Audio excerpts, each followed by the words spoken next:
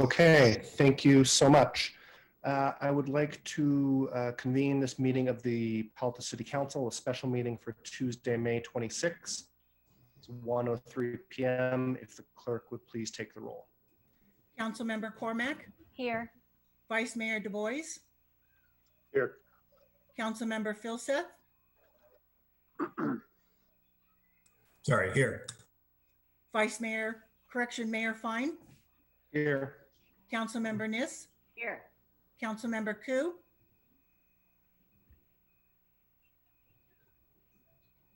Councilmember Koo. Councilmember Tanaka. Here. 7 present. Great, thank you so much. Thank you all for joining us at 1 p.m. today. Hope you all had a nice holiday weekend.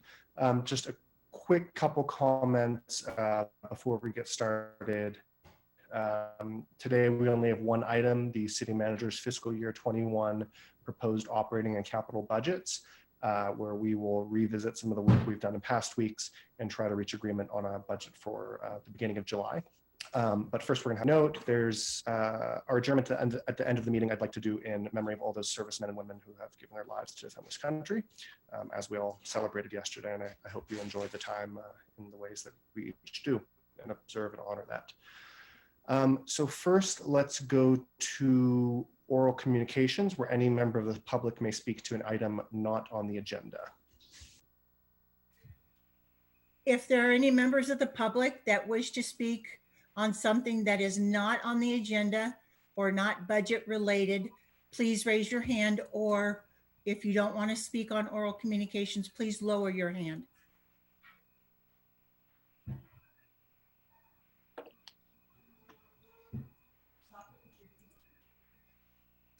Lydia Callahan, go ahead with your item that's not on the agenda. Hi, so if I wanted to talk about the budget cuts, should I be speaking at another time? Yes, under the budget. Okay, I'm sorry. Jonathan Ehrman, you have 2 minutes. Do you wish to speak on something not on the agenda? Yes, can you hear me? Yes, confirm you want to talk on something not on the agenda? Correct. Go ahead, you have 2 minutes. All right, there were a few things I was going to mention, but first I wanted to say, I think that the Zoom ID numbers listed on the city websites for this are still incorrect for this meeting. So I would imagine that there are people who are probably trying to get on who can't. I don't want to just give the number, but neither the number for the 10 a.m. meeting this morning nor the number normally used for the Monday meetings doesn't work. It's the number used for Tuesday meetings. And that should be checked because we certainly want as many people as possible. What I was originally going to say about the budget cuts was that I hope that the council really needs to start thinking, acting in a more positive and less divisive manner in certain policies. And I think you sometimes need to ask yourself what biases and preconceptions you might be bringing to bear on certain issues without even realizing it. With regards to the mask policy that you were so proud of enacting, it seems to me what that shows is you haven't actually read the shelter-in-place order because you were so busy talking about how, well, the county only did this back in April and we can do better in other cities. But in fact, if you read the shelter-in-place order that came out after that mask policy, and before you instituted your emergency order, it required masks in businesses and on public transit. So it's not in any particular significant different from what you enacted. And instead of providing clarity to people and saying that, this is what the county says and we're going to make sure that we're with that, it seems like you just sort of stoked these issues by saying, oh, look at us, our city is, like this city, we're better than the county and we're stronger, but that's actually not the case. And we need to be coming together and saying, look, these are, if somebody says, why isn't there a mask policy? You can say, well, actually now it is required this and it is required that. And asking people to report, saying other citizens should report other citizens to help enforce it is not a positive step. And you need to ask yourself what you're spending your time on. Thank you.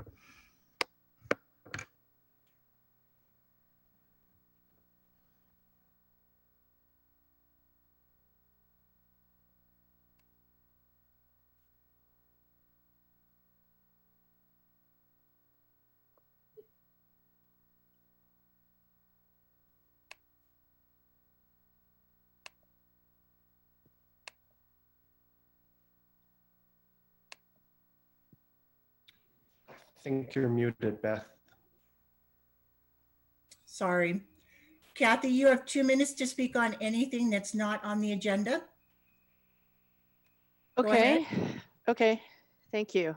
In that case, I'd like to mention that I have noted in the media that other cities and localities are instituting a staff and labor to take 15 to 20% pay cuts or furloughs to assist in meeting their cities and localities' needed budget cuts.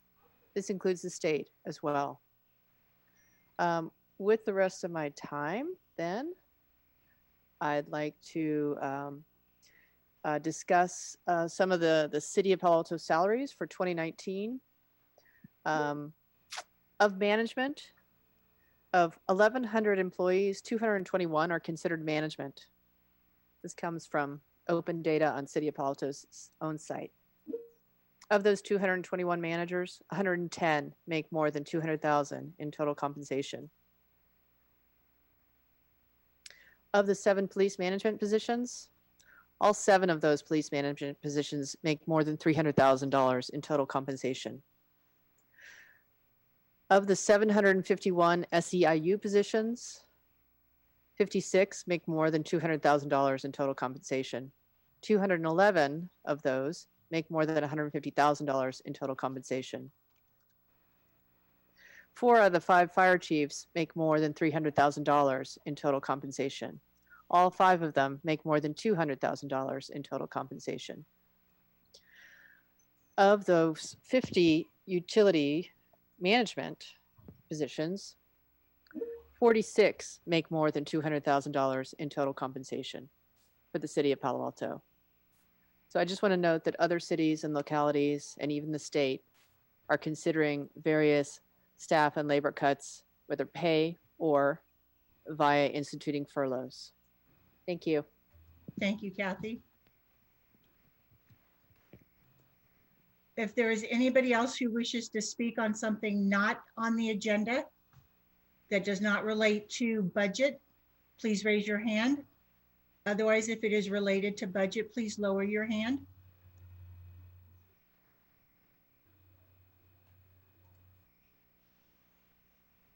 Monica Young, do you want to speak on something that is not on the agenda?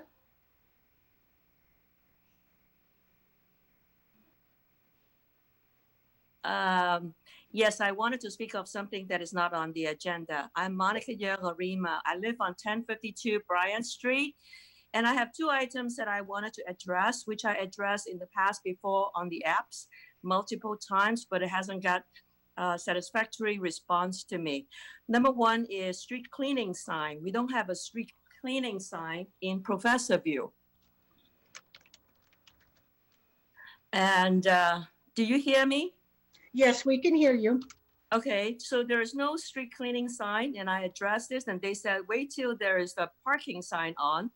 It's easy to tack on one, but it hasn't happened for the last few years. And they have to manually nail the sign on the tree periodically. So we actually have very few street cleaning compared to the rest of the city. That's one that I wanted to address, that, you know, how that could happen. And number 2 that I have is on Bryant and Lincoln, we have a lot of accident. Probably, if I don't exaggerate, maybe once every week or something. And I think that one time when I go to the planning commissions that I have took pictures of the accidents and gave it to the planning, I think the planning commission once. And Bryant Street is a bike lane. And Lincoln Street is a key drive to the high school for a lot of parents from, you know, Crescent Park Community Center area, and easy to catch an accident because traffic looking towards the east and west, depending on morning or nighttime, you can have a blind spot right there. So it's easy to have bike accident or car accident. Some got reported and some didn't get reported because there is no injury. So I think that needs to be addressed. And I have suggested one of those traffic circle, but it's just never got response. The response that they have, I mean, same thing. This has been going on for a few years. I work off at home, so I can hear those bang noise very easily. So anyway, I just like to mention that is critical for the traffic issues that I have in my mind, that, you know, if there's any circle to put on, that would be a good area to put a circle on to slow down the traffic. Thank you. Monica.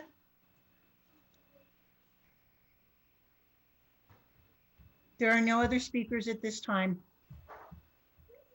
Thank you. Can we just please double check the Zoom links on the web and the agendas to make sure folks are able to access the meeting properly? We did. We checked them all. We did find one place where the number was not correct, and that was just fixed. Okay, great. Thank you so much. So I want to thank everybody for their public comments today. We really appreciate you joining us on a Tuesday fiscal year 21 budget. And before we jump into that, I just want to quickly speak of how we should run this today. So obviously we're starting early because we have a lot of work to get done. The first thing we'll go through is a presentation by staff. I hear it's a little longer than normal. We'll then go to the public for comment and questions. We can then have a round of questions at council. The main item that we as a group need to decide on is how to deal with the short-term parking lot issues and want to look at later in the year. There is also a proposed ordinance to allow council members to waive their monthly stipend. And then finally, it's recommended that we give staff direction to productions that we've taken. So that is the process. Just one last thing I want to mention. Over the weekend, there were some emails between council members which looked like they Brown Act. And so in full disclosure, so the public understands, those emails have been posted on the agenda in a, check that out if you need. I'm getting some text wonky.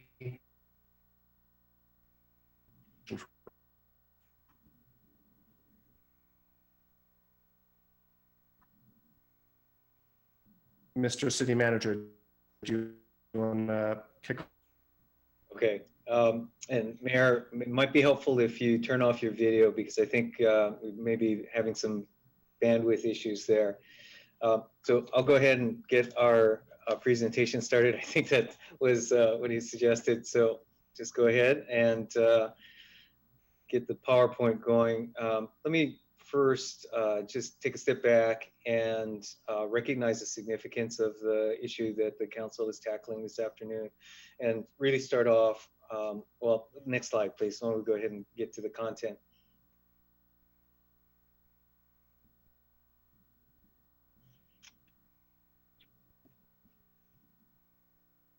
Okay.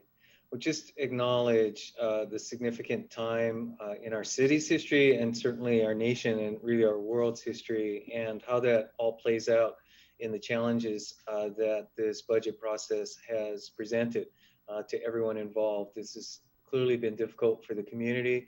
It's been difficult for the city council, and it's also been difficult for staff in being able to bring forward to the council recommendations that meet our city charter requirement to advance a balanced budget for your fiscal year beginning July 1st.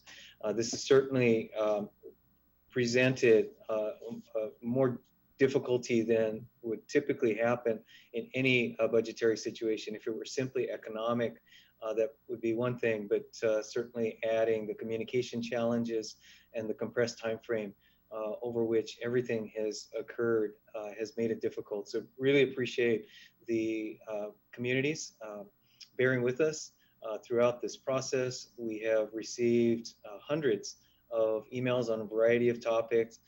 The City Council has certainly demonstrated your leadership in working through really challenging topics. So with that, let me do a quick check-in on how we've gotten here, and then I'll ask our Director of Administrative Services, Kylie Nozay, to speak to where we are in some detail.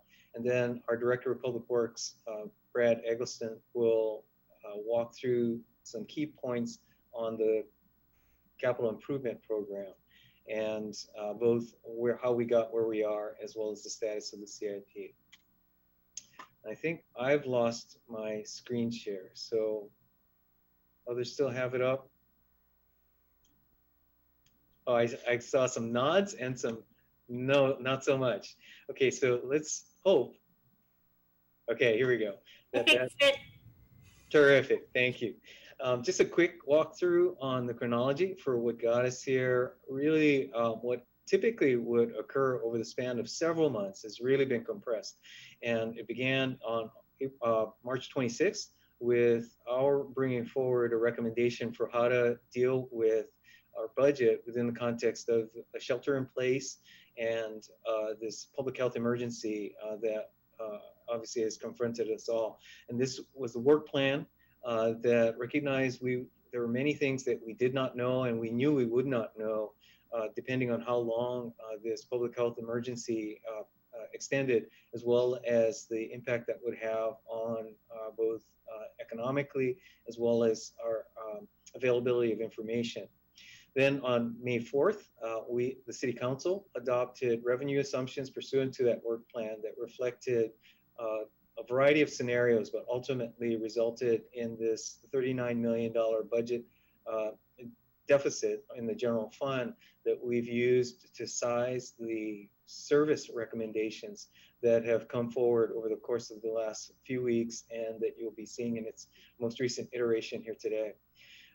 Between May 11th and May 13th, the City Council spent over 24 hours collectively deliberating over the variety of budget proposals and evaluating, discussing, and ultimately providing some preliminary direction to staff on which cuts effectively to proceed with and which required further discussion.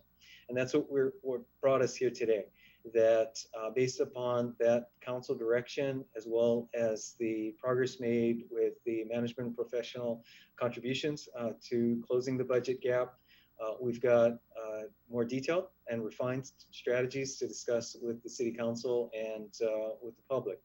And excuse me, based on your discussion today, anticipate that we'll receive direction to prepare the final actions, ordinances, appropriations, and resolutions necessary in order to fulfill the detail required for you to adopt a balanced budget, again, by the end of June. Then June 22nd is the date we're anticipating coming back to you with those very specific follow-up actions that will reflect all of the budgetary moves that need to be in place for your new fiscal year. Bottom line here is that we acknowledge that the service impacts that we've proposed and that have gone through several iterations remain significant. These are not impacts that we take lightly to bring forward and recognize the significance of the impact to the community and to our workforce, quite frankly. But within that context, we want to acknowledge and reassure the community that essential services will continue and that the City of Palo Alto nonetheless can and should be proud of the services that are provided, the level of service provided, the professionalism of your staff, and the partnership that we've had both with community organizations as well as the public at large that will really position us to restore services when economic conditions improve. Next slide, please.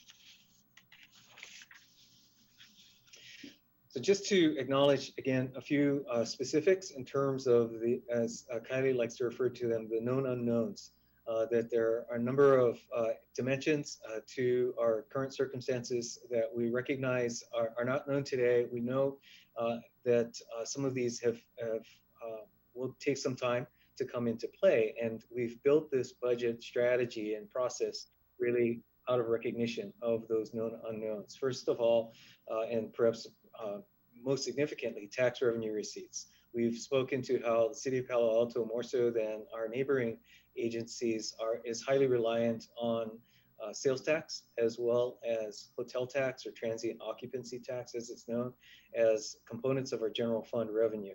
And if nothing else, as has been said, this emergency has pointed out how interconnected the dimensions of our community are, where often we speak to the residential community versus commercial, and the role of the tech sector and our anchor institution, Stanford University. We are all dependent on each other.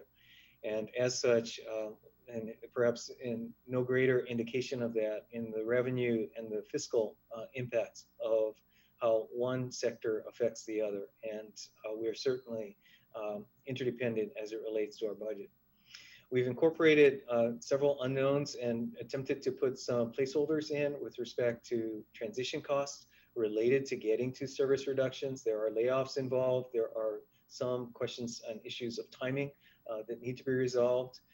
The impact and effect of the shelter-in-place order will continue to have to play out as we expect to have further information about the next phase of the shelter-in-place. But as everyone knows, these are all somewhat contingent on what happens with the virus and our ability to sustain a recovery going forward.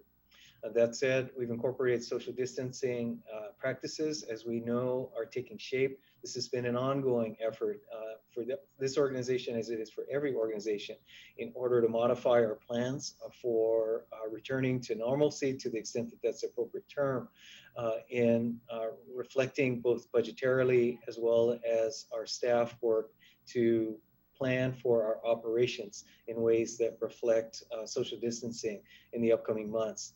This is delayed and reflected in the expectation of continuing to delay reopening smaller libraries, recognizing social distancing requirements. Same applicable to our children's theater and all performance venues and activities related to both restrictions on seating and as well as the revenues associated with those programs. That our community services department, while addressing the other issues as well, is also planning for a variety of circumstances and scenarios as it relates to day camps. And we'll continue to identify and make progress in being prepared for the next turn as this story may take in terms of our ability to support and provide staffing for additional programs in the months to come. And then finally, we've now incorporated some investments, recognizing the physical changes necessary to some of our facilities related to COVID-19 support, but also more broadly for the community as well, as it relates to business support. Most recently, quite a bit of activity in that area, as well as the public health program around testing, contact tracing, isolation, and ensuring we do what we can to avoid a second wave. Next slide, please.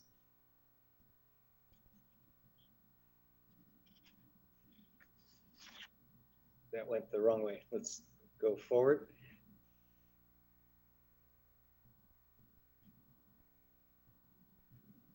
All right, and then to give you quickly a broad overview of what we have before you today, and then Kylie will walk through it in somewhat more detail, is that recognizing based on your discussion between May 11th and 13th, we've now had the opportunity to incorporate the reduced expenses and how that translates into recovered and restored services from $3 million in expense savings related to compensation reductions for management and professional employees. We've also implemented a number of cost recovery measures following your hearings 2 weeks ago, as well as additional costs that are expected that I mentioned just a moment ago related to COVID-19 emergency response. And then finally, we've been able to incorporate just some initial reserves based on outstanding liabilities that we are unfortunately highly confident that we will need to anticipate in the upcoming year.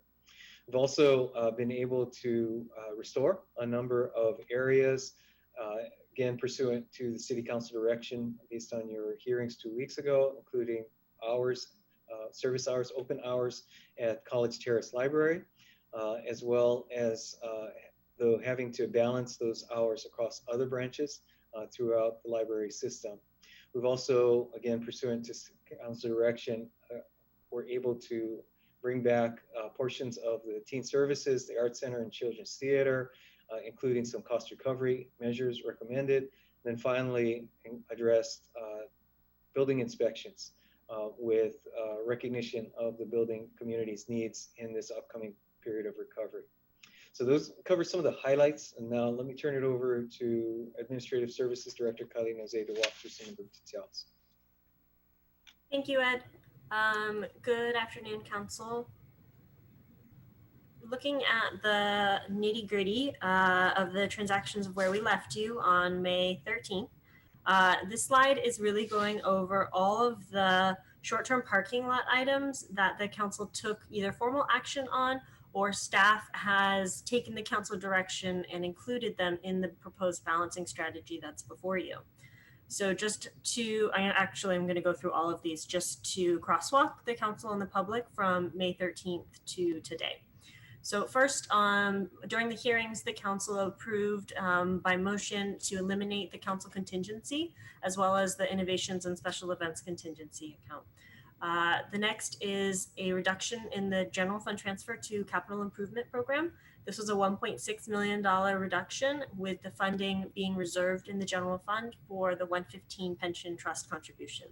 What this does is ensures that we stay fully funded, that pension trust fund, at that 6.2 discount rate for the normal cost of pension expenses.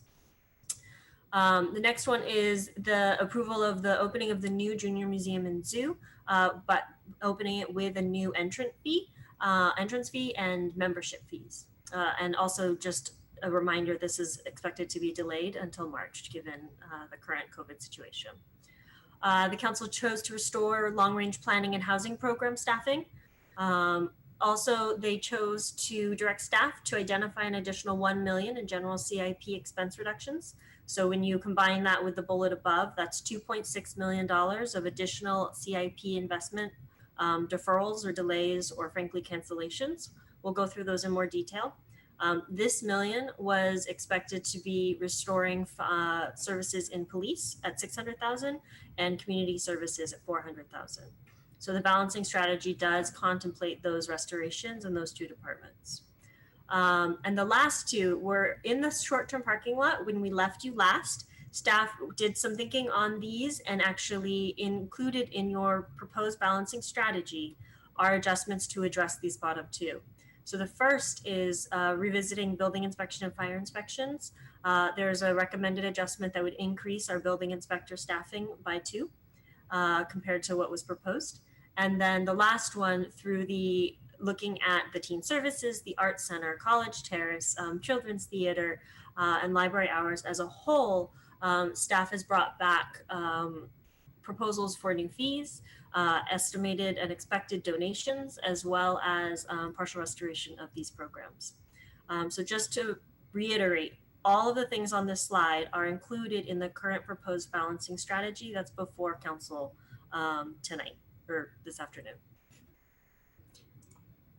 And moving on, what is that balancing strategy? So that recommended balancing strategy before the council right now assumes 196.8 million in revenues and 195.9 million in expenses. So that means there's a surplus of $839,000 that staff is ultimately looking for council direction on how to allocate that.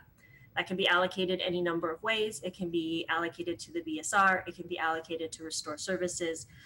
Ultimately, that would be a policy call from the council. As a reminder, everything on the prior slide does not need to be bought back with that $839,000 unless the council wishes to restore them even more fully than staff's already proposing. Ultimately, this results in a 74 full-time FTE reduction, 26 part-time staffing. The full balancing strategy does continue to proactively pay our long-term liabilities. It continues our capital investment in some of our most critical infrastructure. It provides resources, as Ed alluded to, for Palo Alto to really successfully support the adaptation from sheltering in place. This is everything from contact tracing that the county is asking for to the physical environment that both city employees as well as city customers would be encountering in a restored or a recovery period.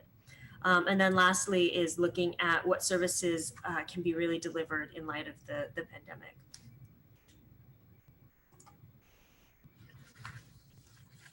Overall, as I mentioned, we restored a number of services. So in recreation, we focused on outdoor recreation and our open space preserves, since those have the highest value to our community during this pandemic.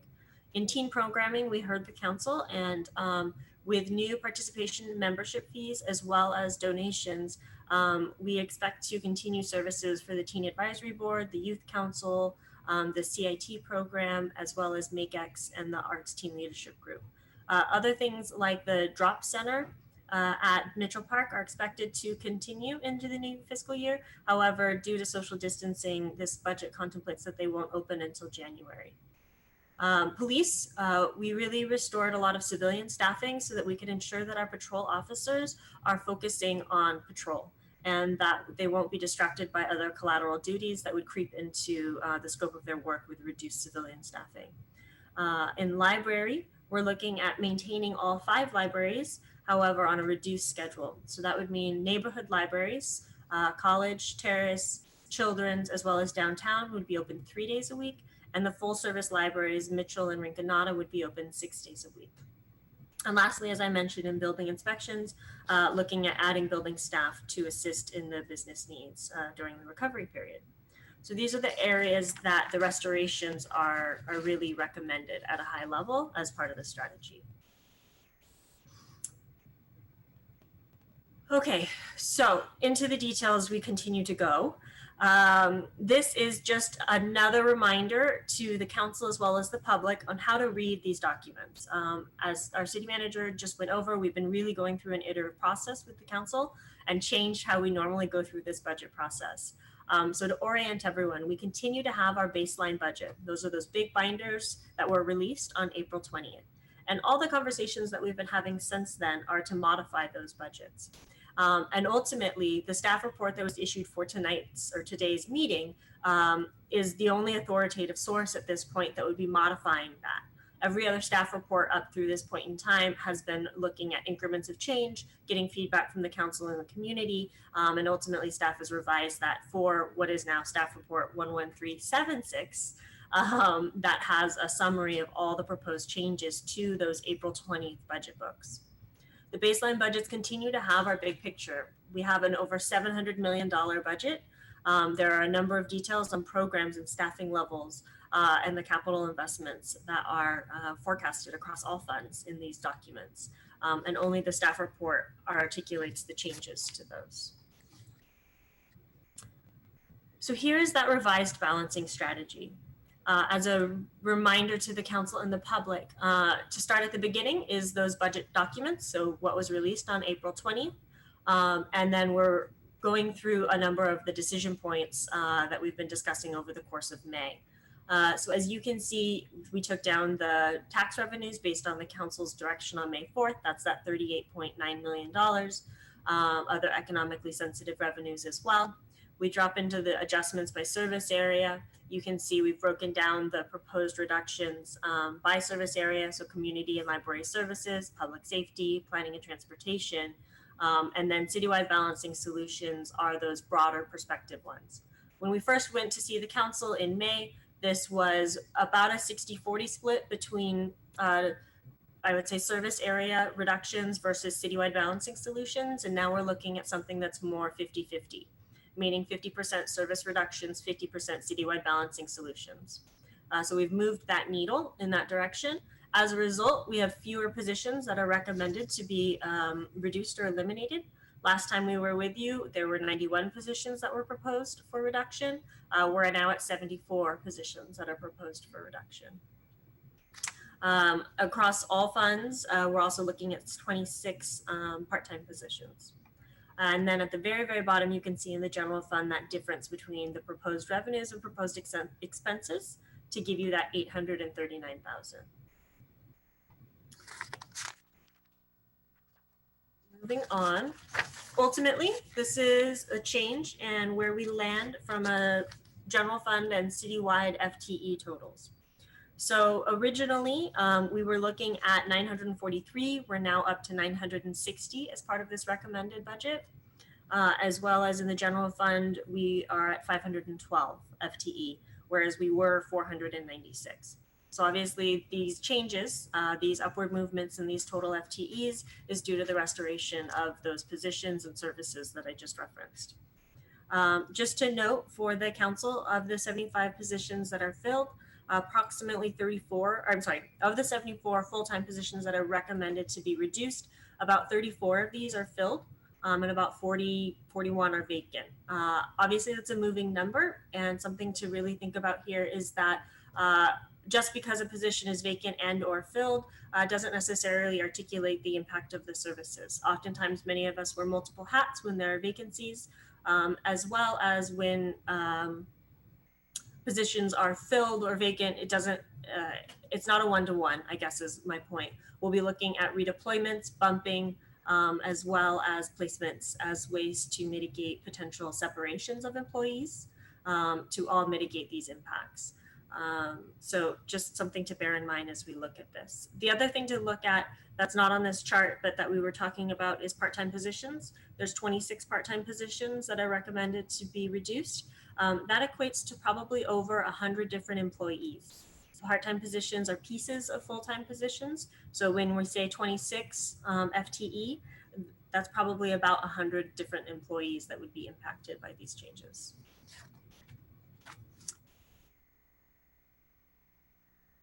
General fund sources, this is again just a summary for a high level of for council to know where our 2020 adopted revenues are versus our 2021 revised. This has remained relatively unchanged from last time.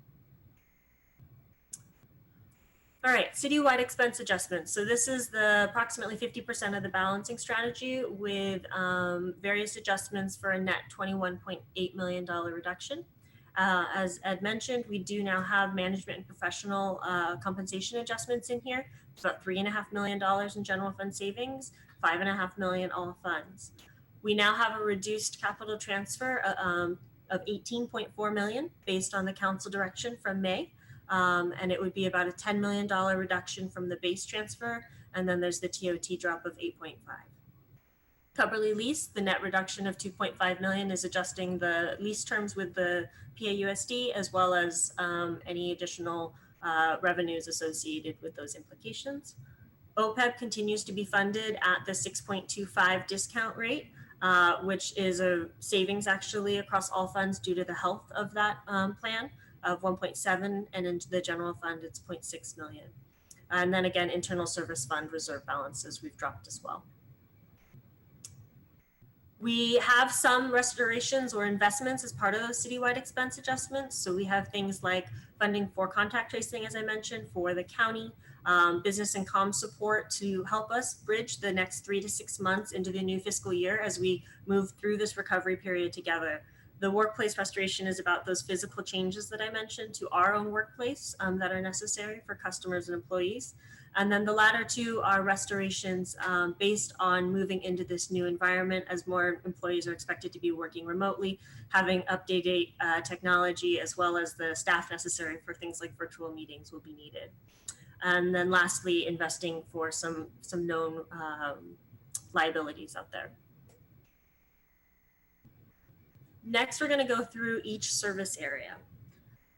So overall, in community and library services, these are the comprehensive now where we're at today proposed changes. So it would be 16 full-time position reductions and 21 part-time. This is about almost 50-50 filled versus vacant. Reduction in operating hours by 1 day a week at our community centers. We would continue to reduce our children's theater productions. However, we would maintain 2 core productions as well as smaller productions and smaller classes and camps. We would have a reduction in teen services that are impacted due to social distancing requirements, like I mentioned, including the closure of the drop. However, we would restore those services like MakeX and the leadership programs through a monthly fee for certain programs. SCC Unhoused program, as well as Know Your Neighbor grants, would also be suspended. And then knowing that the council was trying to fund the Youth Connectedness Initiative staff, as part of that restoration that council gave $400,000, staff included a 50% restoration or 50% reduction. You could take it either way to YCS. So there's a funding of $25,000 for YCS when historically it's been $50,000 annually. Ultimately, across CSD, new fees and increased fees and an expectation for donations are used to help restore programs in the Art Center, maintain programs like the middle school and adult athletics, as well as the junior museum and zoo. As we had discussed before, we still are looking at investing in our open spaces. So restoration of the Lucy Evans Baylands Interpretive Center remains open at 50% of the time now instead of closed. We do have some reduction in ranger coverage, as well as some reduction in parks maintenance, but nothing to the severity that was presented back in May. For example, parks maintenance was expected to be reduced 50%. Now with the restoration of that, some services, this one is only recommended to be reduced 25%. For library services, we're looking at pulling College Terrace back online. However, Children's in downtown would only be open 3 days a week, as well as College Terrace, with full service branches such as Rinconada and Mitchell open 6 days a week, and Rinconada would still continue to be closed at 6 p.m. instead of 9 p.m. Public safety. Public safety is recommended a reduction of about $7.3 million with about $1.5 million of new revenue. There are 35 full-time FTE that are impacted. 21 of those are sworn. Now, one note on this, this won't tie exactly to the memo, just because the FTE that are associated with the Fire Prevention Bureau are shown in planning and transportation. So just in case someone's trying to crosswalk between the two, I wanted to convey the total sworn in one fell swoop and slide. We're looking at about 14 of those are filled right now. We're looking at reductions in fire prevention staffing, new medical emergency response fees and ambulance subscription fee programs, continue to brown out the flexible staffing models and temporarily reduce units when firefighters are on leave. We will maintain our 12-hour medic unit, which is staffed on overtime. It was previously recommended for elimination, and we're reducing fire management and training resources. We would continue to look to restructure and reduce communications and dispatch staffing, continue to reduce our patrol operation staffing and eliminate specialized units like the traffic unit with reductions in investigations, continue to have a reduction in hiring of new staff and training of existing staff, and then looking at those reductions in special event support and technical services. $600,000 was designated by council to be restored in the public safety department or police department. With that funding, it's recommended that 6 full-time positions be restored in the information management, animal services, and investigation divisions. What this does is this helps lobby hours, and the processing of requests and data requests and documentation and evidence services to be maintained by civilian staffing. It's a more cost-effective way of doing this than having sworn staff be distracted by or get collateral duties assigned to them to help with these gaps. And this way we can focus our patrol staffing on patrol.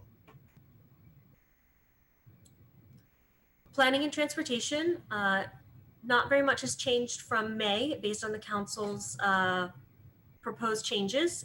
We would continue to eliminate both the Crosstown and Embarcadero shuttles, reducing and changing that administration of the RPP program, and then significant reductions in contract and consultant services for planning and building services. However, we heard the council and the short-term parking lot item to revisit building and fire inspections, and staff is actually recommending additional capacity by adding 2 full-time building inspector specialists. One would only be on a limited term basis through this recovery period. The other one would be ongoing as we delete a planning manager down into an inspector. And so this will help with the customer service processes. Infrastructure and the environment is primarily public works and utilities. We're still looking at reducing the tree tripping program while still addressing the 7-year cycle, reducing streets and sidewalks program and the capital investment there. We will continue to address trip fall areas, deferring vehicle replacement and maintenance citywide, maintaining zero or in some areas close to zero rate increases, and then investing in the SFJPA membership. These are the final rates that the council provided direction to staff on May 13th, I think. As you can see, the majority of them are zeros, with gas, fiber, and storm drain at 2 or 2.5% recommended changes. It's about $1.47 per month for the residential monthly bill change, or 0.5% increase.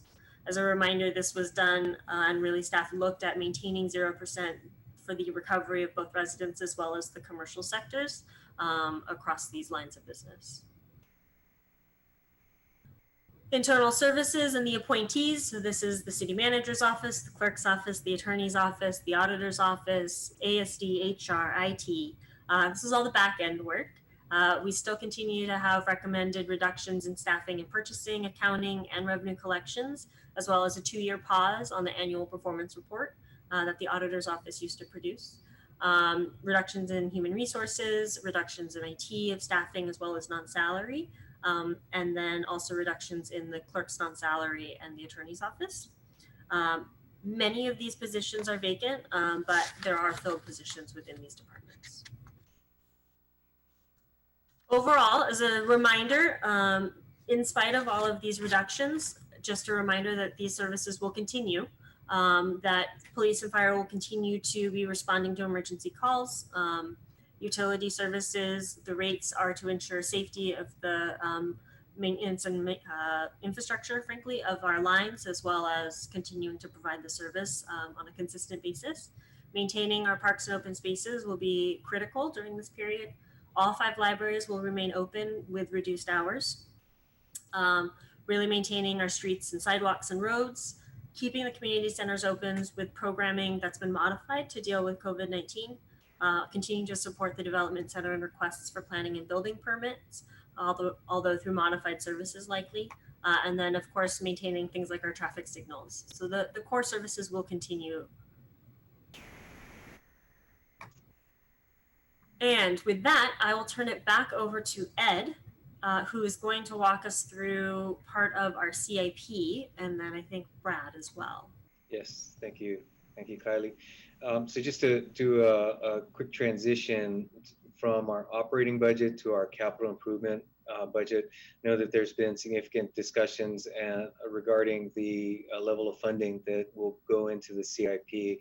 So wanted to provide just a brief preview of what Brad will speak to in detail.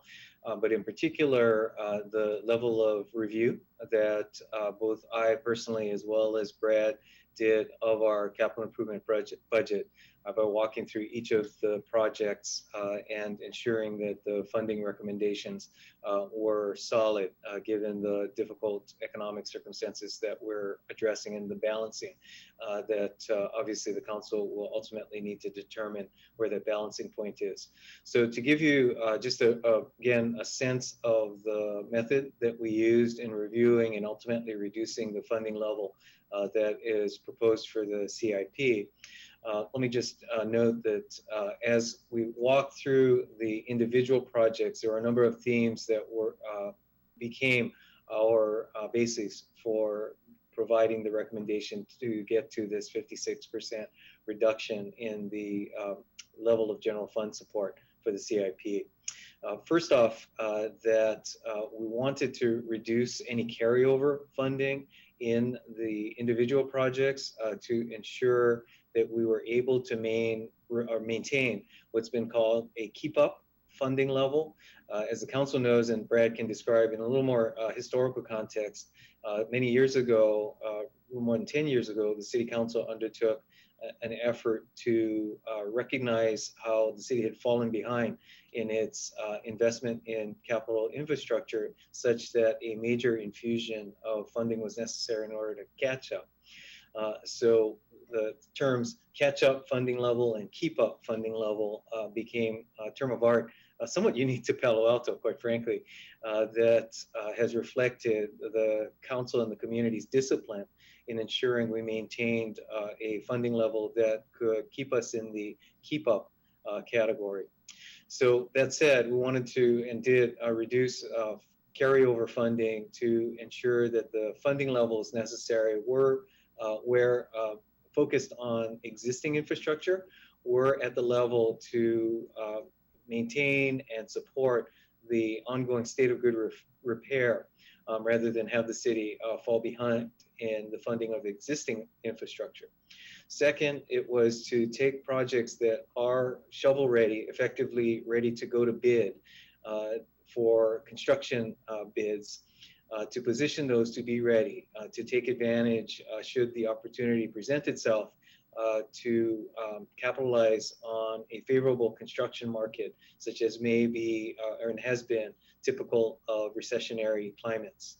So take those projects that are close to ready, or projects that are basically completed its design process, and position those to be ready to bid and provide funding to be able to award those contracts, assuming we're able to find those favorable market conditions.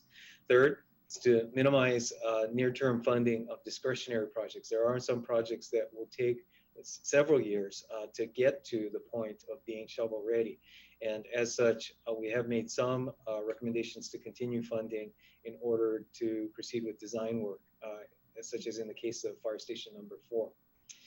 But that said, to really minimize the number and extent of funding allocated to discretionary projects that are not existing infrastructure, but as you'll see in the projects that are recommended to continue, where there have been community commitments to longstanding commitments in many cases to see projects through and get those done. And then finally, and this is really a workload management dimension, to ensure that for small projects in particular, that there's a steady flow of projects that minimizes the potential peak and valley in work, such that existing staff, it wouldn't make sense to, as an extreme example, lay off existing staff in order to hire it back within a year or two, and then have a project delivery bottleneck that's created by not having continued the 20-mile march, as it's often referred to, of getting projects prepared, planned, through design, ready for construction, construct, and then move on. That steady flow is really important in order to keep up with our significant infrastructure needs for the city as a whole. And that really does reflect the necessity and the value of focusing on efficiency and productivity and maintaining that discipline to continue funding and project delivery. So with that, those broad principles, let me ask our Public Works Director, Brad Eggleston, to walk through the particulars of what now remains in the recommended capital improvement program.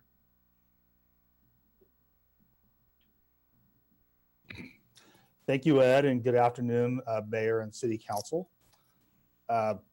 So as Ed described, we did go through a process per the council's previous guidance during the last budget meetings to find reductions that totaled $2.6 million.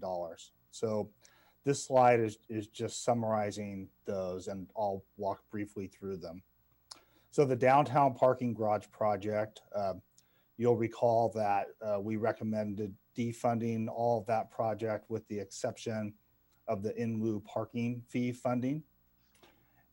And as we looked at the project, we had $1 million still encumbered in the design contract.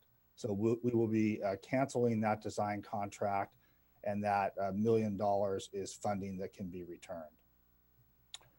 Second on the list is sidewalk repairs.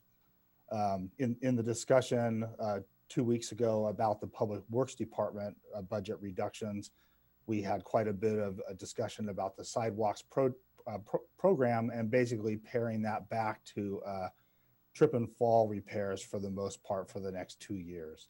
So this was additional funding, again, looking at proposed reappropriations that was slated to go into the capital project that we determined ultimately not to be needed to pursue our strategy there.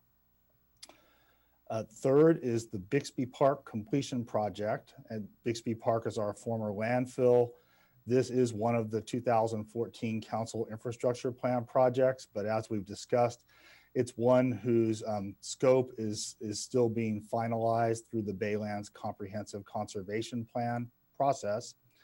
And as we looked at this project is primarily funded by parks impact fees, but there was some funding, this 300,000.3 million that was coming from the Capital Improvement Fund. So that's proposed to be reduced. Off-road pathway and repairs.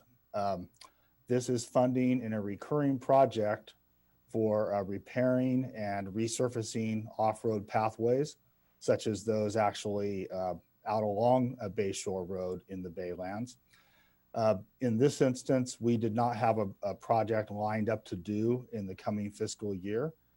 So we determined that it would be effective to reduce this amount of 200,000 while still retaining sufficient funding within the project to address smaller repairs of safety issues, essentially, that may come up.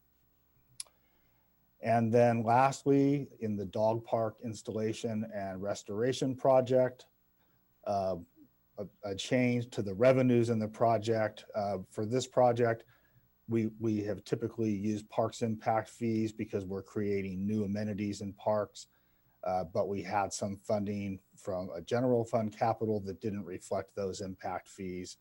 And so here we've made the recommendation to essentially swap out that funding.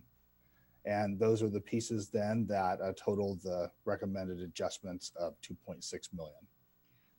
And thank you, Brad. Before you move on, let me just note also on the ADA program that this is also based on timing with upcoming ADA transition plan that we want to get back to council first. So there is some time through which we should be able to make up and won't need the funding on that basis. So just as a general theme, to recognize that whether it be removing some of the general funds where to the extent possible and remaining restricted funds was one of the themes identified in these projects.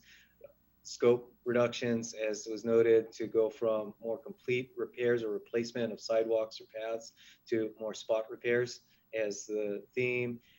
Timing issues, as noted with the ADA process, and again, on the last one, perhaps just reducing the scope such that the restricted funds are really all that's left. So those are some of the areas that we found opportunities and felt that consistent with the prior themes that I mentioned on the prior slide, reflected a balancing of the need to keep up with these potential opportunities to free up some funds in the near term.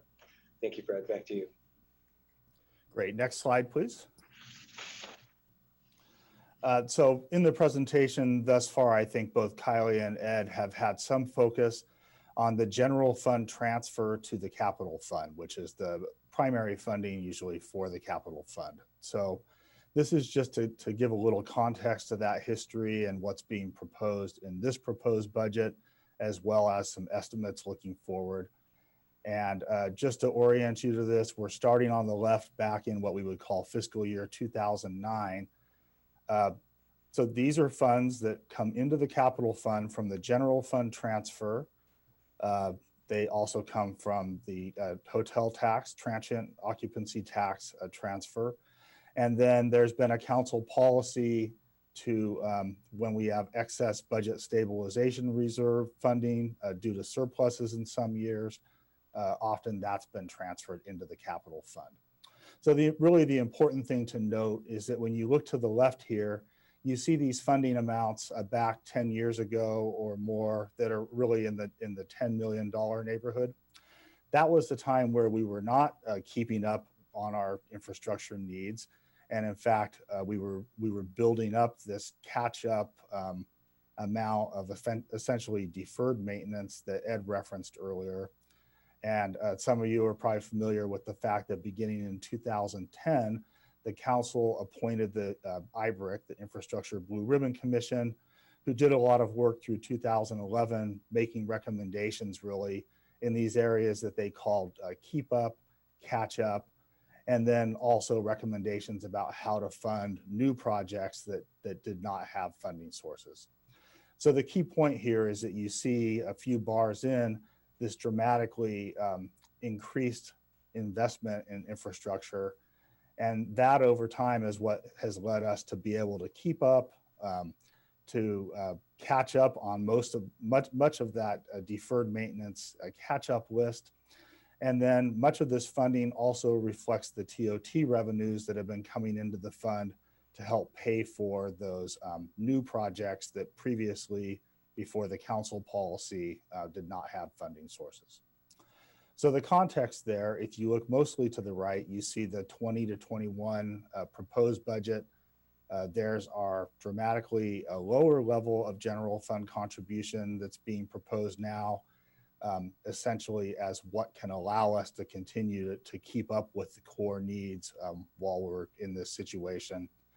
And then you see that over the next several years, estimates are projecting that slowly we rise back up with the increase again in general fund transfer and TOT revenues slowly coming back up to roughly what they've been in the past. And we're showing that by fiscal year 2025, we're essentially close to above the levels of last year. Next slide, please.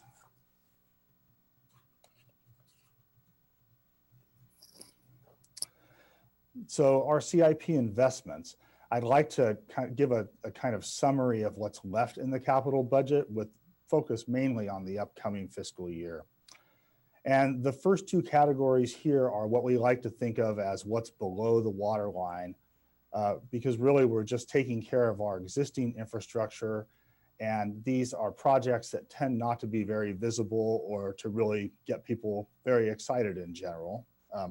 So the first category, we have a number of projects that have recurring annual funding and that are used to essentially keep up on maintenance through the city. So just to list some of them: building systems improvements, facilities, interior finishes, city parking lot maintenance, resurfacing of athletic courts, the off-road pathway resurfacing and repair project that was mentioned, street maintenance, sidewalk repairs, safe routes to school.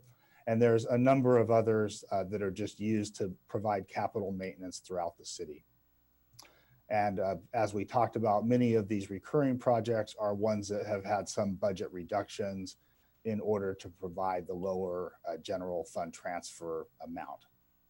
So then in the second category, there are similar projects, but these are the ones that are providing capital maintenance for individual facilities or parks for the most part. So examples of these: the City Hall electrical upgrades project, also City Hall fire life safety, the projects we have at the MSC for roof replacement and lighting, mechanical and electrical improvements, Bullware Park improvements, which is also tied with the Birch Street Park project, and the Magical Bridge Playground and synthetic turf projects. So projects like these that apply to a specific location typically, they're often moved around within the CIP 5-year plan based on priorities and funding available, but really they're essential to maintaining our infrastructure.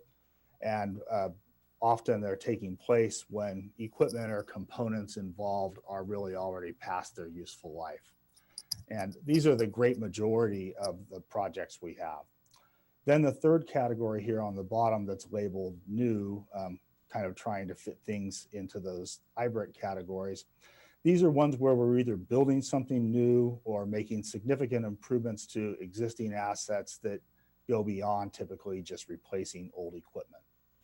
So these projects are usually at least somewhat discretionary, but they tend to reflect either long-standing city priorities or the fact that they have special funding sources outside of the capital fund through grants or other measures.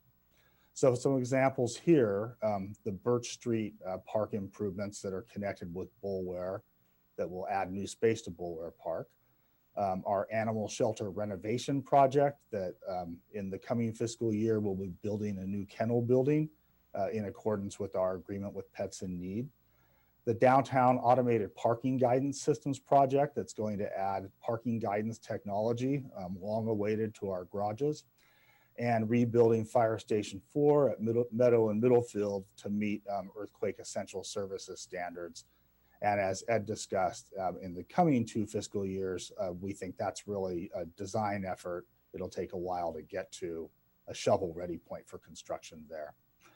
And then, of course, the biggest example of a project in this category is our public safety building project, one which we've long been trying to find a way to proceed with. Like the Fire Station 4, it will also replace an outdated facility with a new earthquake-proof facility. Next slide.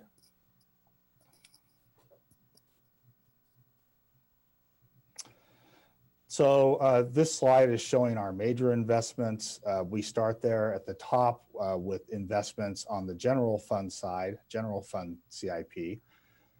So I just referenced the public safety building construction, beginning design work for Fire Station 4, and also our Highway 101 bike and pedestrian bridge, which is now under construction after awarding that construction contract late last year.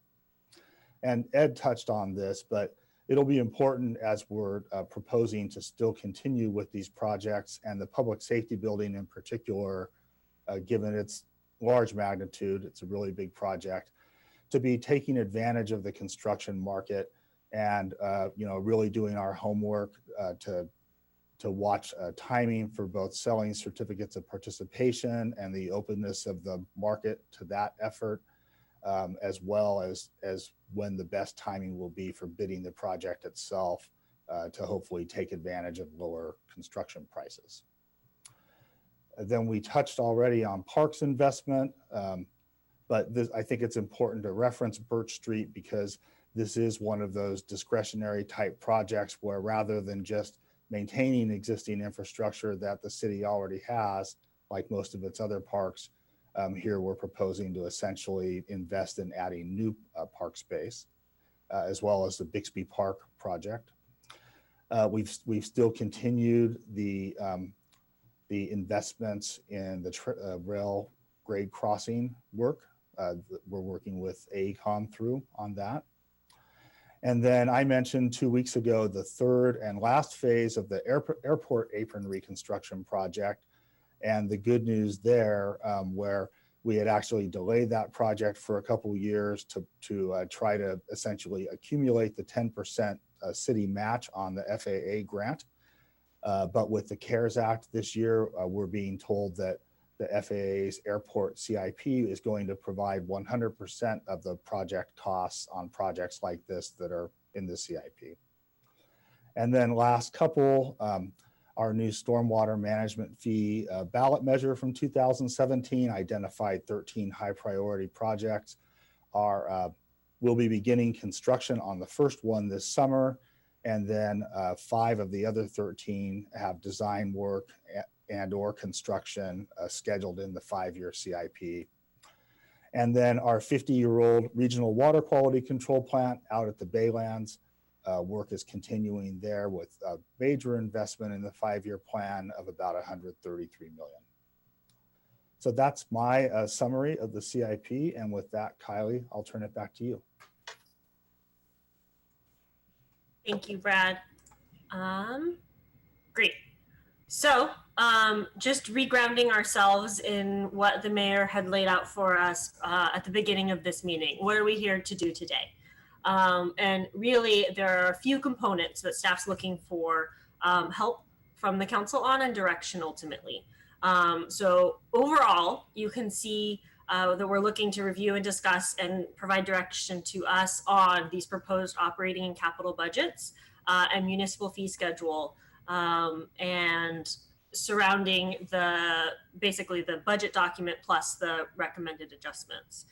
Specifically, we need to talk about the gap between revenues and expenses because as part of this balancing plan, right, there's about $20 million worth of reductions, about 75 positions are still recommended to be reduced.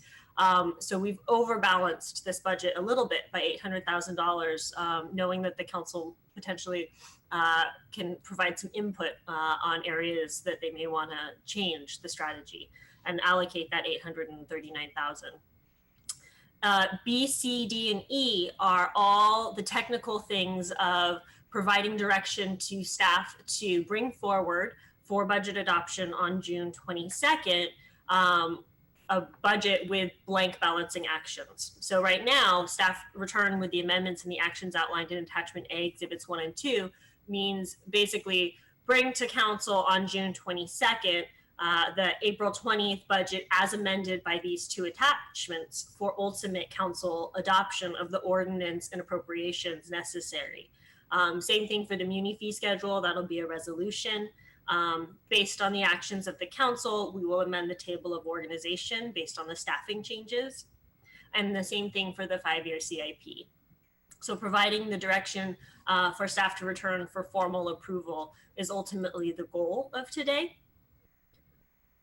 First things first though, what to do with the $839,000 and resolving any outstanding items in the short-term parking lot. So as we talked about going through this presentation, staff took the liberty based on council direction to restore some of the items in the short-term parking lot. However, there were other items that council just said, let's revisit funding for. So this list before you right now are the items that frankly continue to be unfunded. They are not yet as funded as part of this balancing strategy. And if the council wants to amend the funding levels for these, an action would need to be taken. And a potential funding source could be that 839,000. So this is managing attrition in police and fire. So as we mentioned, there are full-time filled sworn positions that are still recommended for reduction in this strategy.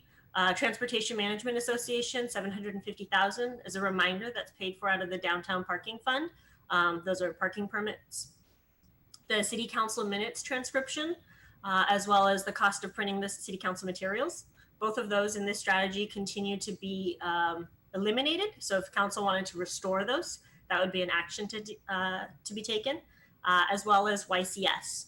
YCS, as I mentioned before, staff has funded 25,000 of the typical 50,000. So if council wanted to restore full funding, that would require an action. So based on what the mayor had said, this is where we would look at first. And then last but not least, the other action that council needs to opine on today would be the adoption of the ordinance amending the Muni Code to allow council members to waive salary. As a reminder, this is an optional thing. What this code does is it allows individual members to choose this option for a certain period of time. And this would be the first of multiple readings that would need to occur.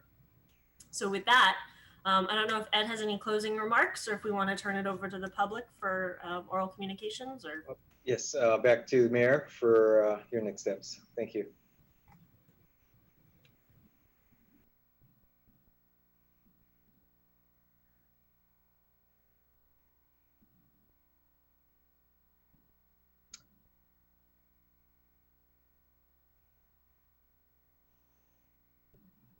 Well, I suspect, Vice Mayor, that the mayor's having some audio problems. Perhaps you want to move us to the public?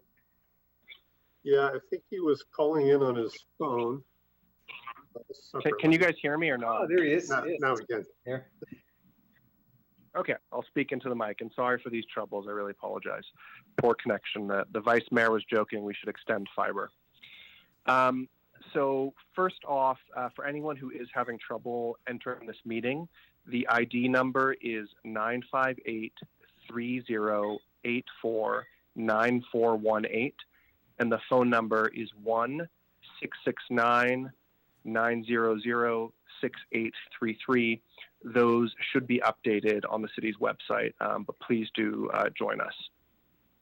So just a couple quick comments, and then want to give my colleagues an opportunity for clarifying questions before we go to the public. Obviously, this is very complex work. Stepping back a little bit, we have an operating budget and a capital budget. They're each made up of many different funds, particularly our utility or enterprise funds. Operating budgets pay for services, the dollars that we spend this year and the services that we get from them. The capital budget refers to infrastructure, we spend these dollars once and something remains, a new building, upgraded sewer pipes, or new enterprise software for a city division. Before this COVID crisis, the city was expecting revenues of about $240 million to the general fund. And this council unanimously chose to plan conservatively with revenues of about $200 million. And this is requiring us to make significant cuts to operating expenses, things such as police, fire, libraries, planning, community services, and significant cuts to our capital or infrastructure projects. Given this new revenue reality, we've reduced the amount of money that is transferred to the infrastructure fund. In a typical year, we would have transferred about $32 million. We are now looking at about $14 million. I also want to clear something up, that it is really quite difficult for us to defer a capital project. In effect, what we are doing is we are defunding that project. There's about $170 million in the capital infrastructure fund, which has been saved up over many, many years. So we are going to reduce our transfer to that. And as Director Eggleston and the city manager went through, we're also looking for silver linings in terms of reduced building costs or deferring projects. I do want to mention, investing in infrastructure is important. These are durable projects, safety investments, sewer pipes, sidewalks, so people don't hurt themselves. So we shouldn't lose sight of that. Also at a high level, this budget reduces about 75 full-time positions and 25 part-time positions. We're looking at 0% increases for most utilities, but 2% increases for gas to cover safety inspections, and 2.5% each for stormwater and fiber funds. That's about $1.50 on average to a monthly residential customer. Almost done here. Over 3 days of budget hearings, we went department by department, evaluating the proposed cuts and changes. Council made some adjustments, including further reductions to our infrastructure spending and proposed restorations of funding to police, community services, and planning. Attachment A shows all of the proposed adjustments to reach our goal. Concurrently, we are looking for savings with our labor groups. After our decisions 2 weeks ago, we began discussions with our unions to look for cost savings, including potential salary cuts. These are ongoing discussions, and we do need to finalize our budget before July. As those discussions come into clarity, the budget can be rebalanced. A few small changes between 2 weeks ago and today. The new proposed budget includes a few updates due to CARES funding and new COVID expenses, about $1.2 million in expected expenses due to the COVID response. Page 7 of the report details a few other changes, restoring the College Terrace Library, community service programs, team programs, and just to mention, these are funded by the manager's proposed salary cut of about 15%. We also have about $1 million in new legal liability reserves. So just a quick reminder, we have reviewed all of the departments and capital budgets. We made some adjustments to those budgets, and we placed a number of items in the parking lot or the to be determined bucket. Tonight, I would really encourage us to go through those parking lot items and allocate the $839,000, or we can devote it to the budget stabilization reserve. Everything beyond that is speculative dollars. Pages 12 and 13 begin the discussion of the parking lot items. And of course, we can come back in late summer for potential updates or potential add backs as we get more clarity. So with that, I'll go to my colleagues, Councilmember Niss.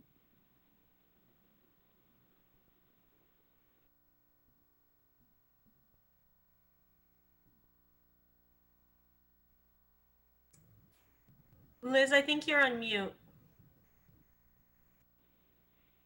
Thank you. I wondered why Adrian didn't respond. So let me start by saying one of the areas that's been difficult is we've gone from one report to the next report to the next report, is managing to remember which is Exhibit 1 or Exhibit A or whatever that happens to be. I know that people like Greg are running multiple screens all at the same time, but most of us aren't. So as we change the page numbers, I found sometimes it was awkward to be able to tell exactly what was going forward and what wasn't. So for another time, another place. but I want to start on page 10, and this is page 10 of today's report. So probably it's easiest if we mention exactly what report we're talking about. So I'm on 11376 and I'm on page 10 of that. So as you look down at the various capital improvement projects, and it talks about the reappropriation of funds, usually called a rollover, for capital projects. And if you go through that, it talks about the procedure and so forth. But cumulative, as it says in the last paragraph, the re-review of projects resulted in a staff recommendation to increase the capital budget by a net total of 23.7 million from 288 to 312.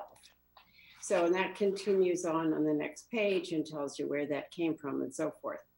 How does that alter what we are looking at? And I also want to ask staff if they would put up a slide that comes from page 54 of our capital budget that was released in April.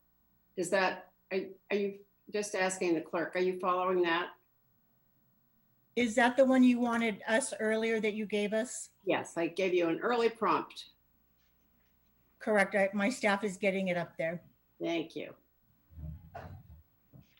So, it may be my screen, but can you position it so you can see the whole diagram, or is everyone else seeing the diagram? There It's all of the diagrams there.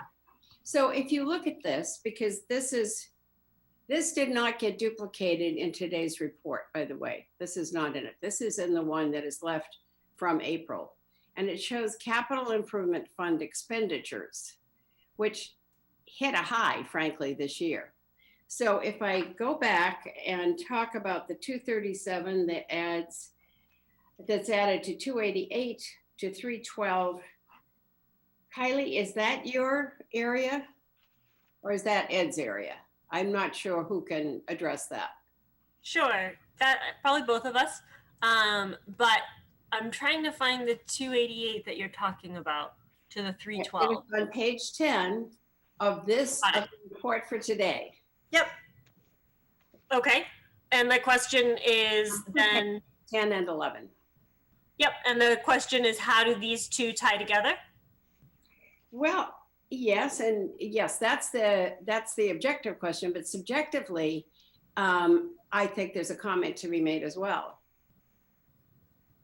Sure. So ultimately, what is before the council would be a few things. So this proposed table that has 300 and a spike, like you say, in FY 2021 of capital expenditures would be amended, but you would still see that spike. The reason being the public safety building is in there. And at over $100 million construction project, it's a hard one to mitigate a spike from a trend line perspective in fiscal year 2021. So the reappropriations are really moving the money, to your point, from FY20 to FY21 due to project delays or changes in timing for any number of reasons, COVID being one of them, frankly. And we do this every year. Every year. There is always rollover money. There is, but part of the reason why we've actually made the rollover transparent is to force a review of just like what Ed and Brad alluded to, of the projects and the status of them, so that it's not an automatic rollover. It used to actually be an automatic rollover. But then ultimately in 2014, we changed the municipal code so that it would force us to look at these projects and consciously make a choice to roll things over that need to be rolled over. So it wouldn't allow it to just kind of build up. So this forces that annual review and multiple stages of looking at projects. And that's how, frankly, a lot of the 2.6 million that's proposed to be reduced from the CIP is recommended, because we're looking at those projects and what would typically be rolled over from 2020 to 2021 with a very critical eye and saying, no, we don't need to remove these things forward. And I think Ed can round that out for us. If I could add to that, Councilmember, to your point, on page 11 of that section you just referenced, there's a table that breaks it down by fund. And so a key point there being that among all of the carryover funds reappropriated from the current fiscal year to the next, there's just a little over $1 million that is in the general fund. So out of the close to $24 million, a majority of it is in utilities funds rather than in general funds. So that spans the dozens of projects that are throughout the CIP that have general funds. So to your point, I think one, that relatively speaking, it's a very small portion of the overall CIP that even contains general funds as a part of that reappropriation. The other is to this graph, the graph that's on the screen now, is really the distinction between money in versus money out. And that this graph really shows the money out. In particular, as Kylie pointed out, the public safety building, which has a big spike in expenditure, but quite frankly is based on a mortgage. And it's a mortgage that will be paid over potentially 30 years into the future using the hotel tax revenue funds. So while it looks like, well, and let me take a step back, that expenditure that is anticipated over the next 2 years in order to build the project, you take out a construction loan, and the loan needs to be paid back over the many decades to come. And again, that's based on the hotel revenue, which is using a particular mechanism we call certificates of participation. We're basically selling bonds for the purpose of investors to say, yes, they want to buy a piece of this project on the faith that the city will pay it back with interest over the coming decades. So this is not cash that we have today. It is not cash that could be used for any purpose other than such as we are proposing. Yes, I think that's fairly clear.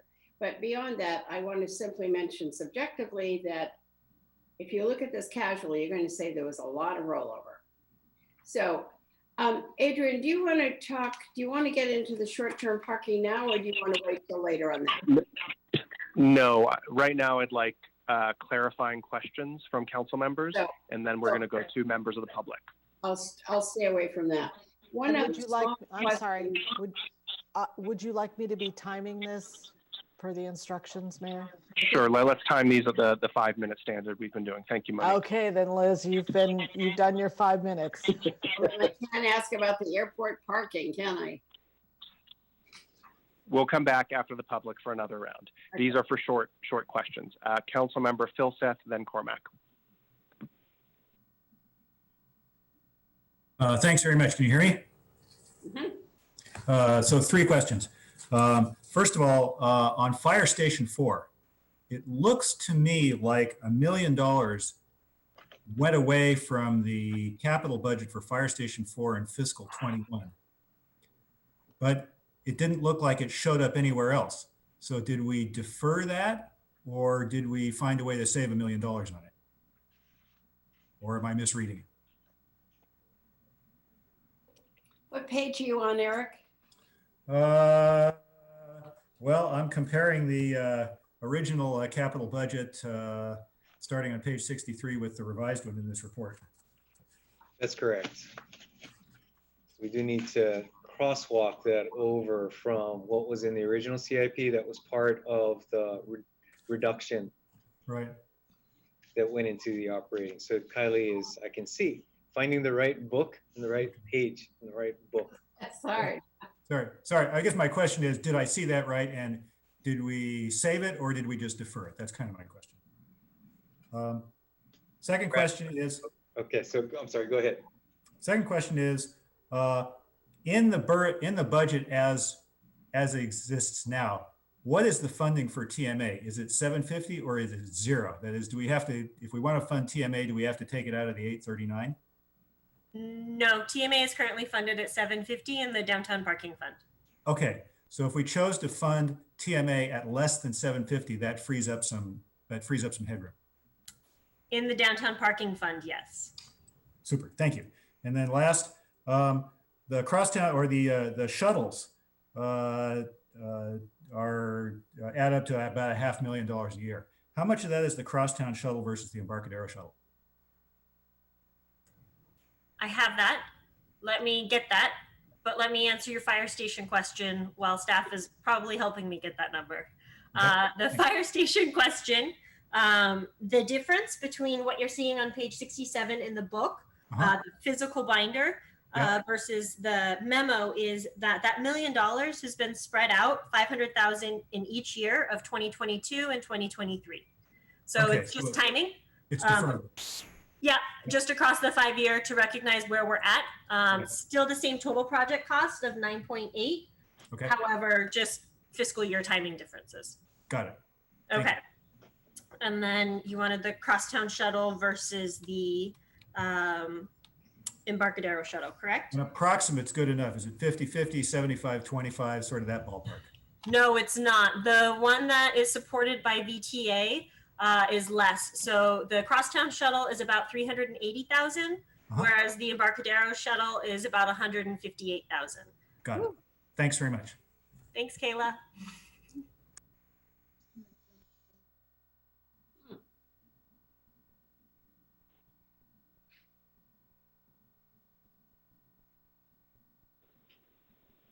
Councilmember Cormack. Thanks, Mayor Fine. I just want to drill down on the transfer from the general fund to the capital fund for one moment. So I'm on attachment B of our today's memo, 11376, page 1. Because people have been using a whole bunch of numbers today, but I just want to be clear that, make sure I'm reading this correctly, that in this year, we did 15.3 million as a transfer, and we're proposing for this next budget, 5 million. And that's a 67% decrease, right? Because the TOT operates sort of separately. I think you're on mute, Kylie. Thank you.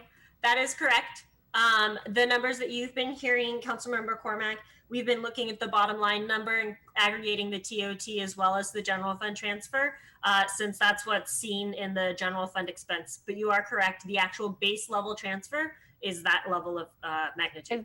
Right. So it's decreasing from 15 million to 5 million. That is correct. Great. Thanks so much. Councilmember Tanaka.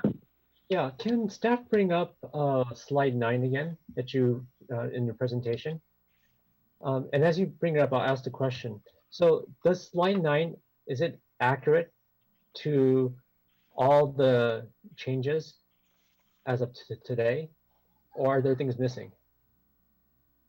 It is accurate for all the changes as up through today, excluding those items that we identified that have yet to get council's action in the short-term parking lot.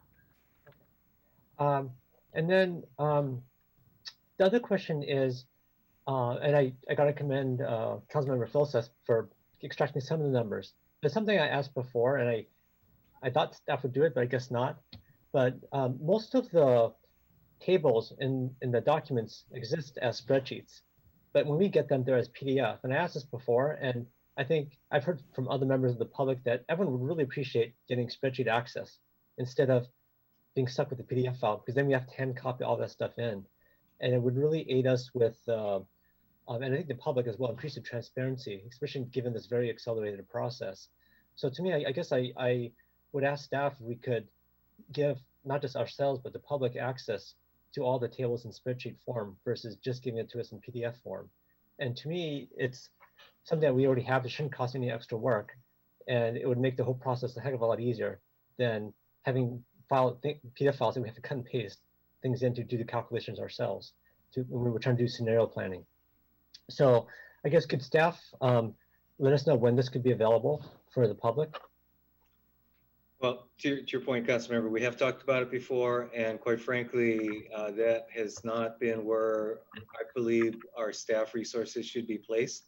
This is an extraordinary level of effort, and to reproduce this information to ensure that you could do additional analysis really is not the priority. And certainly if the council were to direct us to do so, we would follow in whatever form you would choose.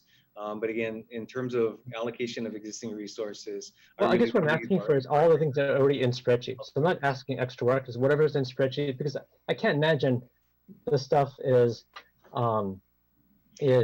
just a Word document, because all of them have calculations in them. They're summing up numbers. They have to be in a spreadsheet somewhere.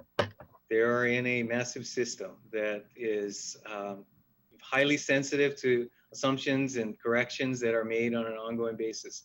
So you get the snapshot in time that is after the work is complete. But again, even at that point, would really not want to add the additional stress on staff necessary in order to ensure that debugging every formula and every cross-reference is adequately proofed. Can you go to the slide that where you said you guys are adding in the laptops? Because one question I have there is, I forgot what slide number it was, but it's many of the slides later.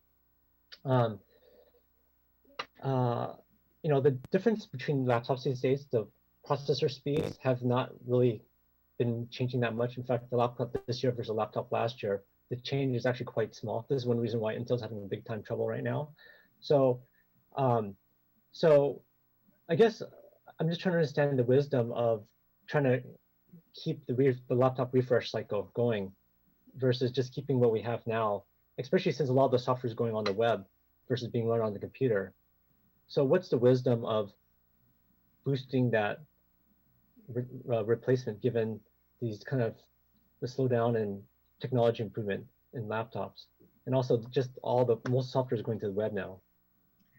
So I could ask our Chief Information Officer, Darren Numoto, to comment on this, but let me give you the layperson's response to that. A couple of things.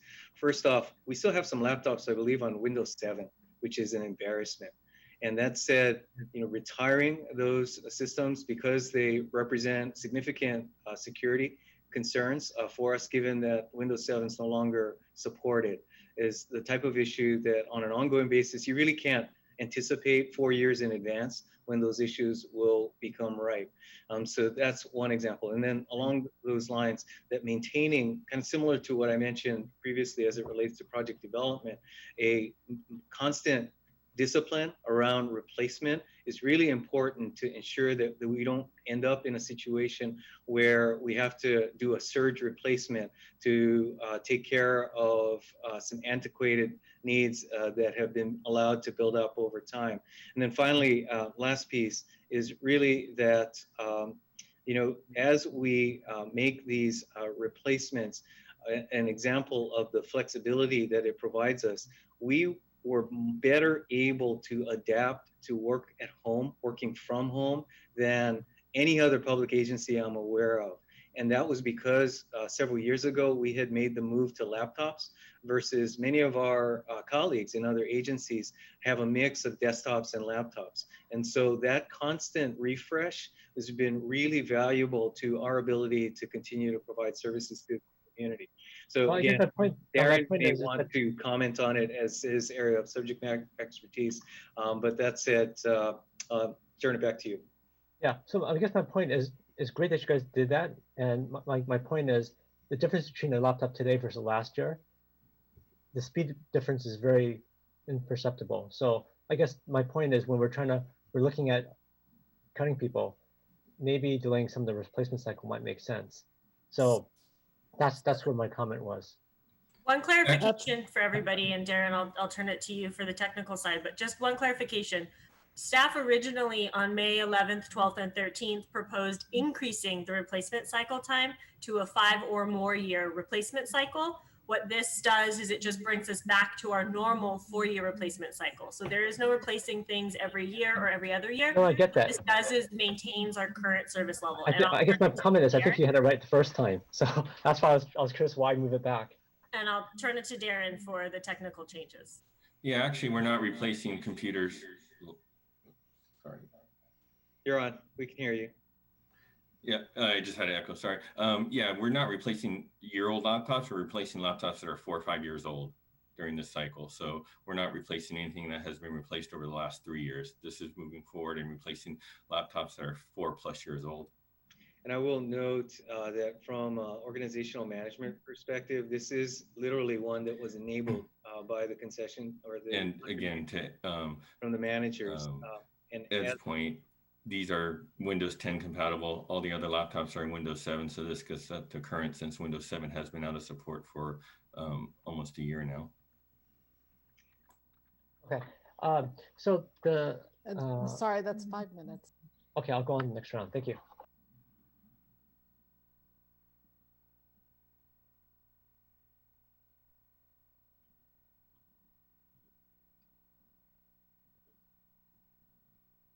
We lose Adrian. I think my hand was next, so maybe I'll just go. Can you guys hear me? Yes. Yep. I have a quick question about furloughs and really understanding staff savings there. So are we talking about people taking unpaid leave and actually taking those days off? Or, you know, with salaried workers, are you basically still expected to get your work done? You're just spreading that savings over the year. So it's really a question of, you know, are we saving money, but decreasing our capacity at the same time? Or is the expectation that people still get their jobs done? How do we think about furloughs, especially for kind of the management team? Sure. Let me start off, and then either Kylie and or Rumi may want to chime in. So the assumption behind the 10% and estimated at 10% savings for the managers does reflect a service reduction, a service level impact.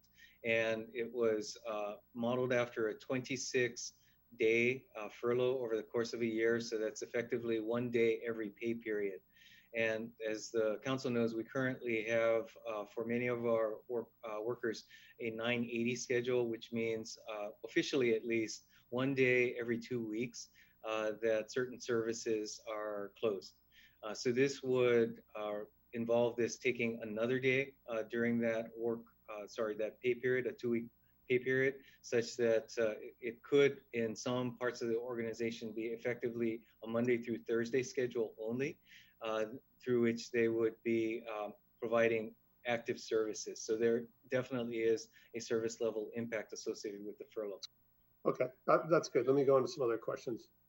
The art on the public building, 1% for art, would that be part of the bonding through the COPs? Good question. I need Kylie to respond.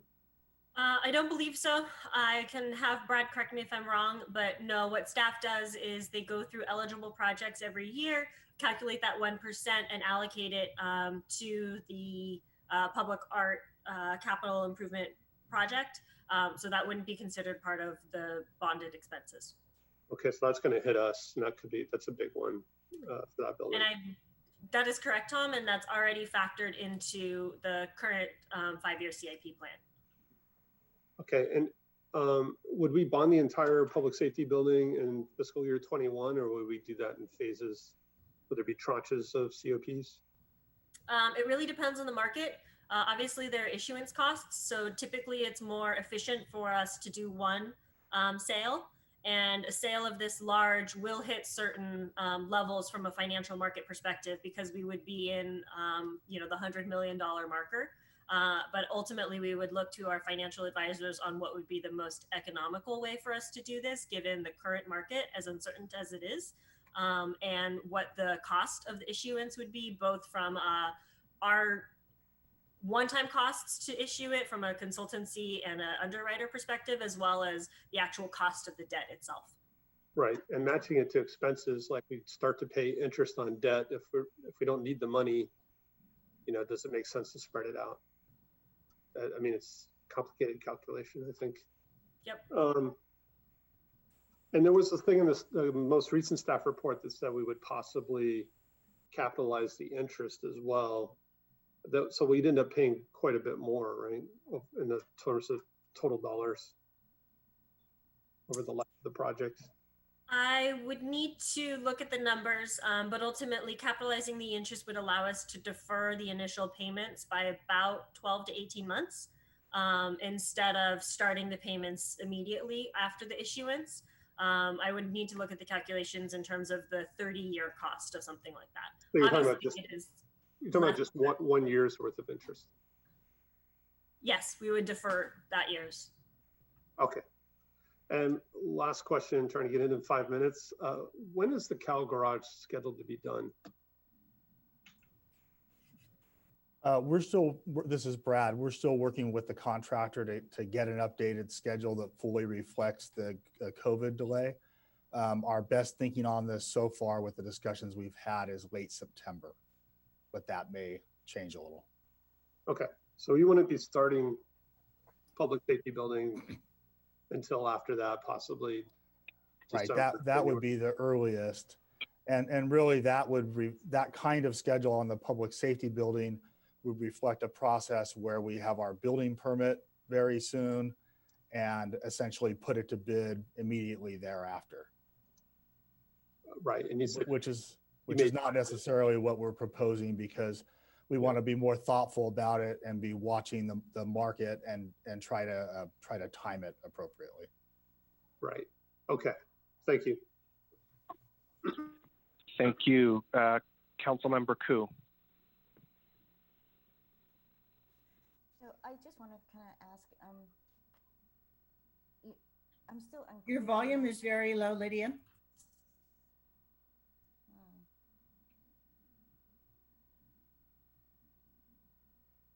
Is this any better? Not much. Not much. Okay, let me see. That's better. Okay. A little. This better? Yes. That's better. Okay, I found it. Thank you. I wanted to ask, I'm still unclear, the numbers of the vacant positions kind of changes for me, and I'm not sure if I'm catching it all, but I was wondering if you can tell me what are the actual dollar cuts to staff and services after subtracting the 67 vacant positions that I've heard, 67, it might be less or more, I'm not sure. So do you have the actual dollar cuts to that, to the vacancies that we have? I'm not sure I'm following the question. Is the question how much of the current service level reductions are attributed to vacant positions? Vacant positions, right. I don't have that figure. Okay, you don't have. Is that something that you would provide to us, or is that just?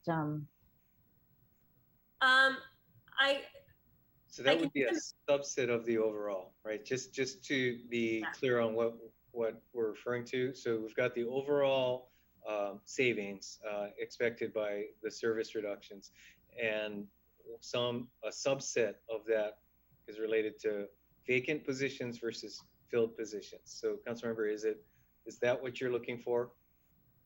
Yeah, and also it would help with figuring out what the CIP deferrals are, knowing what kind of service, what kind of vacant positions, how does that impact the CIP projects too, right?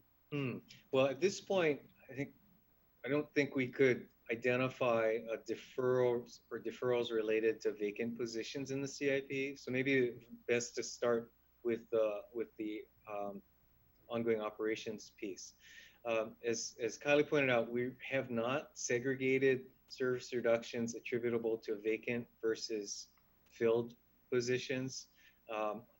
I think that may be pretty challenging for us to pull together because in some cases the service is a mix, both of filled and vacant positions.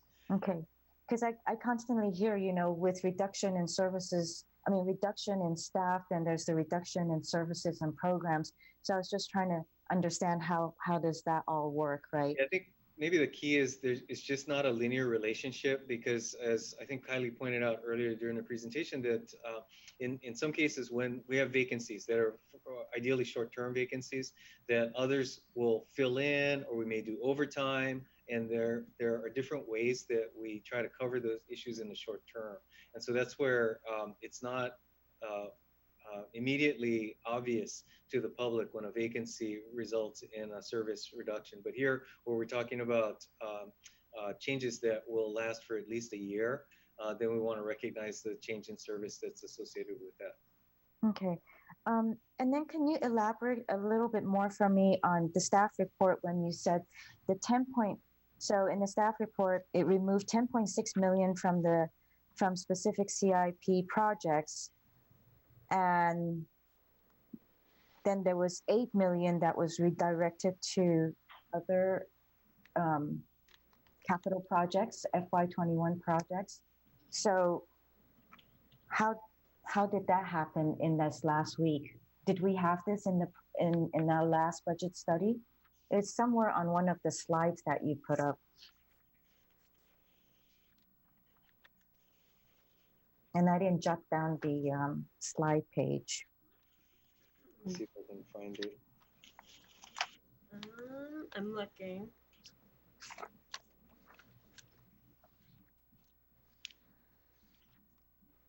Oh, the overall reduction in the base transfer from 15 million to 5 million of the general fund CIP. Is that what you're referring to, council member? No, I remember one of the slides, it said something about a 10.6 million from CIP projects. And then there was something about 8 million redirected to other FY21 projects. Let me see. Maybe we'll come back to that one then when I find it. Lastly, so the CIP has its own reserve for capital spending, correct? Does it have its own reserve? A very nominal amount. We try and carry a fund balance in that fund for unexpected project expenses, but we don't necessarily carry something like a BSR like we do in the general fund. So there's not a set percentage that you try to achieve to have in that reserve fund? No, the reserves typically in the general capital fund are for either restricted projects or restricted funds that by council or other legal restrictions. And then the other reserve that we typically have in there is, or was previously, for the 2014 council infrastructure plan projects. We would make sure that the TOT funds that were dedicated towards that plan were reserved. But as we're moving through the 5-year period, we no longer need that since we're completing many of those projects. I would say towards the end of the CIP, around 2024, 2025, we are recommending establishing a debt service reserve, because by then we would have about a $10 million annual debt service payment for the issuance of debt for the CalAv garage and the public safety building. So making sure that we aren't finding ourselves in a situation where we can't service that debt for some reason in the future. But otherwise, no, there's not a BSR. Okay, thank you. And I see Monique, so. And Kylie, we'll extend this maybe a few more seconds. The slide that Councilmember was referring to is slide 12. That's the citywide expense adjustments. It includes the second bullet, transfer to the capital fund. This is on the reduction. That is correct. So overall, it's $18.4 million being reduced to the capital improvement fund, 10 million, as you mentioned, from the base transfer, 8.5 as a result of the TOT reduction. So all of those reductions or all of the adjustments as a result of those changes in funding levels are part of attachment A, exhibit 2, under the general capital improvement fund, which starts on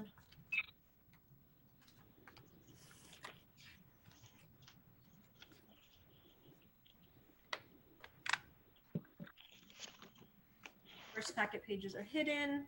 Packet page 43.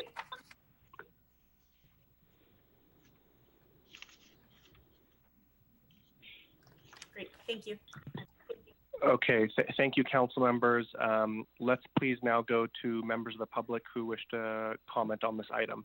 And if the clerk would please help with that. I will. Pat, Bert, you have 2 minutes to speak. Your time starts now.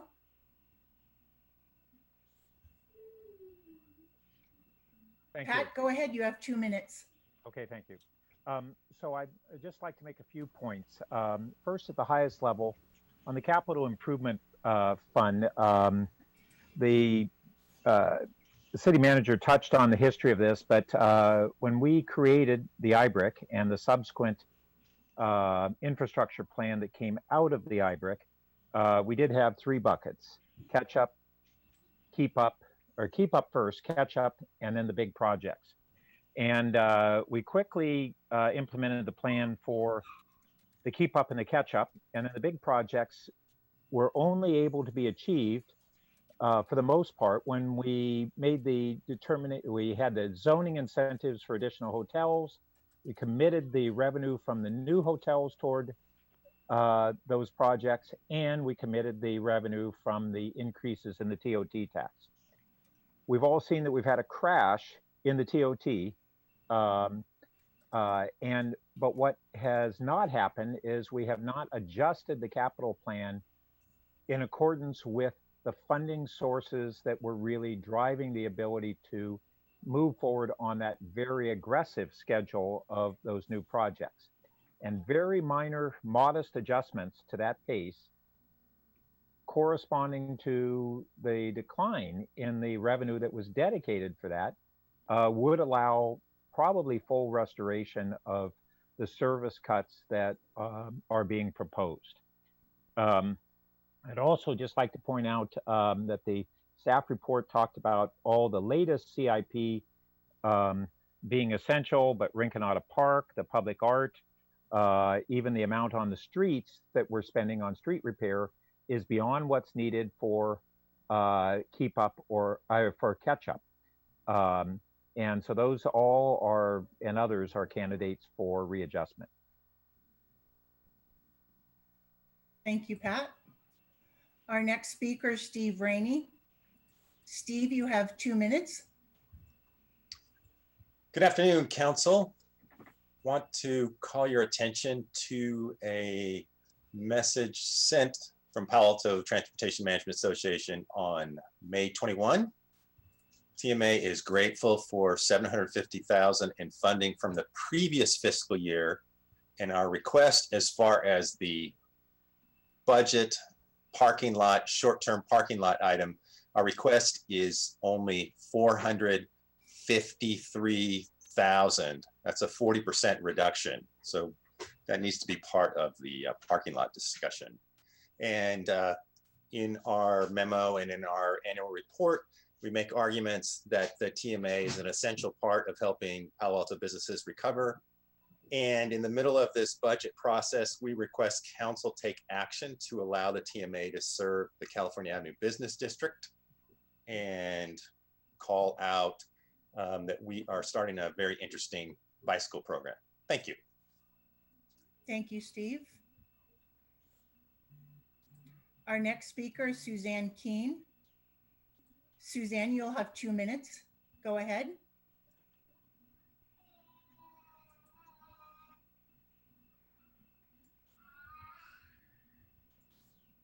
Suzanne, your microphone will not unmute.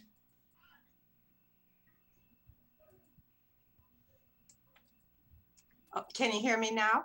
Now I can hear you. Go ahead. You have 2 minutes. Yeah, it was muted on this side.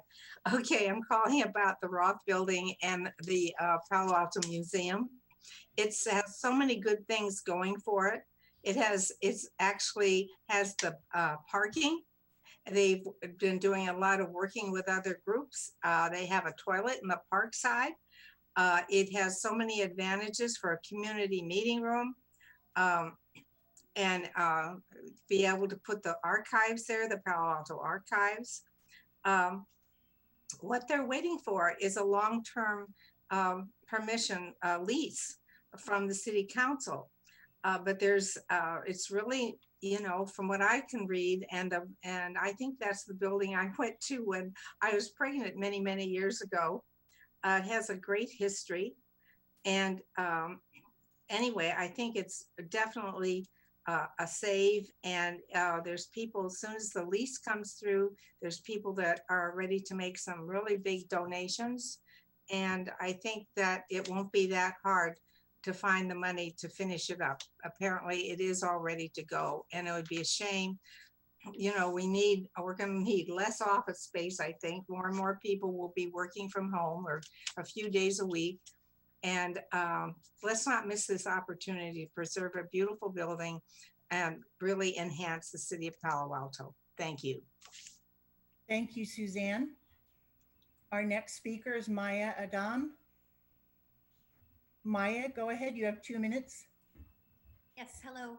I'm a member of the faculty in the pediatrics department at Stanford Medicine, and I would like to bring to your attention the incredibly persuasive amount of research supporting the need for children's community theater for the mental health of our children.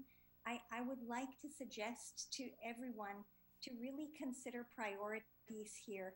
I think we really need to prioritize our children's health, and things like public safety building improvements, animal shelter building improvements, while very important, and even for that matter, things like libraries and park improvements. Our children's schools offer athletics around the year. They offer library services around the year. Children's theater year-round is a very unique way of proactively protecting our teenagers' health rather than sort of reactively addressing teen health crises after they occur. And I just would like to place that on the radar of everybody on this call as sort of, I would say, one of the most urgent, although it seems quite gentle and like it might be a sort of an extra in our community, it really is actually a fundamental stronghold that we need to protect in crises like this. And I would urge you to think carefully about any cuts that would affect the Palo Alto Children's Theater, an excellent institution that has served our community, that has protected our children, and that continues to do so through its excellent staff and through the very small, relatively very small budget that it demands. So I would just like to put that out there. Thank you. Thank you, Maya. Our next speaker is Michelle Wang. Michelle, you'll have 2 minutes. Michelle, you may need to unmute your side. There you go. My name is Michelle Wang, and I've been a resident of Palo Alto for 20 years. I'm currently a board member of the Friends of the Palo Alto Children's Theater, and my daughter has been involved in the Children's Theater for over 6 years, from the time she was 8 and now she's 14. It's been an amazing place with incredible staff, a place where she feels accepted. She's learned confidence. She's found friends and caring adults. It has been her home. This is our most prized city service. And during this pandemic, I'm most concerned about the mental health and well-being of our children and teens. Being able to connect with others, feel heard and safe is vital. The Palo Alto Children's Theater also quickly pivoted in March and has been serving more than 800 youth each week during this pandemic. As a member of the Friends of the Palo Alto Children's Theater board, we are in support of the proposal to restore core programs. However, the restoration of funds in the current proposal addresses only the Teen Arts Council and does not restore the Children's Theater with sufficient staffing to carry out their current programs, productions, and when that is able to happen safely. Given that what is currently proposed is a 50% reduction of the Children's Theater overall budget and staffing, the Friends of the Palo Alto Children's Theater request that the restoration of the Children's Theater staffing be placed on the list of parking lot items currently under consideration. Thank you very much. Thank you, Michelle.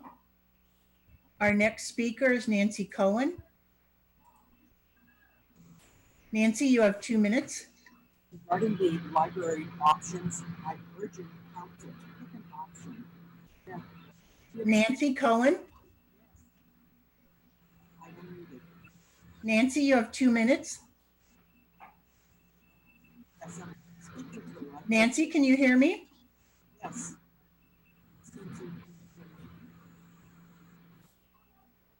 We'll move on to Katie Brown and let Nancy come back in. Katie Brown, you have 2 minutes. Katie, go ahead. You have 2 minutes. Katie Brown.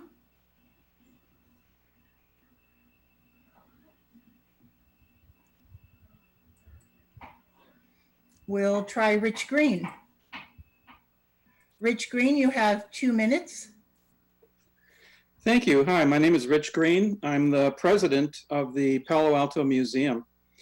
For many years, our board of directors, our professional staff, our many volunteers, and our donors have been working in good faith with the city toward a common goal.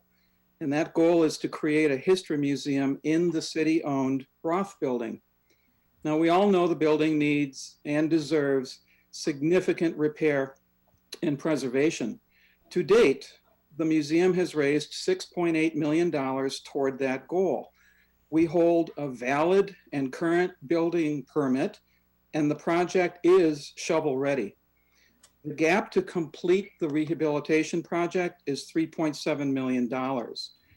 On March 2nd, the City Council voted to explore funding options for the Roth building to the Finance Committee. And then again on May 13th, we were very pleased that 3 council members voted to continue that conversation in the long-term parking lot. We have a meeting coming up this week with city staff and our contractor to explore a phased approach to the construction, which may be the least expensive and the most expedient path forward. So we're really looking forward to further discussions with the Finance Committee. And when the time is right, I am ready to sign a lease so that we may resume fundraising and release funds already raised to start construction. Thank you very much for your continued support. Thank you, Rich. We'll try Nancy Cohen again. Nancy, are you there? Nancy Cohen? Nancy Cohen, you have 2 minutes.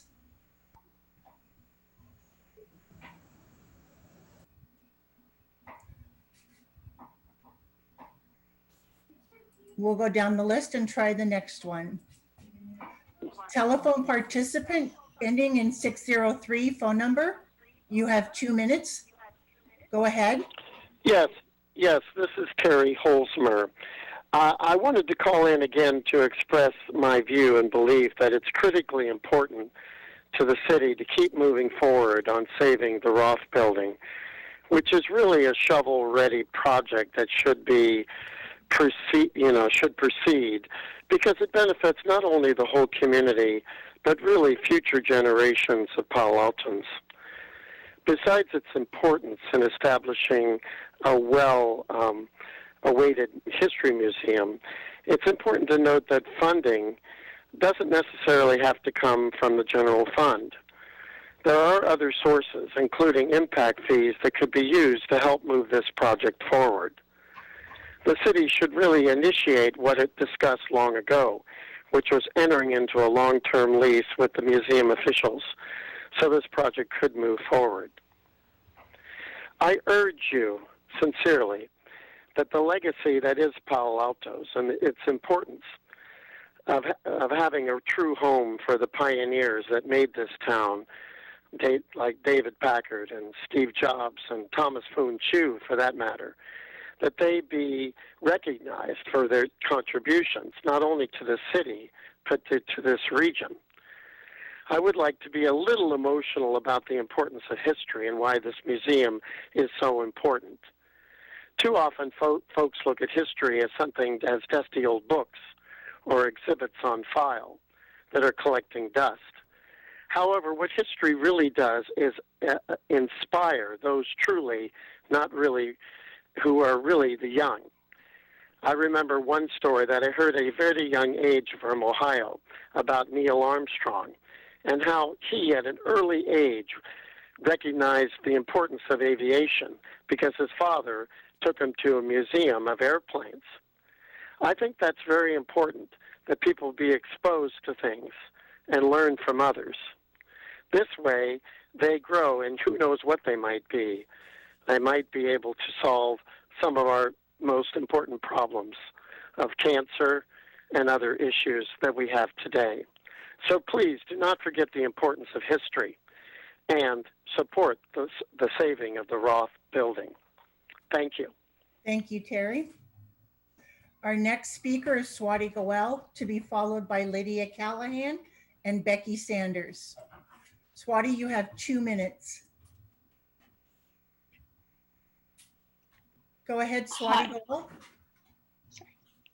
Hi, my name is Swathi Goyal. I'm a graduating senior at Gunn and a rising freshman at Harvard in the fall, hopefully, to study CS. I'm here to talk to you today about the budget cuts regarding the Palo Alto Children's Theater and my experiences there. I spoke last week as well. I just wanted to reiterate how vitally important the PACT is for young children.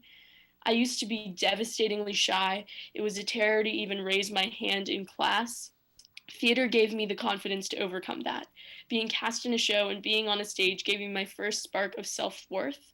But even beyond that, PACT is so much fun. I mean, if you've been to a show, you know. Kids get to do the tech, they can help with sets, they get amazing costumes, and all the staff are so supportive and knowledgeable. It's truly a privilege to be able to learn from them. I met my best friend at the Children's Theater back in 5th grade. Until this day, I have a circle of close friends and mentors from the theater helping guide me. The community that theater gave me is what helped me make it through high school. I understand that we must all adapt during times of crisis, but cutting all the arts programs for children is not the solution that will best balance the impact, especially during a time of hardship in which so much about children's lives has been warped. We must keep fully supporting the Children's Theater. I understand that you have a difficult choice in front of you, but I hope you will continue to fully support this beloved Palo Alto institution. Thank you. Thank you, Swati. Our next speaker is Lydia Callahan, to be followed by Becky Sanders and Jeremy Ehrman. Lydia.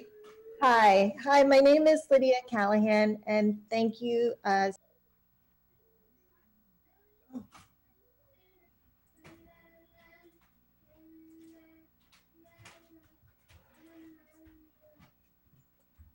Lydia, we lost, there you go. Oh, sorry. Go ahead. Hi, my name is Lydia Callahan, and I wanted to thank the City Council for the hard work they're doing during this difficult time.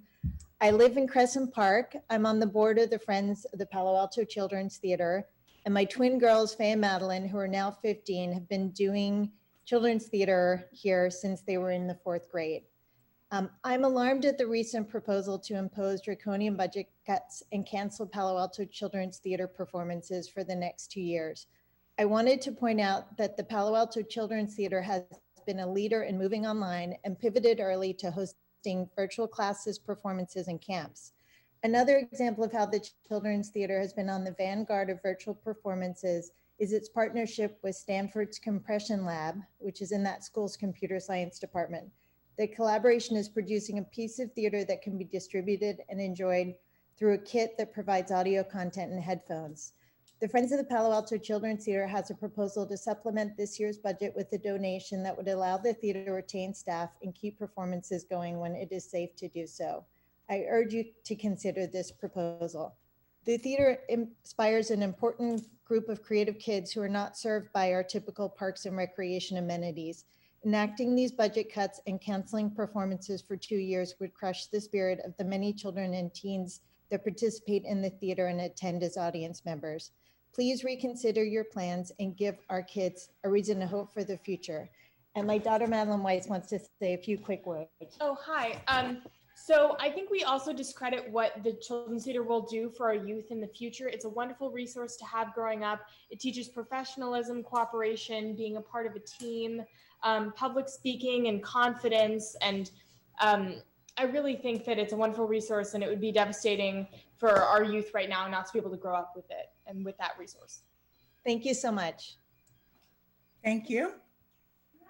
Our next speaker is Becky Sanders, to be followed by Jeremy Ehrman and Lawrence. Becky, go ahead. Okay, thank you, Beth. Y'all can hear me, right? Yeah. Yes. So, thank you so much for this discussion today. And I just wanted to reiterate that I'm one of the signatories to Pat Burt's letter that Pat Burt helped us all organize to send in about the budget situation, just reiterating that we really don't want to give up services and human services in service of infrastructure, buildings, and other things like that. So I just wanted to say thank you for keeping Bull Ware Park in your sights. That's just a really important to Ventura over here. And then I have a wisecrack for you. It's, it's a little bit, it, maybe it's a little bit in poor taste, but I think it captures how we feel over here in Ventura. If you have to cut services to neighborhoods, could you cut them to every neighborhood but Ventura? Then maybe give us a little boost, and then we'll finally have parity with all the other neighborhoods. We still continue to have vehicle dwellers and unhoused people using Bullware for sanitary purposes. And I really hope that the city can use some money to help the unhoused stay clean and safe during COVID. I know Project We Hope over in East Palo Alto has their mobile sanitary van facility. And we need some real out of the box thinking about keeping the community safe, especially if we're going to be reopening, because I was just over at Bullware today, and I mean, there was just tissue and detritus and just bottles and such all over the place, worse. So anyway, thank you so much, and my time is up. Thank you, Becky. Our next speaker is Jeremy Ehrman. Thank you. Can you hear me? Yes, we can hear you. Thank you so much. I'd like to add my voice to those that are supporting the Children's Theater. Also, I'd like to speak in support of Children's Library and also retaining the lease on Cumberland Community Center. I know the focus in the Children's Theater has been on the idea that performances need to be reduced because of the shelter in place, but the proposed cut to the Children's Theater isn't really just performances. It's about 50 to 60% of the Children's Theater's total budget. So this would severely hamper the city's ability to provide services, whether traditional performances or more innovative stuff. If you go online, you can see all the stuff that they're doing right now. Also, about 2 weeks ago at the previous budget meeting, I believe the director of library said that Children's Library had the second highest rate of circulation of materials in the library system, yet it's now being cut 4 days a week and not just 3 days a week. I really think this needs to be revisited. This is not just a neighborhood library, it serves the whole community, and its programs really can't be duplicated elsewhere. So I really urge the city council, city staff to relook at these cuts to Children's Library and how that will affect children. And just wanted to also then, I don't understand this idea of reneging on the Cumberland lease. I have not heard a clear discussion of what this means to all the tenants that have rented space there, including many community groups. This also deprives the Palo Alto School District of several $1 million. So all of these cuts seem disproportionately aimed at affecting youth and teens. So I really think that these should be really re-looked at. I know the idea is to find, I guess, discrete programs that can be cut, but just throwing these things out wholesale does not seem like a good idea to me. And I really think that you should think of it from the perspective of those of us that use these facilities and programs, those of us that rely on them or work there or know people that work there. And hopefully the council will look at it from our perspective and see if these are worth saving. Thank you. Thank you, Jeremy. Our next speaker is Lawrence, to be followed by Mona and Alvin Am. Lawrence, go ahead.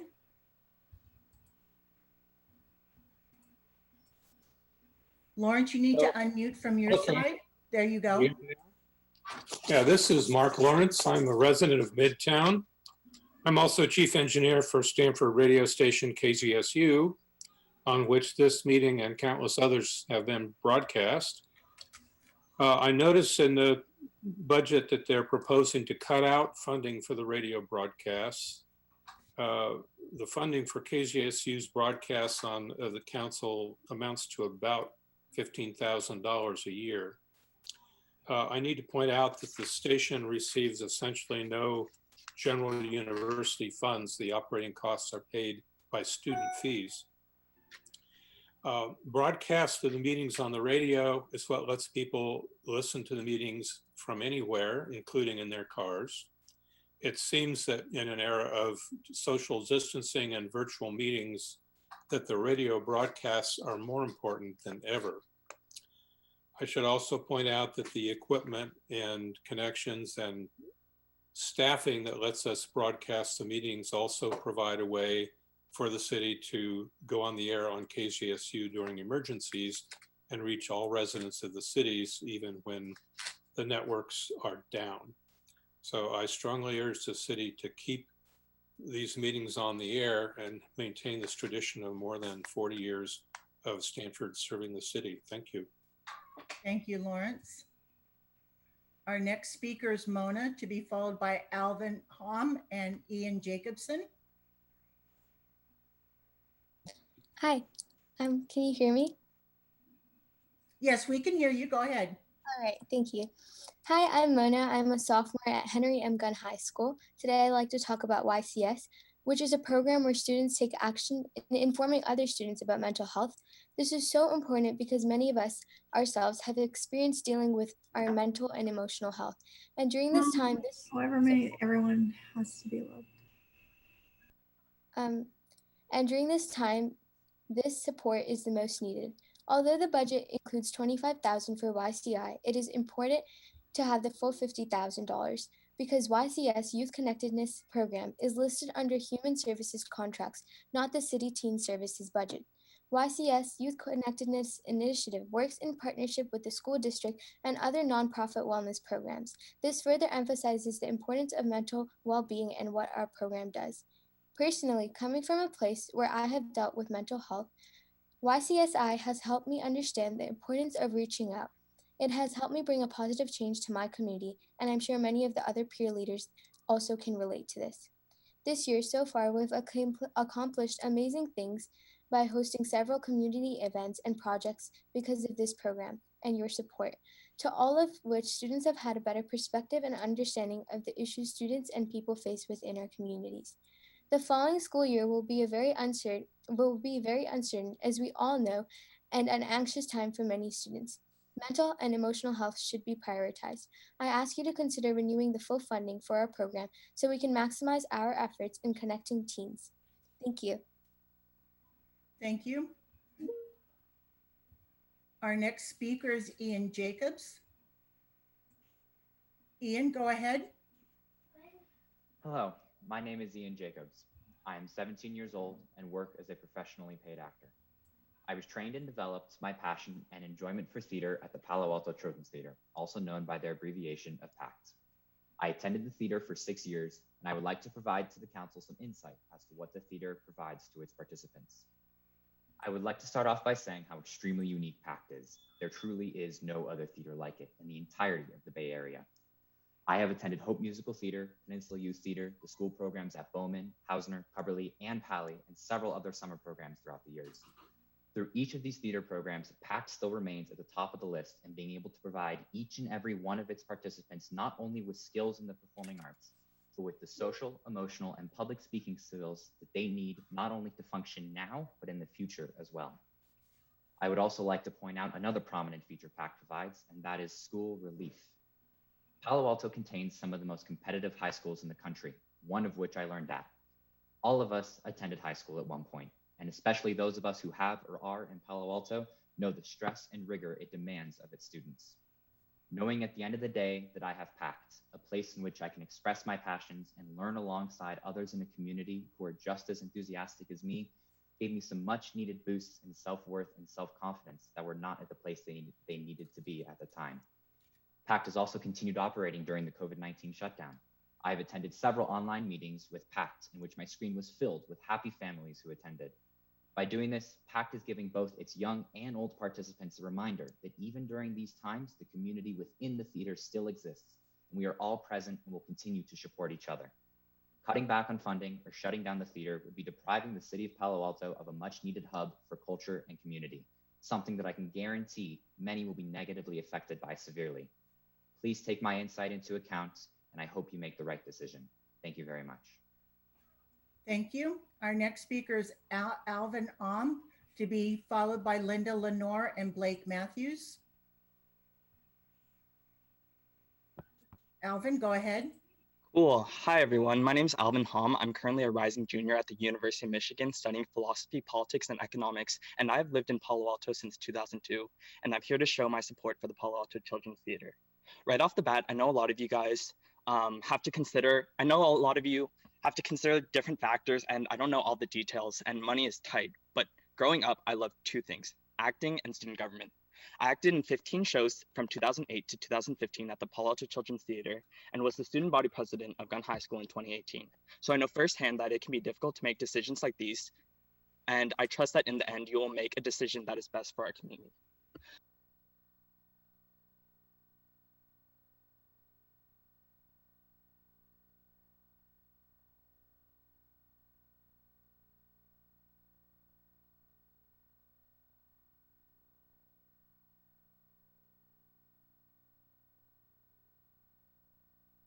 Politics now.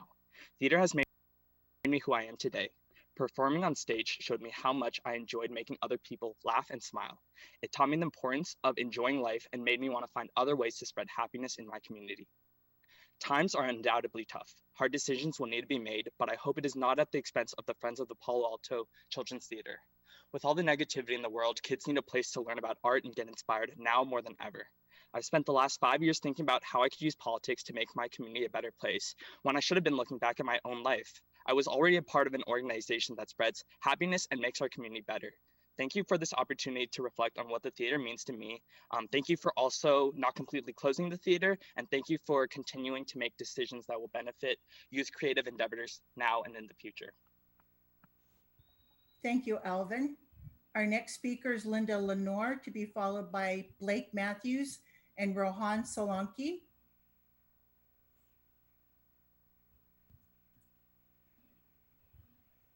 Linda, go ahead.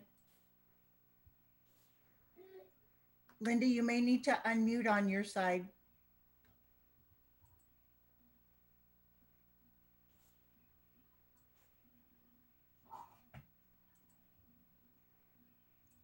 We'll come back to Linda.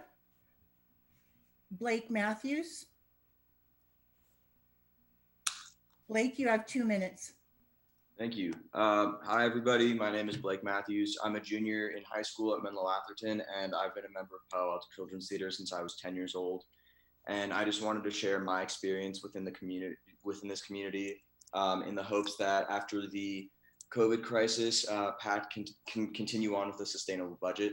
So for me, working with the staff and the group of kids that I met there has been a transformative experience. During my first show, I had severe separation anxiety, and I was tormented with the idea of my parents abandoning me, and it paralyzed me from doing the things that I really wanted to do in life. And slowly but surely, I felt comfortable enough to have my parents drop me off and leave me there because of the community that surrounded me. And I realized that PAC was a safe space for me. Around the age of 13, I really started to struggle with mental illness, and it was really debilitating and challenging for me. And there were so many days that it was an extremely tough fight for me. So many times throughout my adolescence, the only place where I felt like I could seek refuge was at the theater, surrounded by people who I knew, who loved me, supported me, and cared for me. And I always clung to the thing that I knew that I had there for me, no matter what, which was this program. I met a girl who I fell in love with in this community, who I still consider one of my closest friends. I've met people who, no matter what, have been there for me. My mentors have taught me how to work hard, how to find a sense of confidence within myself and overcome my demons with something that I love more than anything in the world. The messages that they have given me are ones that I will carry with me for the rest of my life. And I have been able to foster a sense of confidence in myself, which has changed my life forever. There is nothing in the world that I would trade for the experience and gifts that I've been given in the program. And I strongly advise the city council to approve a higher budget. Thank you. Thank you, Blake, for sharing with us. Our next speaker is Linda Lenore. Linda, are you there? And you.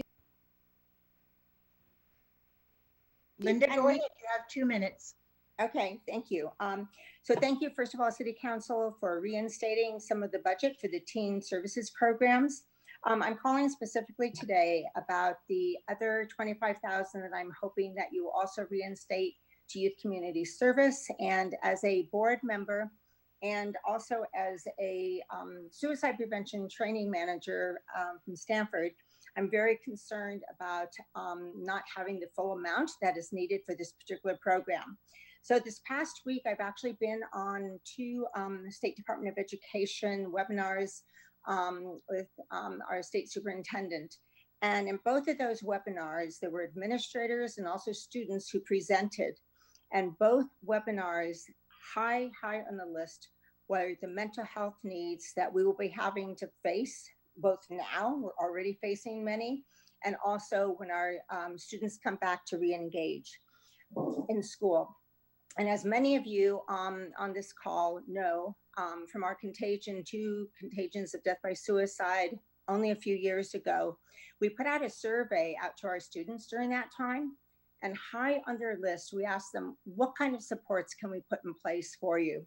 And what came high on the list were that they wanted to feel cared about and they wanted to feel more connected. And so part of why YCS came about with this connectedness initiative was in response to our youth and what our youth are asking for. So although I know that there are many things that are being cut, my hope is that some of the infrastructure investments, although important, as we all know, sometimes they can be delayed, but the mental health of our students, we've learned, cannot be delayed. And so I hope that you can reinstate the other part of the funding for YCS, because the more connections our teens have, the more likely they will reach out for our help. Thank you so much. Thank you, Linda. Our next speaker is Rohan Solanki, to be followed by Katie Brown and Monica Young. Rohan, go ahead. You have 2 minutes. Me? Go ahead. Hi, my name is Rohan Solanki, and I wanted to thank you for giving me the opportunity to speak today. The Palo Alto Children's Theater has been a huge part of my childhood and has played a major part in the person I've become. It changed me from a shy, quiet kid to a confident, outspoken adult. The place is just magical. I remember having to be dragged by my mom for my first audition and excitedly running into the theater for the rest of the 15 shows I did. I learned so many skills that I've applied in the rest of my life. Through the theater, I gained public speaking skills, and this year was able to host a school-wide TEDx conference with hundreds in attendance, and I would have never had the confidence to do that without the theater. I found a lifelong passion in the PACT, and while I have stopped performing at the PACT, I've continued to act in productions all throughout high school, and the memories that I've made in these productions have been some of the best of my life. I have made two of my most treasured friendships at the Children's Theater, and both of my friends enrich my life every day and make me a better person. But I really think that the part of the PAC that I love the most is the strong sense of community, a community that you can never really leave, even when you leave Palo Alto, as I am for college. For example, I'm a Boy Scout, and for context, it has been a couple of years since I had done a major production. I was looking for an organization to do my Eagle project for, and so I emailed Judge Lucky, the artistic director of the PACT. He emailed me back really quickly, and in no time, I was at the theater again, hard at work. I felt right at home, and Mr. Lucky made me feel so cared for, and I know that everyone involved in the theater, past and present, feels the same way. I was so glad to do my project for such an amazing organization, and I am proud to say that I am now an Eagle Scout. If budget decreases and staff cuts happen, I'm scared that future beneficiaries would not have the same experience and the same benefits as I did. People, especially now, need an escape, whether it's the actors, the techies, or the audience members. The Children's Theater was really my second home during my childhood, and a major reason that I am the way that I am. And I can't thank that organization enough. Thank you. Thank you, Rohan. Our next speaker is Katie Brown, to be followed by Monica Young and Jennifer Jacobs. Hi, can you hear me now? Yes, go ahead. Awesome, thank you. Thank you so much for giving me this opportunity to speak. I'm Katie Brown. I'm a senior at Gunn High School, and I've been a proud Children's Theater participant for over 8 years. The theater has been a second home to me, and I don't know what I would do without it. I found my passion for the performing arts there. I participated in numerous productions, camps, and classes throughout elementary and middle school. As I got older, PACT was still able to give me a platform to expand my knowledge of theater. I interned in the costume shop, volunteered over 500 community service hours, stage managed shows, and so much more. PACT was able to give me such amazing opportunities throughout the entire time there. I wouldn't be pursuing a degree in theater for college without them. The theater gave me lifelong skills that I will use for the rest of my life. At the beginning of high school, I was struggling with all the academic pressure and stress that comes with this very STEM-heavy environment, and I had a really tough time. But PACT swooped in and helped me. PACT gave me a place to express my creative capabilities and to be myself. I've learned how to communicate and work with young kids, peers my age, and adults. I've gained self-confidence, public speaking skills, and passion for the arts. The theater has done this for so many other kids, and it breaks my heart to think future participants might not get the same opportunities I had. I also made a video I sent to the council called What PACT Means to Me that has over 40 participants expressing their love of PACT. I would love it if you could watch it because it speaks volumes on how PACT has changed so many lives. We need the theater, especially after this time of crisis. Please consider the full PACT proposal for budget cuts. Thank you so much for your time.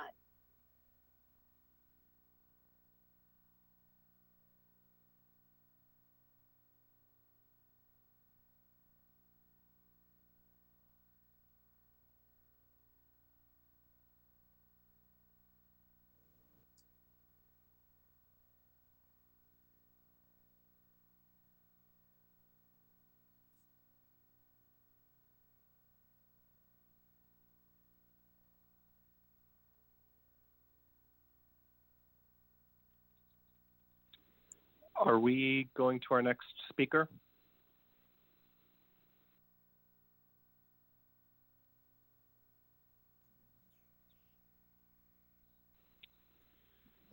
Seems like we maybe lost the city clerk's audio. Let me check on that. Let's try again. Oh. There you go. Jennifer Jacobs, you have 2 minutes. Go ahead. Yes, the current proposal includes a restoration of funding for the Teens Art Council. However, this is not sufficient as the Children's Theater provides integral support of children of all ages. The current proposal is still a 50% reduction to the theater's budget and would pose a significant detriment to the Children's Theater's ability to continue to support our children during this pandemic. This theater is the city's crown jewel, one which the city can hold up as a model for our entire nation. It is one of the oldest theaters in the country for children by children. This children's theater has been an amazing resource for my children. Over the past 8 years, my children have experienced personal and emotional growth at this theater. The theater was a refuge for my children when they dealt with difficult personal issues. The theater provides a non-threatening entree into tech for many girls who get to work with their very sophisticated lighting and sound systems. It is critical to restore funding to ensure that the technical staff will be able to help our girls and all children build self-esteem to not only engage with technology, but also pursue STEM studies and professions with the knowledge and assurance that they can be successful in those pursuits.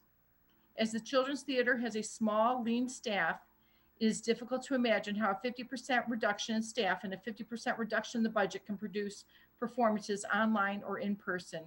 I implore you to please restore funding back to the Children's Theater to ensure that they are able to retain the ability to support our children now throughout the COVID-19 crisis and in the future. It is really, really critical. These technical staff we will not find them if their positions are cut. Thank you for your consideration. Thank you, Jennifer. Our next speaker is Monica Young, to be followed by Carlos Aceves and Hal Mickelson. Monica, go ahead. This is Monica Yegarima, living at 1032 Bryan Street. Thank you, council members and the staff members to create such a complex budget report. I like history, and I volunteer and sponsor in a lot of the history program, including the Stanford Chinese Rural Workers Program, the SPICE program, the exhibits that is exhibited in the library before and across the nation, and also the archaeologists programs that they have trying to dig up what's been who's been working and helping the Stanford family, which is a lot of the Chinese workers at the time. They planted the palm tree and all that. And it is important to remember all these things besides the pioneer like Jobs, Variance Brothers, and Hewlett and Packard, because it helped us to put, a balance into who we are as a person. And it create a fair playing field for less prejudice against minority. Like the COVID-19 seems like the Asian, actually is the Chinese, but immigrants or even the citizens are being blamed for the virus, or the job loss when that happened. It's easy for the minority to be the scapegoat. To be able to balance that, I think we need to have more history, that people understand that we all contribute to this community and the historic community in the past and now. And I hope that you support the History Museum so it can move forward to start constructions for the project. Thank you very much. Thank you, Monica. Our next speaker is Carlos Aceves, to be followed by Jonathan Ehrman and David Foster. Carlos, go ahead.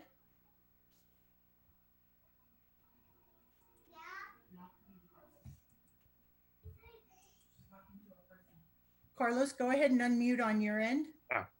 Great. There you go. Thank you.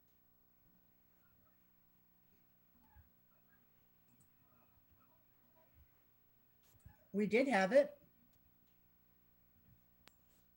There you go. Carlos, go ahead. We'll move on to the next speaker, Jonathan Ehrman. Jonathan, go ahead. Am I unmuted?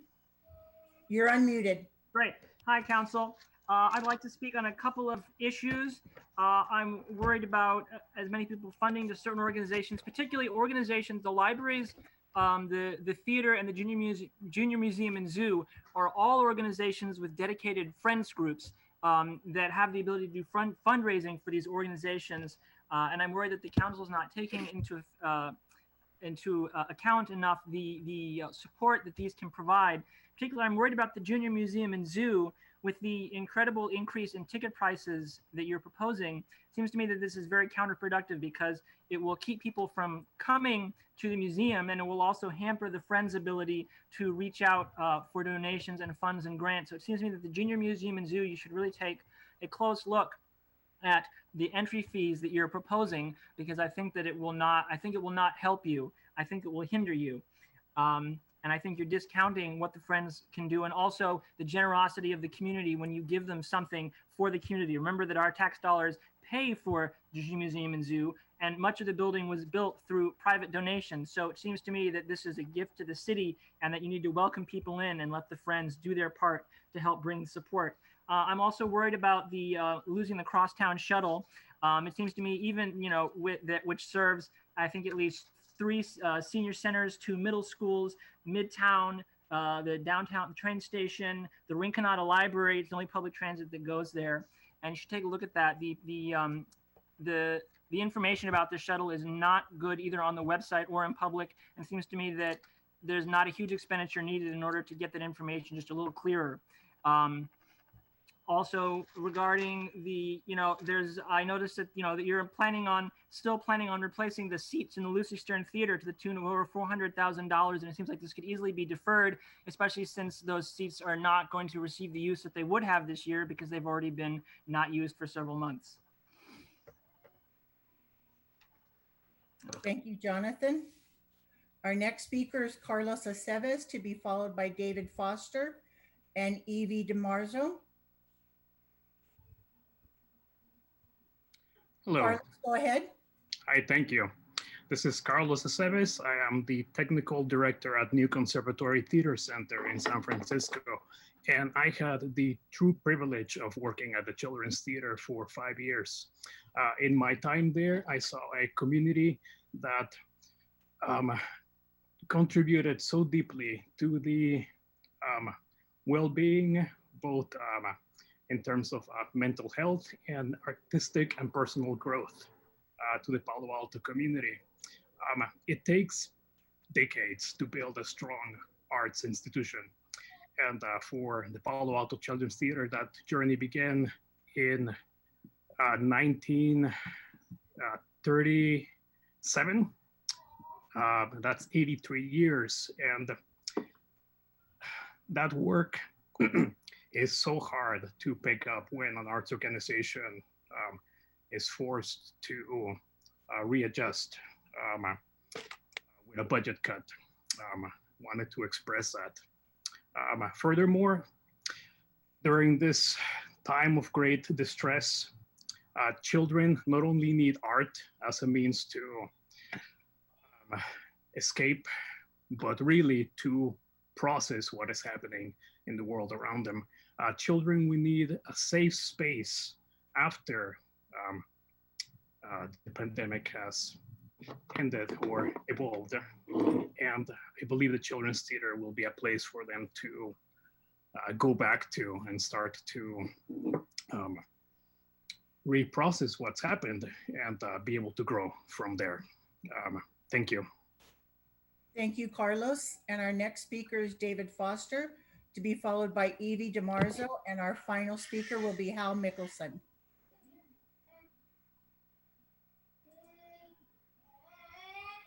Hi there. I hope everyone is staying healthy and safe. My name is David Foster, and I'm a 2019 Pali grad. First, I want to thank you all, both on the council and staff, for your hard work. I can only imagine how hard this is on each of you, and the sheer amount of work from the city staff is often under-recognized. So I really appreciate it. Like many others today, I want to bring up supporting productions at the Children's Theater and supporting the theater in general. It's really, I really appreciate the changes you all made to the budget, allowing for 2 main shows and a number of smaller productions. In these challenging times, I know that every part of the budget must be trimmed, and the theater is no exception. But I'm here to ask if you can work with the theater to come to a financial solution to avoid permanent damage to our theater program. You've all heard all the other people talking about this, so I thought I'd bring in a themed profile picture to spice things up. I had my acting debut in 4th grade at the Children's Theater, and over the past 10 years, I've learned just how many people are connected to making a show.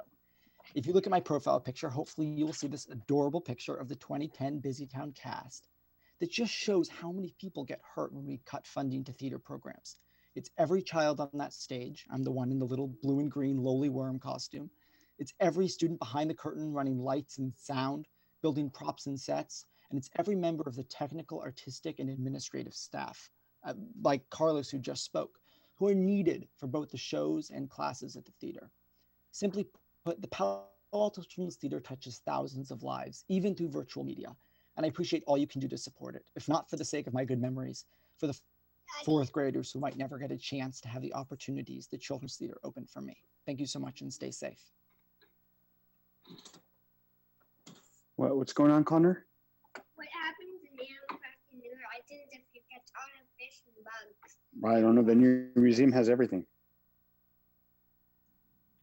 I will take care of that.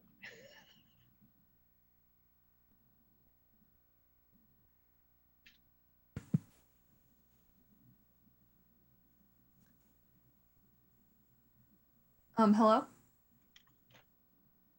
Can you all hear me? Yes. Okay, great. Thank you. Hello, my name is Eve DeMarzo, and I'm here to talk about the Palo Alto Children's Theater. I have been participating in the Palo Alto Children's Theater since I was age 8 until present day, which is over half of my life, considering I'm 17 years old. I'm a junior at Palo Alto High School. I began performing at the Palo Alto Children's Theater when I was just in 3rd grade, as soon as I was able to, because actually my mom had taken me to come see a show when I was 7, and I wasn't quite old enough to audition, and I just spent the next year waiting and begging her, am I old enough yet? Am I old enough yet to to perform, to go and do what all those other kids were doing.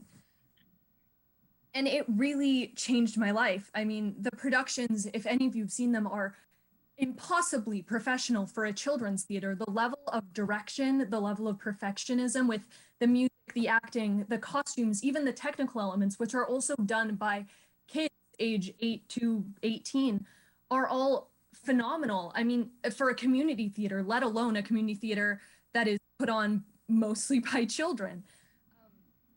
I am planning on going to college for musical theater. I will be auditioning for schools in the fall and the spring. And that is entirely because of the nurturing and absolutely amazing experience I had with the Palo Alto Children's Theater growing up. They cultivated a love for theater in me and for theater in people all around me who I met through the theater that has completely altered the course of my life for the better. I have found something that I'm passionate about, something to give myself purpose. I ask that the board consider restoring more of the theater funding so that the Children's Theater can give opportunities to kids like me who just want to be a part of a community, to perform, to be themselves, and to have that creative outlet for themselves. So thank you so much. Thank you, Eve. Our next speaker is Hal Mickelson, to be followed by our final speaker, Karen Kwan. Beth, can you hear me? Beth, can you hear me? Yes, I can hear you. Go ahead. Thank you. This is Hal Mickelson. I'm a resident of the Green Meadow neighborhood. I'm speaking on behalf of the Palo Alto History Museum. Why are we talking about this in these very difficult times? There are two silver linings here that are worth mentioning. The first is this is potentially an impact fee project that can be funded without dislocating money needed for other current purposes. And it's a capital investment, which means that it's not going to go onto the budget as something that needs operating expense support in future years. As very forcefully pointed out in the letter that I think all of you have from Supervisor Simidian. Second silver lining, it's a shovel-ready project. This is a chance to save some money in the long run by spending money now, particularly if impact fees can be used. I'm going to read briefly from a letter that I think all council members have from John Northway, who was an associate of Burge Clark, the architect of the Roth building. John Northway points out that the structure of the Roth building is acutely vulnerable to earthquakes. The interior walls are made of hollow clay tile and unreinforced masonry. This is going to be a disaster in a seismic event. It's essential to renovate the Roth building now before the first earthquake arrives. And the fastest way forward to protecting the Roth building is a partnership between the city of Palo Alto and the museum. As Rich mentioned, the museum stands ready to go out and raise the money if we have a lease. We have an approved and active building permit and an outstanding construction firm, Vance Brown, lined up for it. So we're looking forward to the discussion that will be taking place in the Finance Committee. We appreciate your support. Thank you, Hal. And our final speaker is Karen Kwan. Karen, go ahead. Hello, this is Karen Kwan. I'm the Director of Development with the Palo Alto Arts Center Foundation. I just wanted to reiterate our thanks to the City Council for your continued support in our nearly 50 years history. The private-public partnership that we have enjoyed has been such a treasure to the success of the Palo Alto Arts Center. And just over the weekend, we sent in a petition to our foundation members, all 500 plus of them. And we heard back from more than a quarter of our members urging City Council to maintain adequate funding to the Palo Alto Arts Center. The foundation is ready to step in and step up, and we just need the council to do your part to support the arts in our community. Thank you. Thank you, Karen. And that's our final speaker for today. Thank you so much. thank you to everyone who called in or joined our Zoom to share your thoughts, ideas, and questions. We truly appreciate it. I'm going to call, I think, a 14-minute break. We've been here since 1 p.m. So let's all plan to be back here at 4:10, and we'll resume with council questions and comments. See you all in a bit. Again, apologies for the connection trouble. Just want to again thank all the members of the public who shared their comments, ideas, and questions with us. I know everyone on council and staff really appreciates your dedication to Palo Alto and the input you all provide. So we want to bring it back to council. I've got a quick couple comments and then want to leave it open to all of you for hopefully a round of questions or two and then comments and motions. So just a quick reminder of what we're trying to get done tonight. We want to go through the $839,000 of quote-unquote surplus and decide how to allocate that, whether to the budget stabilization reserve or to other programs. It would be great if we can get to the long-term parking lot, items which the council has indicated we may be interested in for further work by the city staff, but outside of this budget process. There is the matter of the ordinance allowing council members to waive their monthly stipend. And then finally, and kind of the big thing is direct staff to come back with an adopted budget, the attachments 1 and 2, the municipal fee schedule, tables of organization, and a revised capital improvement plan. So that's really our goals. I think, you know, when I get to you all, let's maybe start with the general questions and then try to focus on the parking lot issues. And then the other ones are a little more minor in my estimation. So can I just have staff go to slide 4 of the presentation, please? I just want to talk through 1 or 2 quick slides kind of in response to a number of public comments we had. And so I just wanted to highlight that slides 4 and 7 of the staff presentation really detailed some of the budget restorations we were looking at. So things such as recreation, teen programming, such as the Palo Alto Youth Council, MakeX, the Art Center, the Drop Center, also restorations to library services and building inspections. So that's on slide 7, I believe. And slide 4 highlights some of the partial service restorations at the College Terrace Library, the Art Center, and the Children's Theater. So obviously it's not back to the levels where these would have been in a normal year. But I just do want to highlight to the community, these have been issues you have raised repeatedly in dozens of comments and hundreds, if not thousands of emails. And staff and council have really tried to be responsive to that in partially restoring some of these programs. The other one I want to emphasize is, and there's more information about these in pages 7 and 8 of the staff report. Sorry. The other slide I want to highlight is slide 29 of the presentation.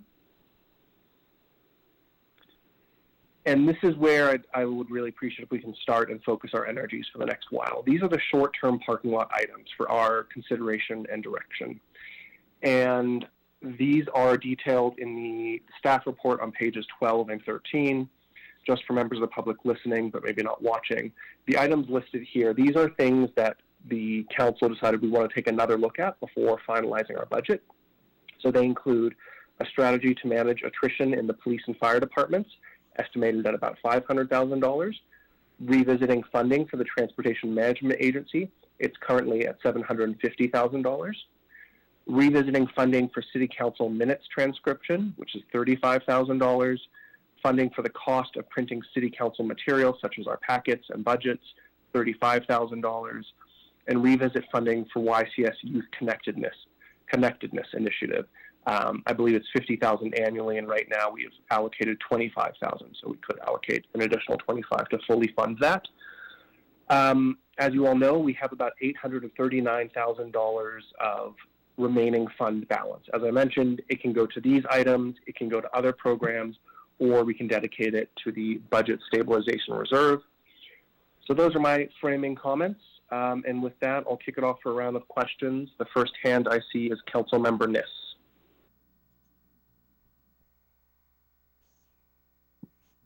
I actually want to go directly to one of the short-term parking lot items. Do you want us to start there? Because if you want another round of questions, I can start there. What's your pleasure, Mr. Mayor? So I think we should focus on the short-term parking lot issues and go through maybe a round of general questions. And then my inclination is we go through these one by one. So we would start with police and fire, then go to the Transportation Management Agency, then City Council minutes. But maybe the first round, questions anywhere you have through our process so far. Okay. Let me tell you, when we get to it, I would very much like to, looking at page 10 in the short term, hang on, this makeshift home office doesn't satisfy all of the needs for a budget meeting. So looking at page 12, and I'm not sure quite how to make that into a question, Adrian, but I'm very interested in being sure that we pass this strategy to manage attrition in Palo Alto, particularly in police. I think fire may have done a pretty good job of taking care of what they were concerned about, what we were concerned about. So at this point, after you go through a round, I would like to make a motion on this. So, but let me start someplace else. I'll start with the usual council member Cormack question, which is, I am very troubled that not any library is staying open in the evening. For many people, that has to be the best time to go. And I would like us to find some way, I don't know what the cost would be, to extend either Rinconada or Mitchell, but both of those are very crowded in the evening. And maybe they are in the morning as well. I haven't checked that out, but I know that normally in the evening they are full. So if there is some way staff could either answer that, or we can just move that we want to stay open. One library should stay open. Ed, do you want to comment on it? Sure. Well, actually, I was going to ask our interim library director, Gayatri Kent, to speak to both hours as proposed, both maybe currently as well as proposed, and the usage level.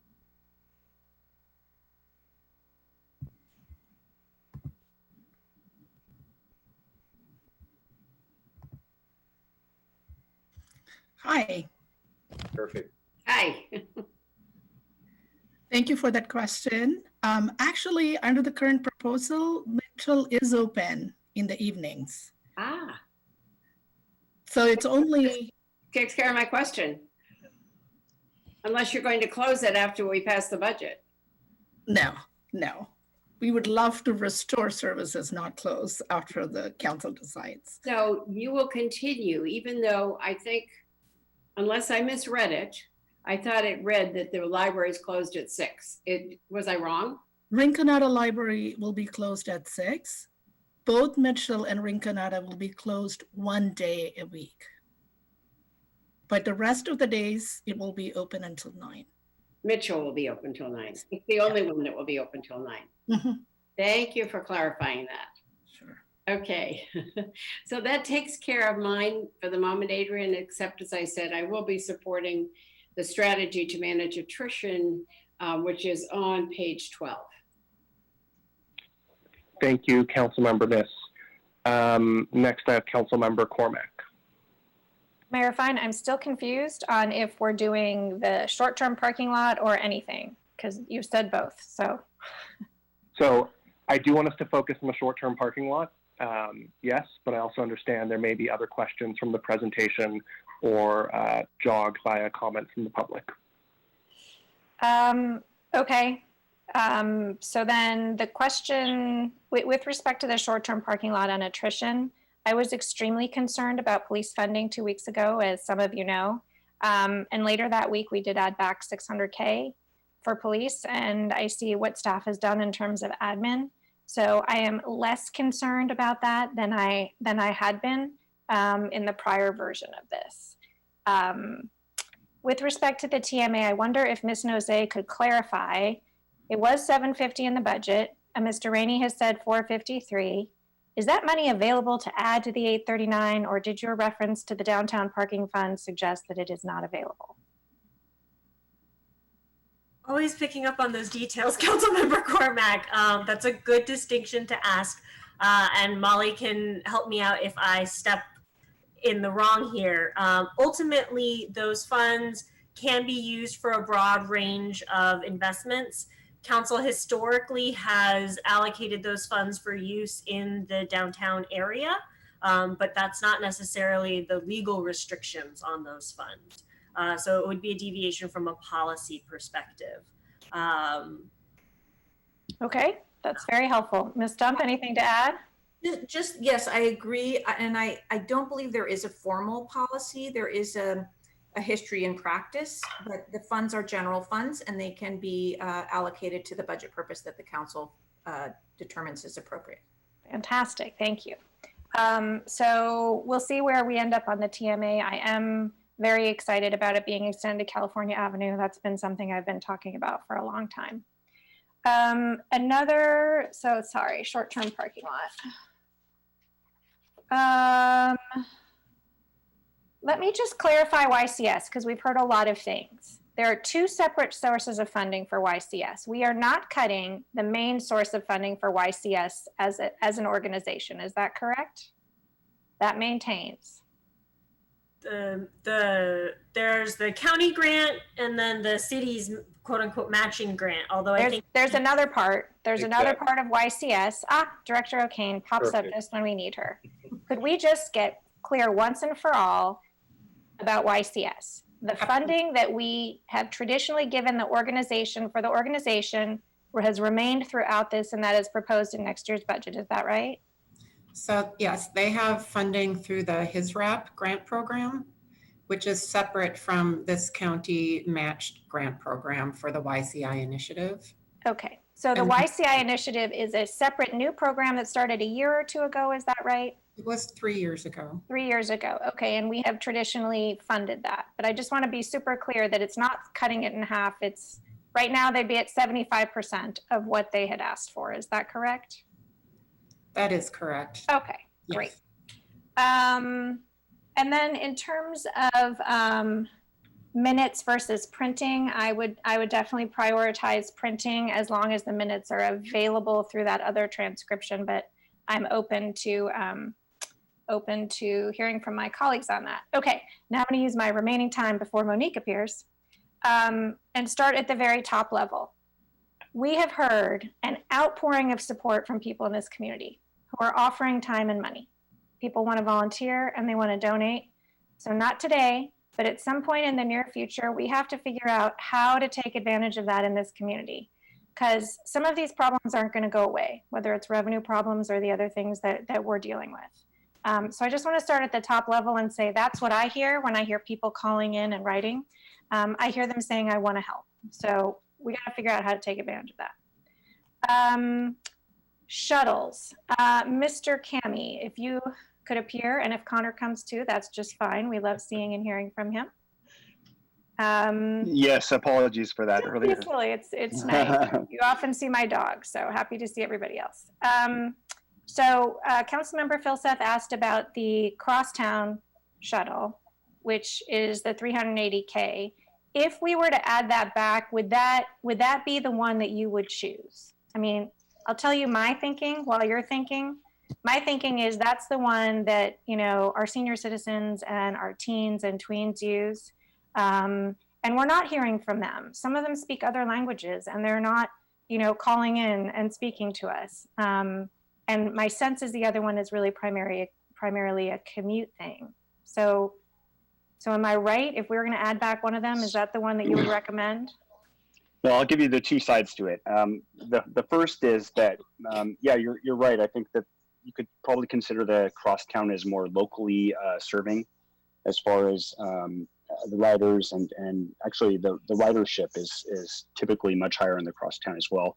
That said, we get a significant cost savings on our investment in the Embarcadero shuttle because because of Caltrain or Samtrans investment into the service. So Okay. that's the reason why we pay significantly less money for that service. Yeah, but that said, yes, I think probably from a management perspective, from our capability to manage the shuttle, which we don't really have with the Embarcadero shuttle, as well as the locally serving benefit to the crosstown, my preference would be to keep the more expensive one, frankly. Great, thank you. I'll have more questions when we come back around. Understood. Thank you, Councilmember Cormack. Councilmember Filsa. Thanks. Oops. That's the one I wanted to hit. The budget stabilization reserve. Where are we in terms of what percent of where we're supposed to be are we at this point? Great question, Councilmember Filsa. Right now, if everything in fiscal year 2020 is as it was earlier forecasted, that we would see about a $20 million reduction, and we took no other balancing actions. We've talked about that 20 million potentially coming from the BSR, which would drop you to about a $25 million funding level. That would be below the 15% minimum by a few $1,000,000. I will say that on the tentative agenda, staff does expect to come forward at the very end of June with revisions to the 2020 budget based on whatever information we have at that time for COVID-19 to do our best to minimize the impact on the BSR in fiscal year 2020, obviously with the goal of at least maintaining within the targeted level of council, which is 15% to 20%. I highly doubt we'll be able to get to the 18.5%. That's the stated goal, but I am hopeful that based on forecasts and frankly pulling back on prior actions from council, that we'd be able to keep within that 15% limit. I know that's a very ambiguous answer. It's because data is moving, but that would be our goal. How is that possible if we're gonna drill a $20 million hole in the BSR in the last few months of 2020? That is a very good question. Part of it is your expenses have gone down significantly in 2021. So your denominator in the equation for the BSR has gone down by nearly $40 million. And when you're talking about 20% of $40 million, it's a sizable number. So your math on it changes, frankly. But that's not to say that we are not in dangerous territory when it comes to that. I don't want anyone to think that it's easy. And you're right, we need to be watching it very closely, frankly. I mean, I want to make sure that, we need to take the BSR seriously, and I want to make sure that we're not sort of simply funding operations out of it, because we're going to have to replenish it, in the near future. I mean, there's other things that could go wrong. Okay, we could have an earthquake. There could be a COVID mutation, God help us, or something like that. So okay. So then my other question is Kristen. Can I ask a question of Kristen? So CSD has taken a fairly sizable hit over this period of time. What's the next thing that you would restore if you could? I put you on the spot here. Wow, council member, that's a very good question and a tough question.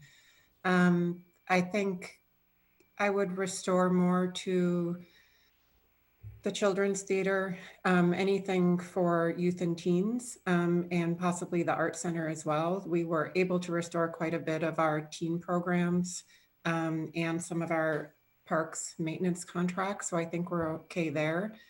I will also add that the Baylands Interpretive Center, the Environmental Volunteers Group, is going to help us staff the facility 1 day a week. So we'll actually have it open 3 days a week instead of 4. So the sort of 2 remaining are the Children's Theater and the Art Center. Okay, thanks. That's helpful. Couple thoughts. I'm with Councilmember Cormack. I was very worried about the the police side a couple of weeks ago. I think the combination of some creative work and restoring at least a little bit has ameliorated that somewhat. And then, yeah, I'm torn a little bit. Is that the dynamics in our city are so fluid that what we think the world looks like today may look quite a bit different in September. And we may be making choices today that if it were September and we had the same choices, you know, we might make them differently. So I'm sort of grappling with that a little bit too. And is there some way we can decide some things now and leave it in give ourselves some flexibility to do other stuff, maybe a little later in the year and so forth. So I wonder if there's some way to do that as well. I'm probably at my 5 minutes, right? Yes. All right, thank you very much. Thank you, Councilmember Filseth. Just following up on one question there, Director Nose, was I correct in hearing you that come our June budget adoption, you'll also be returning with fiscal year 20, and there may be a reduction in the BSR spend from 20 million to somewhat lower than that?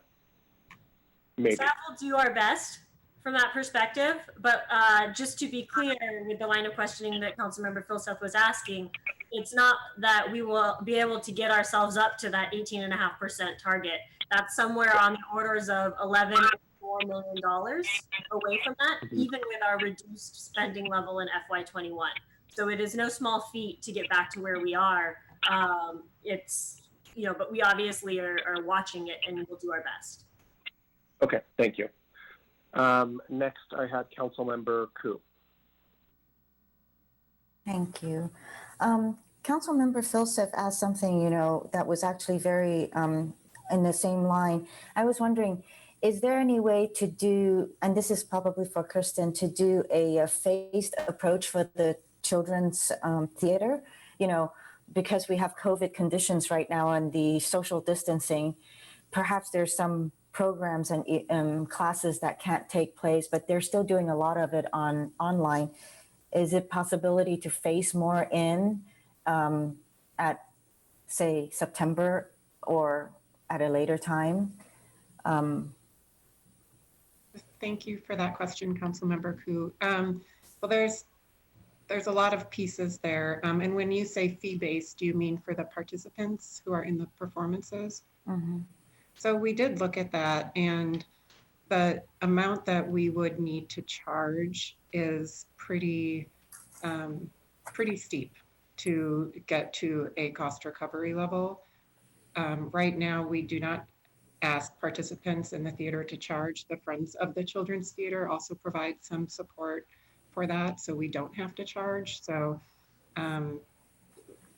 our preference would be to not do that, but it's certainly something we could explore a little bit more. And then, did you have a second question, Councilmember?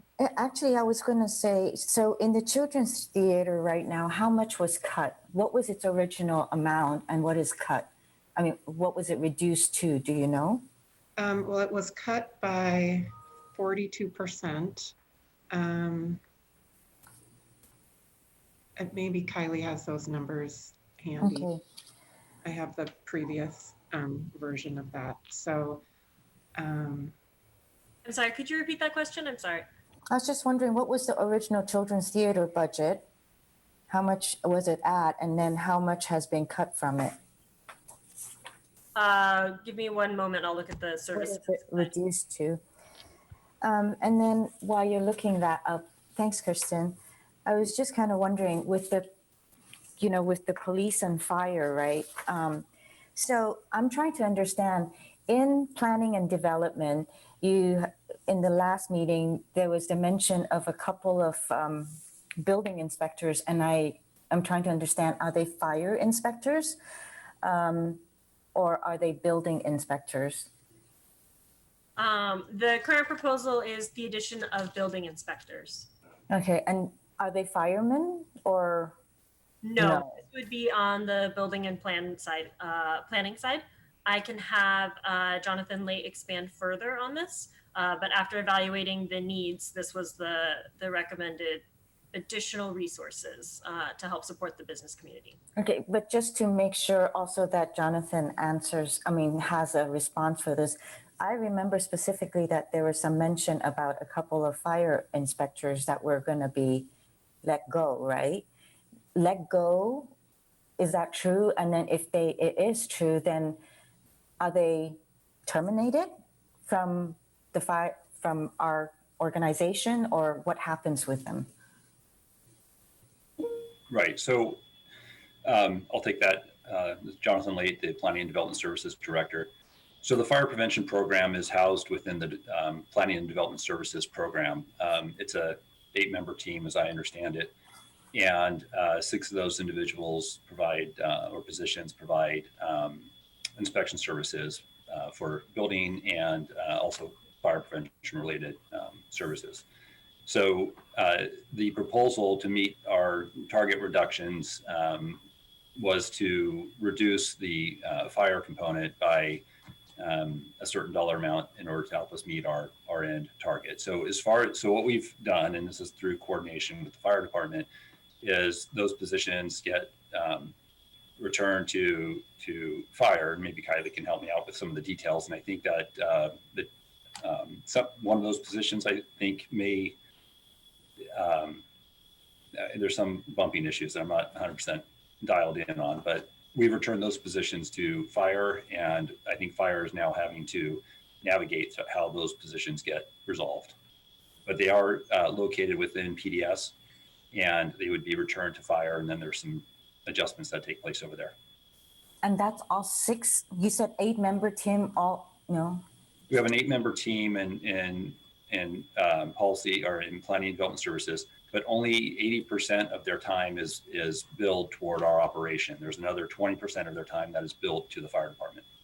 And then what do they do? So they're from the fire prevention group. So Right. It's mainly to do fire prevention. And are they cost recovery? Do they have cost recovery fees that come in to support their inspections? Yes. And does that go to your, okay, I'll finish my question then. Thank you. And Councilmember Koo, I have the answer to your previous question. The Children's Theater expense budget is typically around 1.7 million, and we're proposing to cut about 700,000 of that.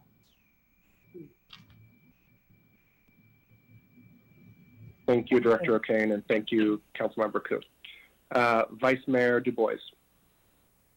Yeah, I just wanted to say I appreciated all the comments from the students on the Children's Theater impact on their lives.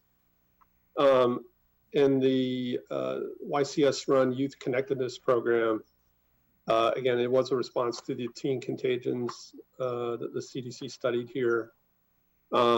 And, our cuts are magnified for them. So it's a 2x cut because they lose the county match. Kristen, what other homeless programs remain unfunded? I saw the unhoused program. Are there others? No, everything else is really funded through the HISRAP program, and then we have the additional HISRAP contingency fund, which is also called Emerging Needs, that we just issued grants out of that fund. So majority of them are already funded through HISRAP. Okay, this unhoused program was another grant program, or? This is, it's an agreement we've had with the county for some time, and it funds people who are coming back into the system after being in a jail situation. So it gets them on their feet, and typically it's evolved a bit over the years. So it was intended to be for people who are Palo Alto residents. It's evolved a little bit where now it's North County residents. So it's not just Palo Alto. We've had quite a few conversations with the county on this topic, and over the years, just to really try to understand that our dollars are making the most impact that they can. We're not sure that they do, honestly. Okay, thank you. I think that's good. Okay. I wanted to switch topics to the reappropriations or the kind of the rollover amount. So talking about 88 million reappropriations. Often we have millions of dollars at the end of the year that aren't spent at rollover. Looking back at past budgets, we usually get a schedule of detail about that. Can we get one of those schedules? Kylie, what point could we see details on that 88 million?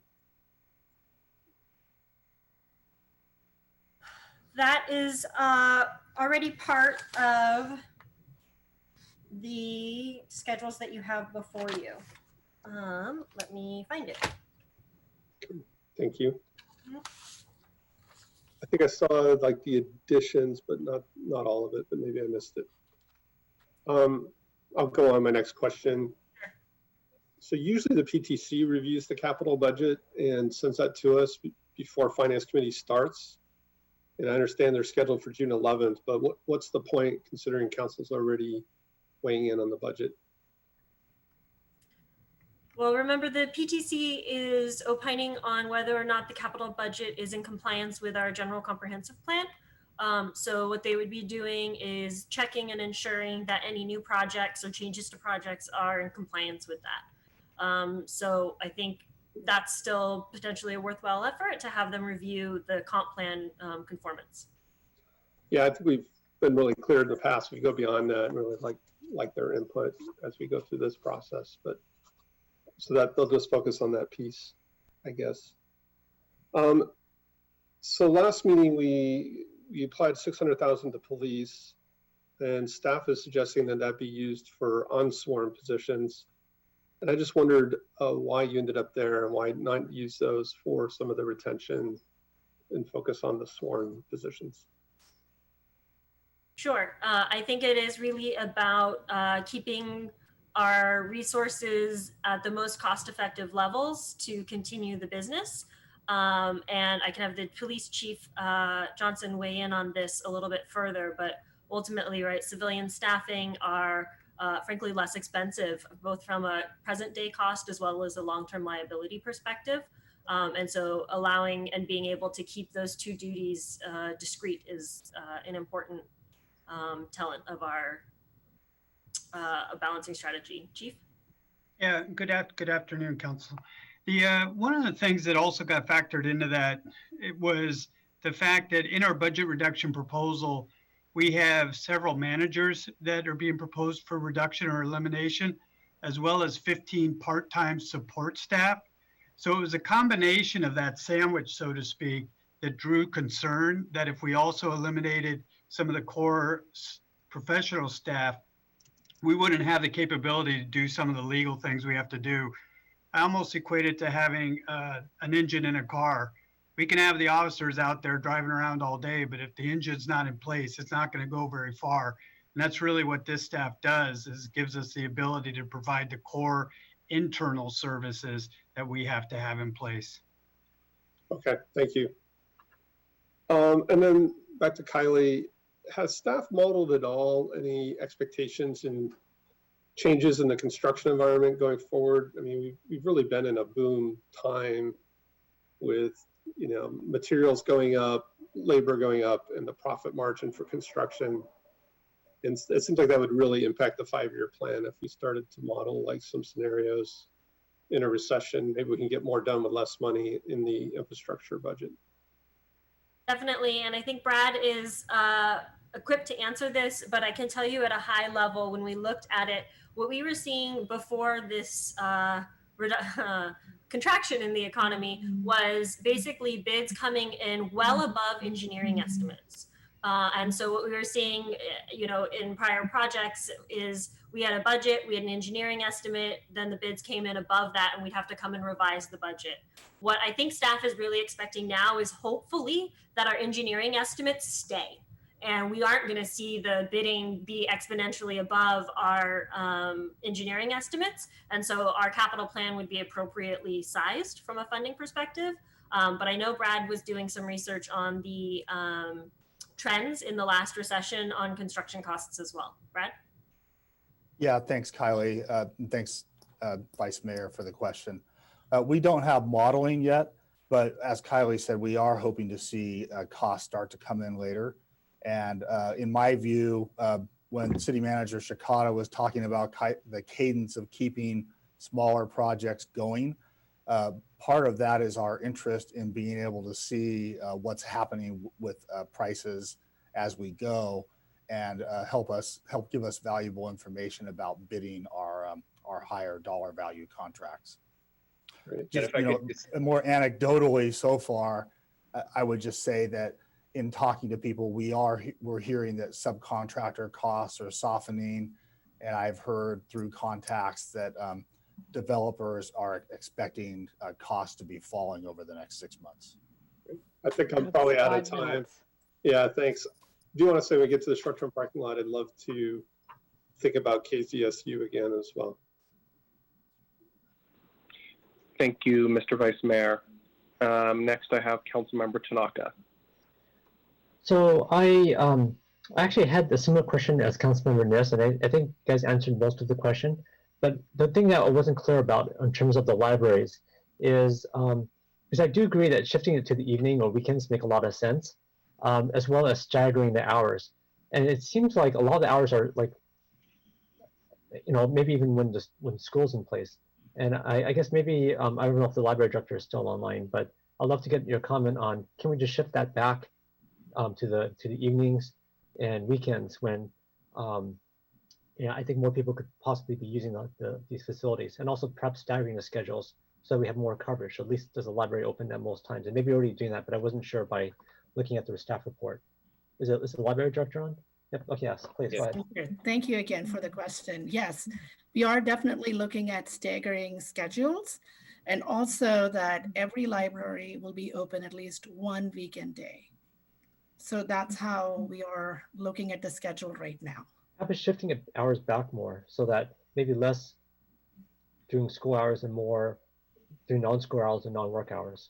Well, we're looking at that one too, but one of the biggest clientele for us are story times, and that happens around 10 o'clock or 11 o'clock. So we're trying to balance all needs as much as possible in these situations. I see. Okay. Next question is for our chief transportation official. So in terms of the shuttle, I heard from a lot of community members, especially kids who use the shuttle to get to school. What would the cost be if we just kept the shuttles at the time during school hours, like during the morning and evening, when there's like regular demand? So it's easy to be sure that the shuttles will be filled versus driving around empty. So if we just did during the school hours, during the weekdays when there's school, versus like all the other hours. I mean, my school hours means like during the morning and the evening, so that, because that's like steady demand. Other demand is a little bit harder to predict. So I don't know if our chief transportation official can talk a little bit about that. Yeah, so I'm here. I'm happy to respond to that. So just to dispel the myth a little bit, we don't only have ridership at the school peak time. So we do have ridership throughout the day, and it's actually pretty well spread out throughout the day. But further to answer your question, we have some trouble because we have a difficulty keeping a vendor if we don't give at least an 8-hour block of working time. So that is a little bit of a difficulty. We currently book or operate for more than 8 operating hours per day. So we could reduce service in a manner that potentially is a reduction, and that is, of course, a possibility that you have on your plate. But the operaters primarily would need at least an 8-hour block of operating time in order to staff. Okay, thank you. And then onto the discussion about the art for the public safety building. I think it's 700,000 or perhaps even more, so quite a bit, which, at this dire economic times, it seems like a lot of money. And so I guess why not just cut that art right off the bat, especially if we're not using COP money to do this? That's the part, like, that to me doesn't seem to make a lot of sense. Sure.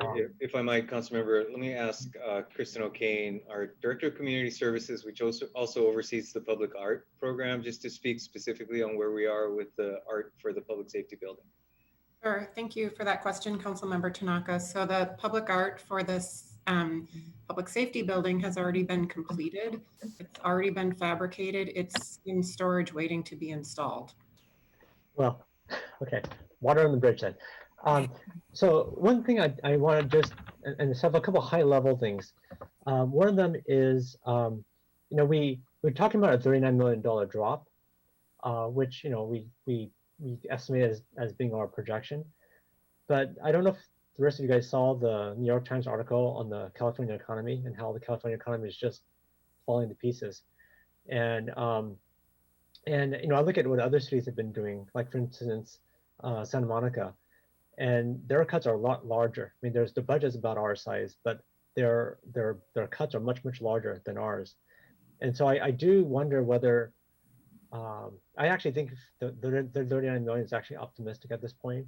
I thought it was optimistic before, but I really think it's optimistic now, and I do worry about what we're really going to see as time goes on. So I am very concerned that even though the cuts we're making now are very painful, at least from what I'm seeing in the economics, it looks like it's going to be much worse. So I'm concerned about that, and I don't know whether we as council should talk a little bit more about that, especially once some of the actual numbers come out for 2020. So because that's something I think we need to kind of look at reality and see how that is matching up to our projections, and we may find that the reality is not hitting the projections. And so I think that's something that we got to be very cognizant of, because otherwise we're going to be cutting again, like another quarter or 2 quarters from now. And I don't know if that's going to be good or not. So I think we need to kind of plan that out. Councilmember, if I might just very briefly comment on that. What we have seen very clearly is that the health emergency is impacting communities in very different ways. So using Santa Monica as one example, they're probably actually, for what it's worth, on one end of the spectrum, in that so much of their revenue has been based on the tourism industry. And as you know, that both hotel taxes as well as parking revenues in particular really significantly impacting that particular community. In our case, while we depend on hotel tax, it has not been a tourism-based hotel usage. It's been largely business and academic oriented and tend to be more stable. But that said, obviously we're experiencing a big impact. And on the other extreme, take Mountain View, which we talk about a lot. They're actually not experiencing very significant economic impact at all based on the mix of their revenue sources. So clearly communities are feeling very different impacts, even locally as well as across the state. Yeah, no, I agree. But we also have Stanford Shopping Center, which is a fairly significant, I mean, not just our shopping center, but you know, University Avenue, California Avenue, and our retail has all been shut down. So I think you make a good point about maybe we don't have as many tourists, but we do have a fairly substantial retail in our city, and that's been hit. And you know, something like 50% retailers are projected to shut down, like not come back. So I think while I understand what you're saying about tourism, we are actually a little bit stronger in terms of retail. At least we're stronger in retail, and so this may be a handicap for ourselves. So I guess my point is we can't really debate this because we have to look at the real numbers. But my concern is by looking at the economic data, it looks like things are not headed the right way, and that this $39 million that we're talking about right now may not be enough.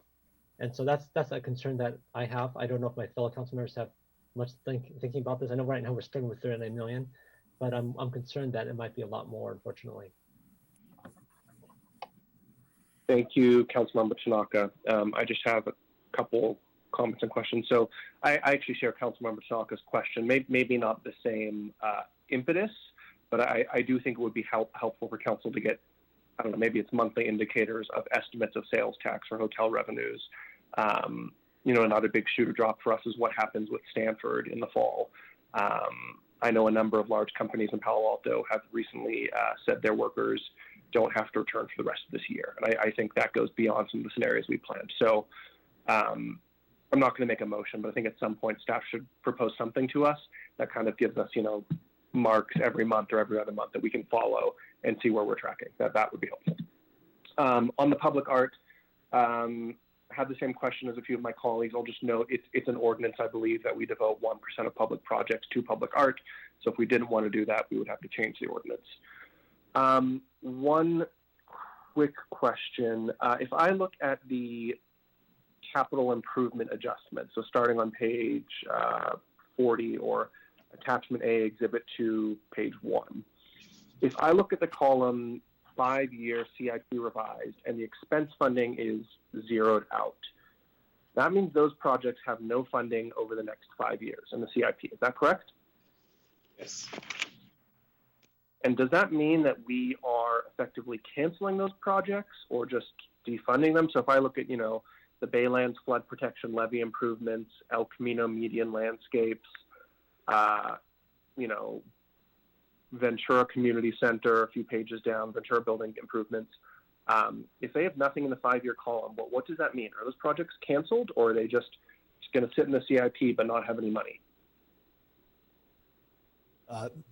Essentially, it means for the intents of the 5-year plan, they are canceled. In some cases, there's different circumstances with the projects. I think we talked at our last meeting that the flood protection levee improvements project, we were not pursuing the same route for delivering the project as intended. So we're still working on it, just not with funding from the CIP. But probably another good example is the Ventura improvements, where that essentially goes kind of back into our catch-up list of deferred maintenance now, since we've removed the 5-year funding. Okay, so just a comment, there's maybe half a dozen to 10 that get blanked out in the next 5 years. We should make an effort, if we adopt this, to communicate to those various stakeholders. Some of them are community members. There's the turf management plan at the golf course. There's an IT disaster recovery, which is internal to City Hall. But I would encourage us to make some effort at communicating that out once it's finalized. It just comes, it's interesting to me that we haven't heard from those specific groups. There's things like a conservation plan for the foothills and the Bay and Pearson or Ostradero. So I don't know, just stands out to me. I think those are all my questions. So I would encourage us to kind of move on to the first item in the short-term parking lot, the strategy to manage attrition in police and fire. Of course, you're welcome to ask more questions, but at this point, going to open it up for comments, questions, and motions on that item. So for members of the public following along, this is page 29 of the presentation, and in the packet, I believe it's page 12. Let me make sure that's correct. 12, thank you. And the first hand I had was Councilmember Koo, followed by Nis, followed by Cormac. Actually, I just have more questions because I didn't finish it in the first round. I want to go back to the Children's Theater. So with that budget cut, are there going to be positions that are going to be cut in that department? Probably. Probably? Yes. This is Kristen. So yes, there are positions that will be cut from the Children's Theater. How many would that be? Do you know? So we originally had, in last meeting, we had 8.26 FTE. So that included some full-time, but a lot of part-time. And we've restored about 2.7 FTE with additional funds that were provided to CSD. So that's still about 5 point something that is let go. That's correct. And how does that affect the operations then for the Children's Theater? It definitely affects them. They'll be doing less. So typically they would do 4 main stage productions per year. They'll now be doing 1. And they did about 12 Playhouse productions per year, and now they'll be doing 9. And there'll also be reductions to the educational programs in the schools, and the Twilight Summer Concert series will be eliminated for fiscal year 21. At the Twilight concerts, that's something that I can kind of work with, but to have an impact on the theater itself and what it provides to all the people who do attend, I'm having very much difficulty in that cut over there. But I did want to also go back to the Fire Prevention Bureau. So the 8-member team is going to be going back. Thank you, Kristen. Is going to be going back to the fire department. What does that do to the fire? No, it doesn't go back to the fire department? Sure. So let me just clarify one thing. Yes, the part of the Fire Prevention Bureau, or rather the Fire Prevention Bureau, sits in the Planning and Development Services Department. They're part of the Development Center, and 80% of those positions are fee-backed. A few things to consider as we talk about this, as we consider the reduction in development, we are seeing reductions in revenues generated by the Development Center. So similar to the general fund, we are balancing the Development Center resources also based on revenue estimates and frankly reduced revenue estimates associated with the work being done over there. Ultimately, there are two sworn positions that are recommended for elimination in the Planning and Development Services Department, 2 fire inspector positions, in addition to the positions that are recommended for elimination in the fire department. There will be movement of employees between and amongst the teams due to bumping, but from a service perspective that the council needs to opine on, there is a reduction of 2 inspectors, and Chief Blackshire can correct me if I'm wrong, but I want to say there's 6 positions, sworn positions being reduced in the fire department. So that would be 8 sworn positions in total from a fire perspective that would be reduced. And is that the number of sworn that is going to be in the attrition strategy? Yes, So- we have 1 vacancy right now in suppression, and therefore it would be 7 positions that would be affected or impacted by the removal of both 2 fire inspectors and the 40-hour captain. Okay. Now, with this Fire Prevention Bureau, why is it over at Planning and Development and not with you guys at Fire Department? The Development Center, when it was established, was created with a matrix reporting where there are multiple departments that support the Development Center. And so those staff both report up to the Development Center as well as to their home department. So this impacts people like Public Works, Fire, Planning, Utilities, because we wanted to create out of the Development Center a one-stop shop for customers when they come in. So it's really a budgeting thing where we have them allocated in different places, but ultimately the fire marshal, which also reports to Chief Blackshire, is part of that mix and is directing it. So I don't want us to get confused by the organizational reporting matrix vernacular going on here, because the Development Center is a combination of multiple departments. Okay. Oh, just one last question. So how is the Fire Prevention Bureau adhering to the state mandated inspections of all the buildings here in Palo Alto? The Are fire they- chief are they should kinda- respond to that. Yeah, Chief Blackshire. Yeah, so there are approximately 800 mandated, state mandated inspections that have to be done annually. And there'll be 2 less inspectors to handle that. So, ultimately, there have to be a prioritization between state mandated, the occupancies that are high hazard, as well as inspections that have to be done for development, fire inspections as well. And those are all revenue generating, right? All Correct. these inspections. So potentially Correct. they could pay for themselves and even more, but it's not going into your budget, Chief. It's going into Planning and Development's budget. That is Or correct. their revenue coffers, correct? No, it's actually not quite like that. Not quite like that. Okay. So there's as Kylie noted, we share resources. We share the fire resources to help us with the fire related building inspections that need to take place, and the resources, and then there's real firework that these folks are doing. So that money gets any revenue that's generated goes to the fire department, that's related to the fire department, and money that is related to building comes to the building department. I'm speaking specifically to SB 1205, which is the state mandated inspections. That pile of money, does it go to you, Jonathan, or does it go over to the chief's coffers? Well, without knowing the details of that bill, if it's not building inspection related, it shouldn't be coming to the development center. Okay, I'd really like to find out where that money goes, and then because it's actually a large chunk, and at some point we should talk about these departments kind of housed under planning and development. Yeah, I'll just note, Councilwoman Koo, that the entire DC operation, including the fire aspect of it, is cost recovery. So every aspect of the operation needs to pay for itself. And so when we're making reductions in the development center, we are making reductions to that entire program, understanding that there's going to be a reduction in revenue that we anticipate through less or fewer applications coming in.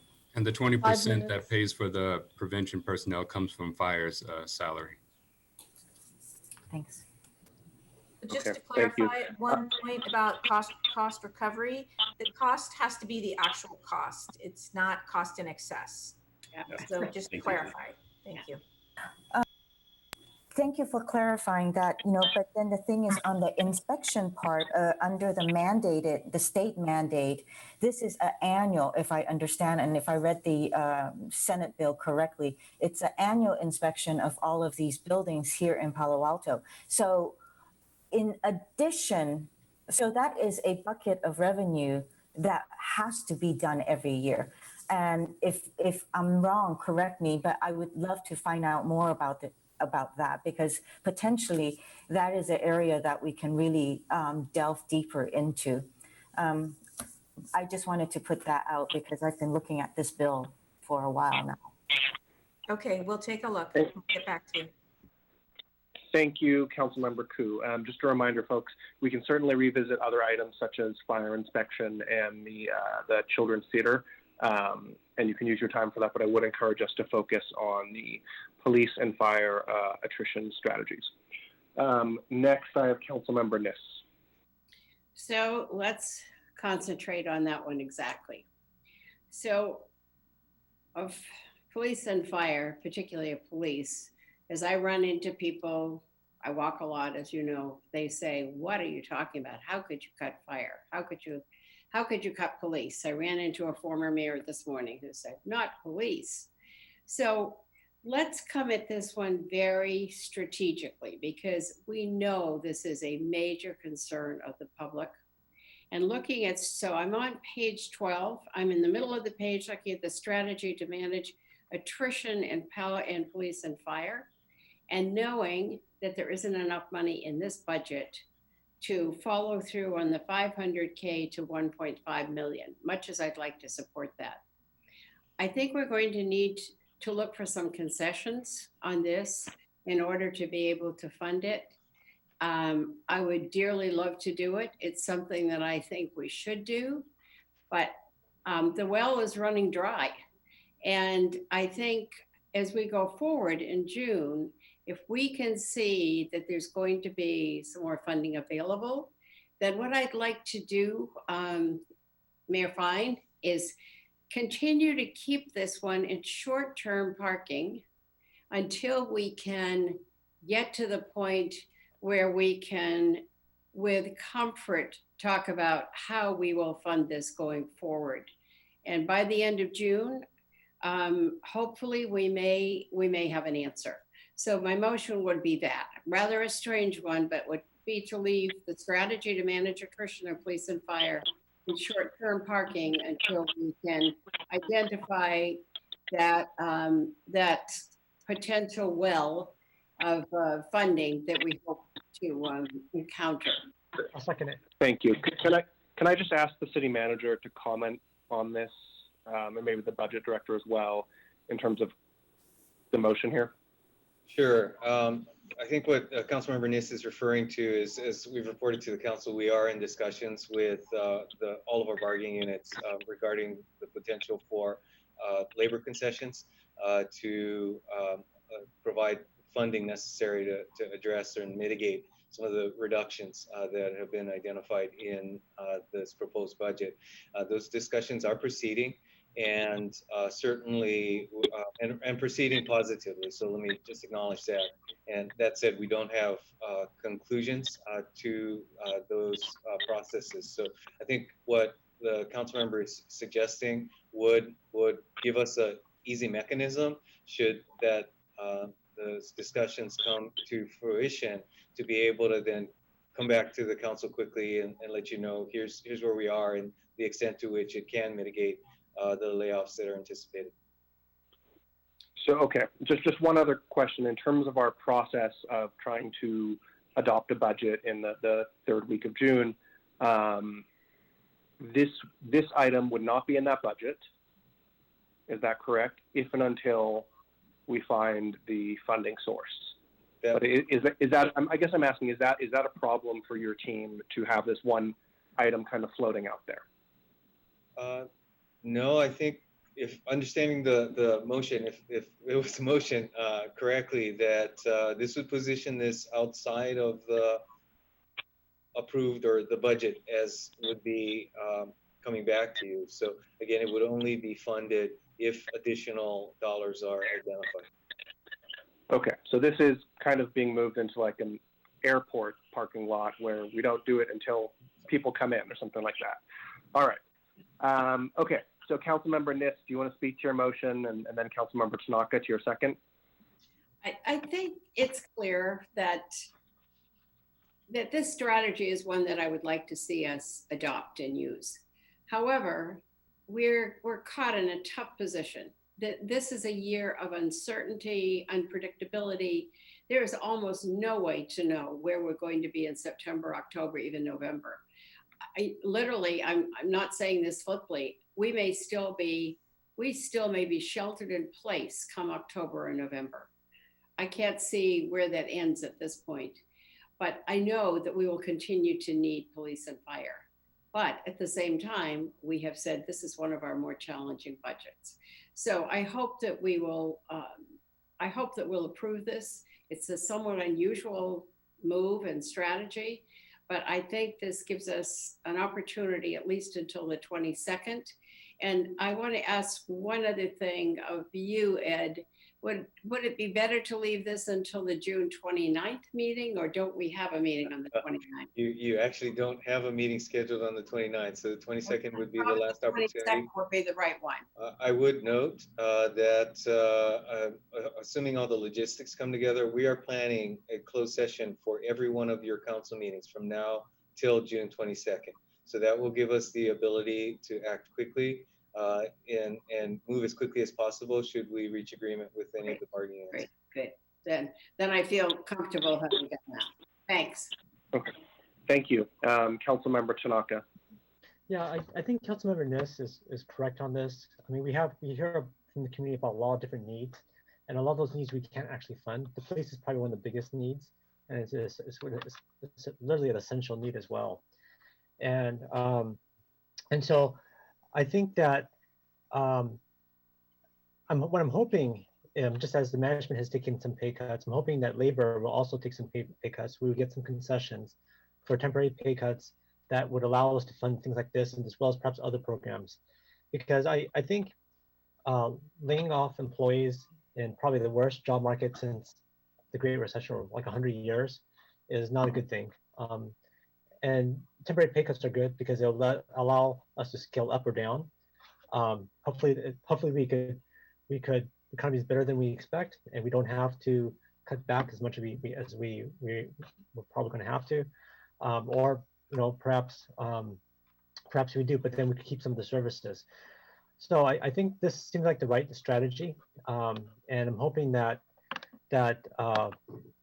negotiations and shared sacrifice among the employees would be possible, so that we can enable not as deep as layoffs as are going to have to happen, and as much cut up to the services to the community that we don't want to do.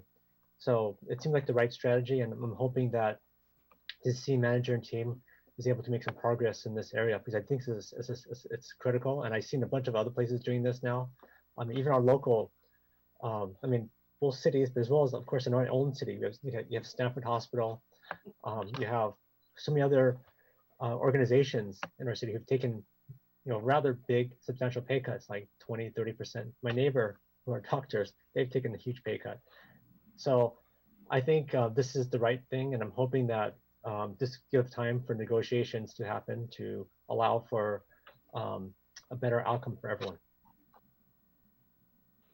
Thank you, Councilmember. Next, I have Councilmember Cormack. I don't need to speak to this motion. I'm happy to just wait my turn for the next round. Okay. Councilmember Filseth. I was going to wait. I was looking for the next round too, but I'll speak real briefly to this one, which is, we got a $40 million revenue shortfall, and as Councilmember Tanaka points out, it could actually be worse. We got to get the expense line down, and this is a better way to do it than straight layoffs. But it's going to cost. We got to have to fund it somehow, right? This is a better way to do it, but one way or another, we got to get the expense line down, right? So hopefully it'll move forward this way, but if not, we got to get the expense line down. Thank you. Vice Mayor Du Bois. Yeah, just to build on that, and for the public, payroll is our biggest expense. And we had $3 million in expense reductions from our non-unionized staff through future pay increase freezes and unpaid time off. And we really are going to need collaboration with all of our unions. This is, as Councilmember Filseth just said, $40 million reduction. This budget is tight, and it's built on expecting to be able to collaborate and get some degree of concessions. And the cuts are painful. And if we don't get those concessions, we'll probably have to cut more in the future. And so for safety, I support this motion. I think we need to understand, what some of our officers want to do. And if there is some attrition in our force, it could have a meaningful impact. So I think this is actually the right thing to do for this item. Thank you. Councilmember Koo. First I want to just say thanks to Councilmember Nis for bringing this forward. It's an opportunity for us to look at what concessions that we can get, but and the thing is, the community has spoken that it is one of the more desired areas where they would like to see safety preserved. At the same time, we do have a budget shortfall, so there has to be something that is done. There's a great concern, even with the 911 dispatchers that are going to be reduced. And that's a big part of public safety, where there is guidance that goes on in there. There is talking. The dispatchers are actually professionals who can talk people down from all sorts of talk them through and down from different incidents. But I just, I'm in support, and thank you for bringing this up. Thank you, Councilmember Koo. So I think I'm supportive of this, and I think there's a smart strategy here in not committing to additional expenditures yet, but expressing a desire to see this program go forward. Just for those listening, what this program is roughly looking at is, in our proposed budget, there are 21 sworn positions which are planned to be reduced. 7 of those are vacant, so we don't have to actually reduce or have layoffs. But then there's 16 positions that are filled and would require layoffs, including of many recently hired police officers and firefighters. The city spends hundreds of thousands of dollars to recruit, train, and hire those newly hired officers and firefighters. At the same time, both those departments have some more senior members who may, in the next 0 to 6 months or a year, be considering a retirement or separation. And so this is a strategy to figure out, can we rather see some of those retirements happen sooner so that these newly hired officers and firefighters can be kept on the department, and we keep that investment we've made in them. So I guess I'm supportive of this. I may have also been supportive of actually funding this. This is one that I really think is important for the operational strength and health of our two departments. But it seems like a majority of council is behind this. So thank you to the maker and the seconder. Councilmember Cormack, I see your hand. Are you hoping to speak to this or back to the main thing? Okay, so it's back to the main one. All right. I'm ready to vote if you're ready to call it. Yep, that's what I'm doing. So let's vote on this because it seems like we've all had our chance. Councilmember Cormack? Yes. Vice Mayor Du Bois? Yes. Councilmember Filseth? Yes. Myself is a yes. Councilmember Nis? Yes. Councilmember Koo? Yes. Councilmember Tanaka? Yes. Great. That passes unanimously. Thank you, everyone, for that. The next item on our short-term parking lot is to revisit funding for the Transportation Management Association, currently at $750,000 out of the Downtown Parking Fund. And the hands I had before we got onto that previous issue were Councilmember Cormack and then Filseth. But we're still in the main round, right? On the main round, but moving down the short-term parking lot to bullet 2, the TMA. Okay, well, I addressed that in my prior comments, so I'm going to circle back to the shuttle, and I think there'll be an opportunity at some point to, connect a few dots here. Mr. Kami, I just wanted to pop back in and say if we put 380K back, would you want to do the crosstown shuttle? Would you be interested in moving to the on-demand model you talked about last time? I perhaps would, if you don't mind, Councilmember, just interject here briefly to note that, as was pointed out earlier, the precedent to date has been to keep the funding or the expenditures related to the funding generated from the parking revenues closely connected to the parking revenues. I do think a shuttle can stretch that connection, and obviously it's a council policy decision. But that said, just to remind the council where these revenues are generated, they are paid by the permits that are issued to employees of downtown businesses. And as such, the prices were increased over the last few years based upon the TMA need. So as you're considering what other uses to put these funds toward, I think maintaining at least the recollection of the source is useful for the purpose of your next steps. I so appreciate that. It's also the only public transportation for those of us who live in South Palo Alto to get downtown, right? I mean, that's the only way to get there for those of us who live miles from downtown, and probably rather have us, taking that than parking. So, all right, I guess I'm going to set that one aside unless Mr. Kami wants to jump in with any.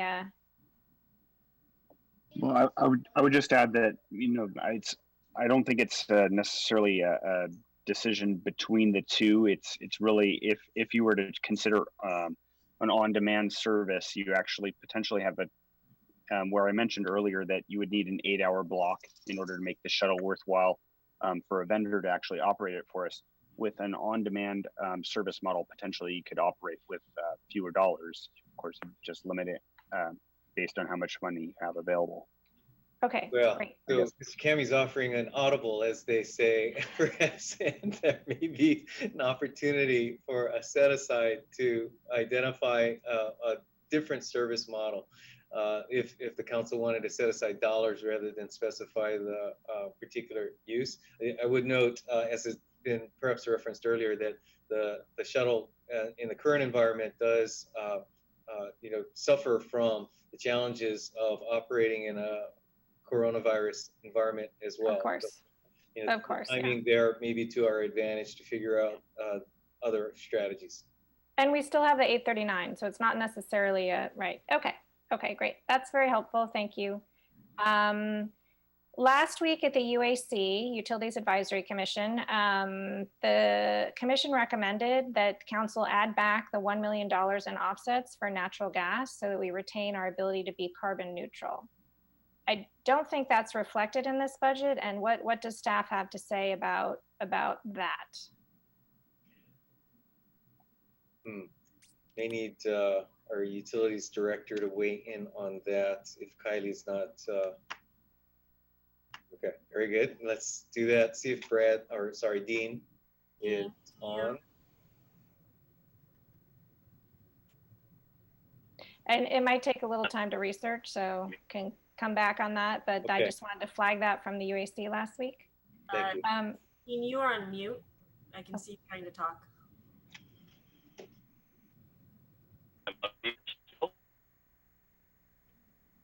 Dean? Sounds like your audio's cutting in and out. All right, we'll come back to that. Very good. We'll move on. Coverly. So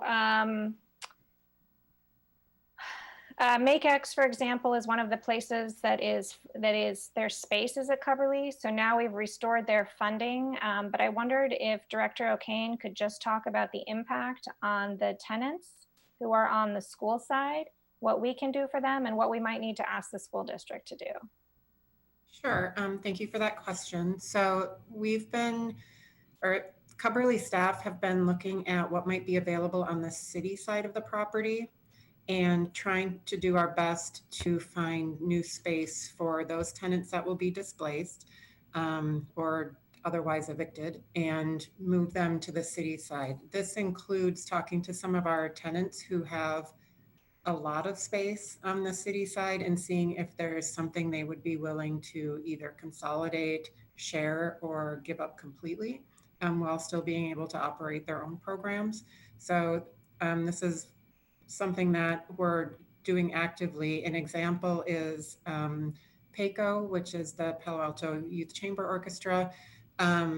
We've already met them at Coverly and have showed them some alternate spaces where they could use on the city side. So we're working on it and we're pretty confident we can meet most needs.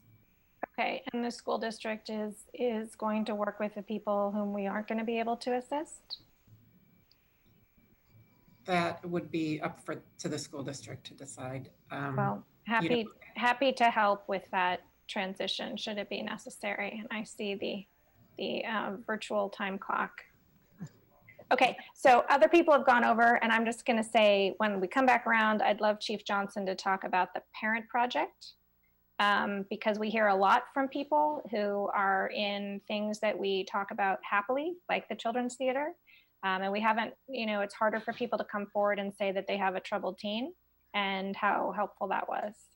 And then the final remark I just want to make is that I'm intrigued by Councilmember Filsa's mention of uncertainty and how we might think about possibly reserving some of this available money to make some decisions in a few months when we have more information about what might be able to come back. So the police chief might want to take that opening to speak to the parent project, could reduce another round. Sorry, no problem. I apologize. I was trying to hit the right buttons. I thought we were going to do that on another round. But as far as the parent project goes, that's connected to the school resource officer program. They help facilitate that program. They offer it every year and they have for several years. But with the reduction in services, and part of that reduction is the SRO program. So therefore, we would not have the resources to continue that partnership. That is still a program that may be offered through the Palo Alto Unified School District or through the adult school district as it is now. Thank you for your forbearance to my colleagues. Thank you, Councilmember Cormack. Just a few housekeeping items. One, I am keeping a list of things that you all bring up, not on this subject, but for example, the 1 million carbon offsets, the Children's Theater, the building and fire inspections. So hopefully we can revisit those tonight, but let's keep that list short. And two, just was speaking with the clerk, aiming for, I think, a dinner break around 6 or 6:15. I would like us to get through this item of the TMA, and if we do it that quickly, we may be able to get one of the other bullet points. But for the cooks out there, or for your spouses or partners ordering you dinner, aiming for a 6 o'clock break. Next, I see I had Councilmember Filseth. Well, this round I had a really brief one. And so I want to ask about something that we haven't spent any time talking about, which is code enforcement, which is a lower priority than most of the stuff I think that we're talking about, but it does come up from time to time in the public. Looking at the staff plan, it looks like we're going to save $250,000 and reduce by 2 people. But I thought there were only 2 people working there. So are we getting rid of code enforcement entirely?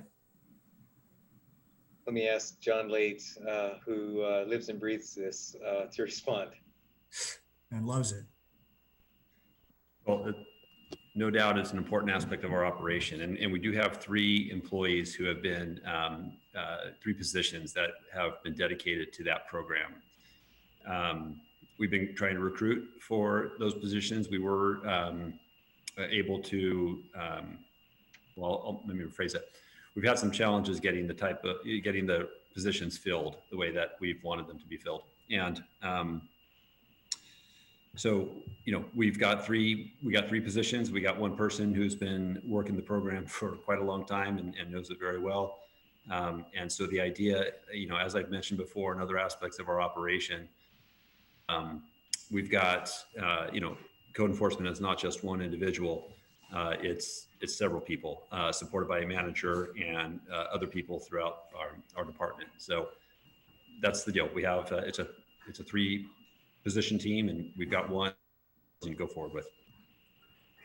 So if I understand what you are saying, it's that we shouldn't necessarily inspect a big reduction in code enforcement bandwidth versus what we have today, but we won't see any more next year or the year after.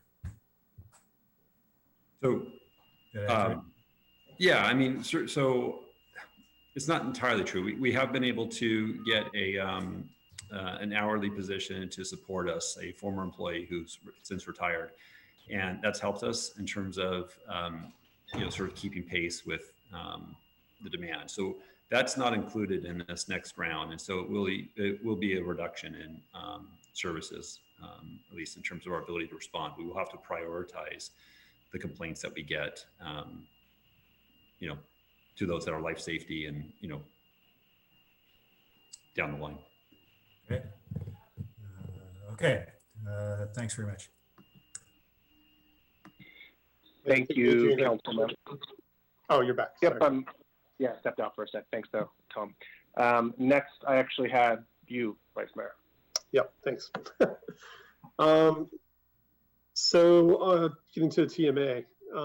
So if I understand it, they're asking for $453K, which is saving us about $300,000.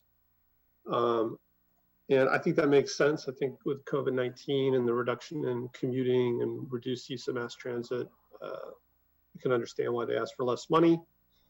And you have to admit, reading about what's going on with Caltrain, I'm concerned about Caltrain's funding going forward. So I think I have 2 options for where we could use that $300,000. I think one option, and both of these I think are appropriate given the source of funds from selling them the parking permits and the RPPs. One would be to use this for additional COVID-19 expenses to support our businesses. So we've got a ton of emails about using outdoor spaces. That's actually going to be somewhat costly for the city if we set up parklets or do other things. We haven't really budgeted for that. The other one that jumped out at me was we have $360,000 in our capital improvement fund for University Avenue parking improvements. So we could put the money against that and save that money in the capital improvement fund. And this meeting is getting long, so I guess I'll make a motion, and happy to modify it. But I would move that we reduce the TMA to 453,000, and we take the savings and apply it to support kind of COVID-19 related business support. I will second that. So I think I explained what that is. I think we should leave it somewhat flexible as COVID-19 business support funding as staff figures out what are the right programs to do and how best to use that money. Thank you, Mr. Vice Mayor. Just speaking to it briefly. So I've been a big backer of the TMA and think it has showed some nascent success. But as the Vice Mayor just mentioned, the transportation needs and environment have really changed significantly over the past few months. And the TMA itself is asking us to fund it at a lower level. So I think that's appropriate. I still think we need to support the TMA going forward. And then I think there is a nice nexus, as the Vice Mayor laid out, with some of the COVID-19 business support, businesses and parking being intimately related. And furthermore, I don't think I've ever seen so many emails we've received at council as we have the past week or two on supporting our businesses with ideas like parklets, closing university, closing Cow Ave, making it easier for businesses to do pickup or storefront sales. And the city has already committed 500,000 scrounged from a few other areas for business support. I know some of us were uncomfortable with that. I think we all knew it wasn't enough. But I think this motion really kind of reinforces that. And I'd especially encourage us to look at it in terms of public space improvements and innovations we can do in Palo Alto during this pretty radical change to what our city looks and feels like. Just to get the motion, could you say use the savings to assist COVID-19 business support efforts? Thank you, Mr. Vice Mayor. Next, I have Council Members Tanaka and Nis. So actually, I wanted to speak about something else, but since this motion came up, I'll speak to this one. So I also have seen the emails, and I had actually 2 or 3 office hours already on how to help reopen some of our local serving businesses like the restaurants, etc. And there seems to be very strong support in the community to using the street space, maybe some of the parking there, to allow the restaurants to spill out so they could actually have some reasonable type of volume of business to stay in business. Because as everyone knows, the margins on restaurants are really, really low. And with the social distancing, they're not gonna have the ability to run at full capacity, which means it's gonna be very, very difficult for them to stay in business. So I think this is actually very essential. I've seen a lot of other cities actually start to move in this route as well. And I don't know if the city manager could talk a little bit about this, but I'd love to know, like, we're supposed to be opening up maybe another week or so. I don't know. I mean, it's kind of hard to tell when's really something really going to happen. But I see other cities, at least, maybe not necessarily closing streets, but at least letting the restaurants kind of go into the street, like Castro Street style. And I think if we don't allow this or enable it, I think a lot more restaurants are going to go under because they simply can't stay in business with the current space constraints. So I think the Vice Mayor and Mayor are correct on this in terms of what we're trying to do, but I do worry about the timeline because I think even if there isn't money, is there ways to permit or allow the restaurant to spill into the street so that they can do business, or even perhaps when we're still sheltering in place to give us a trial so that there's not a lot of traffic going on, right? You can walk down the middle of California Avenue right now and not get hit by a car because there's just not traffic, right? So can we maybe give it a try now to see if it works, get some learnings from it, and enable some of these restaurants to continue. So I don't know if the mayor or Jonathan Late or someone can talk a little bit about this. Sure, happy to just comment on that quickly. We are actually very positively excited about the possibility. We've got a team already working on it, both internally to deal with, as you mentioned, whatever types of issues and approvals would be necessary, as well as working directly with a number of restaurants that have identified specific interests. As you pointed out, and I should mention, currently not allowed. Currently still shelter in place, and so it gives us a buffer of maybe a week, as you said, to figure it out. There may be some issues of approvals necessary, and we're fleshing that out with the city attorney's office, and we'll come back to the council if any council action is necessary to make it happen. There are also lots of logistical pieces to it, such as safety. You know, obviously want to ensure that the public is safe if they were eating in the street, so to speak.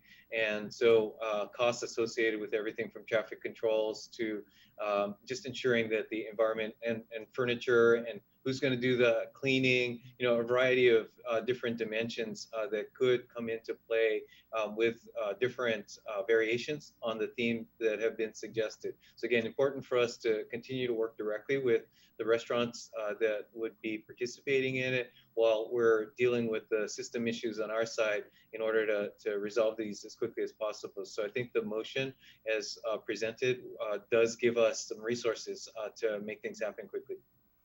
Another quick question, which is, I know that in the past there were some things around Manzanita Works, right? How might this fit into this? I don't know if staff has much experience or thoughts about it, but that's the other thought. That's the other question I have about this and the TMA and stuff. Does staff have any thoughts about how, or if at all, Manzanita Works fits in this picture?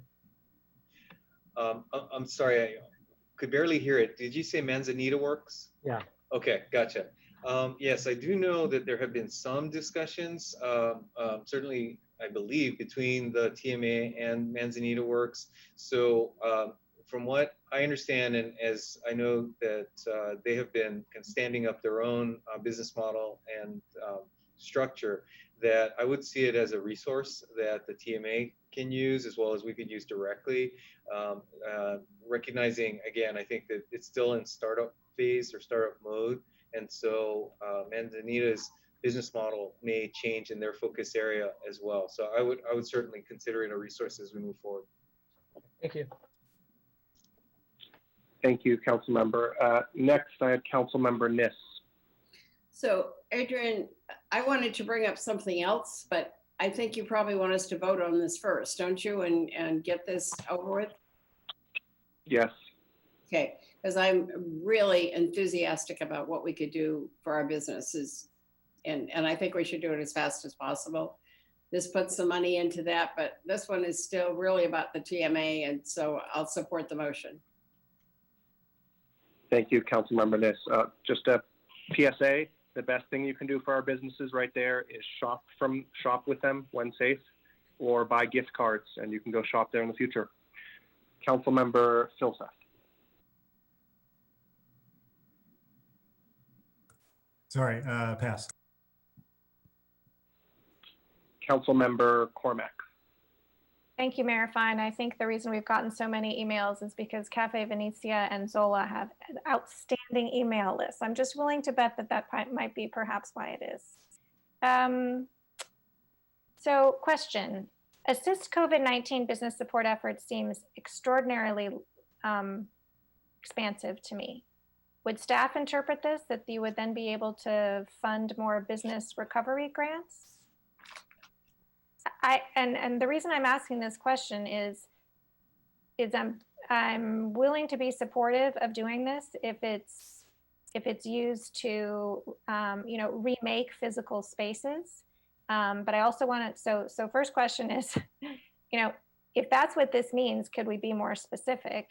And then the second question will be, how does this work with downtown? We just spent a lot of time talking about how these funds are from downtown. Would this be applicable to California Avenue or not? Because that will also determine whether or not I can support it. So maybe the Vice Mayor should answer first. My feeling was this was somewhat separate from the business grant program, but I also awfully broadly. Understood. You raise a good point. And answering your first question, I hope this could support a range of public space initiatives in Midtown, Cal Ave, University, to support our businesses. But Mr. Vice Mayor. Yeah, so again, this is RPP money. It's in the general fund. It's our decision where this money goes. I purposely did not want to specify only one thing because it's been a very dynamic situation. You know, right now we're talking about parklets, but you know, as I said, we can't even do that right now under shelter in place. And so I want to give staff the flexibility to be able to adjust as the situation adjusts. And if they came back and said the best use, there's another outbreak, would be additional grants, I think that would be an option, but I think they heard the intention and staff can comment, but some of the early pricing to set up parklets was surprisingly high. And so I think we need to work on getting that cost down and figure out the issues the city manager talked about. So I would love it if my colleagues could support keeping it more vague with the understanding that is the intent to kind of reshape some of these outdoor spaces. But that's kind of the current best idea given the situation. I wonder if staff could respond. I would certainly agree that we understand the context in which it's being suggested. Given how broad it is, I do expect that before we actually spend it, we'd want to come back to the council to make sure that any proposal for how funds are spent is consistent with your intent.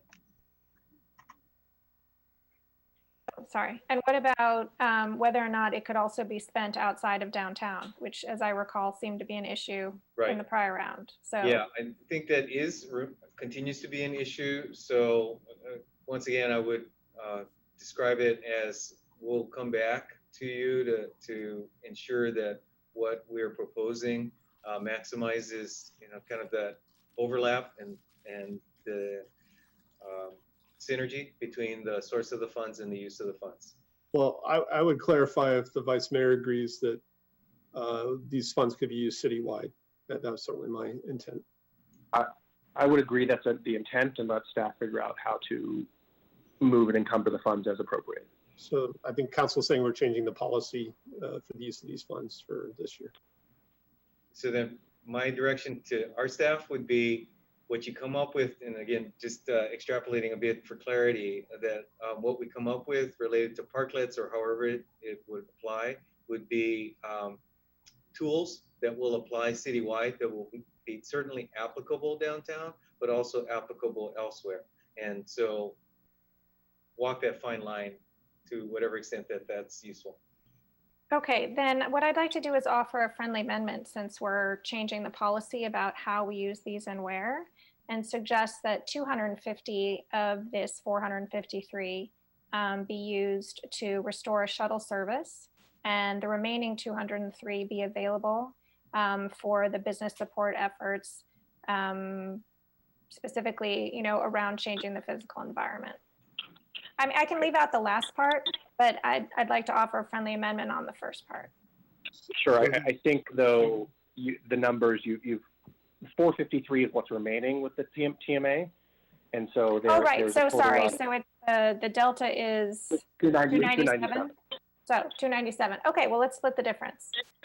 So 150 to the shuttle and 147, if I'm doing my math right, to assist with business support efforts. So I'm not going to support that. I've been a huge supporter of the on-demand model for our shuttle. And I think what I heard our transportation department say was, given the change in mass transit, they could use this time to come back with, and what we heard last time was they want to come back with a plan for an on-demand transportation model. And I'm really interested in hearing that plan and seeing that. So I don't think we need to dedicate dollars to this right now. I think they should come back with that plan.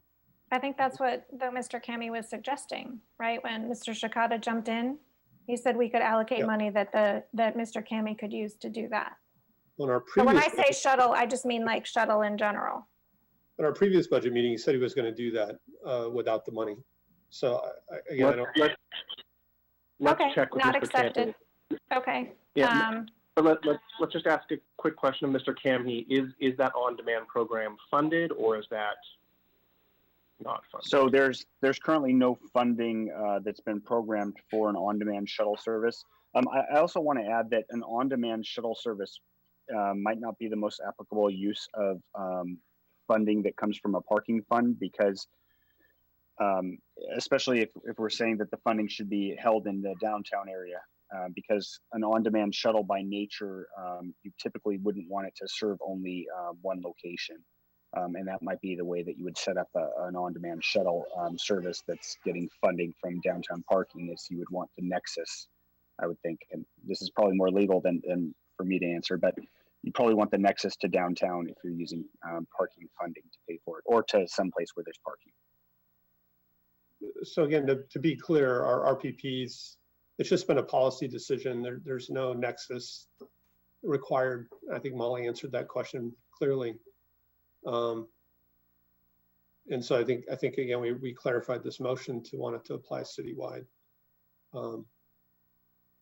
But again, I think I'd like to hear a plan before we fund something that we haven't seen a plan for. I'll just point out that there's no plan for spending this money either, right? There isn't a plan to spend it. I think the amendment was rejected, but the floor is still yours, Councilmember Cormack. Well, I'll offer it as an unfriendly amendment and see if there's a second to restore $250,000 in funding to our shuttle program to be used to the best abilities by Mr. Kamhi and his team, and for the remainder to be available to assist COVID-19 business support efforts, particularly with respect to changes in the physical environment. Okay, so there is an unfriendly amendment to change the 297,000. So it's 250 with the shuttle and the remainder for public space business support efforts. Sorry if I'm paraphrasing. Yeah, I think I got my numbers wrong again. Sorry. It's 297, right? Total? Yeah. It's available? Okay. So 150 to the shuttle and 147 to businesses. Okay.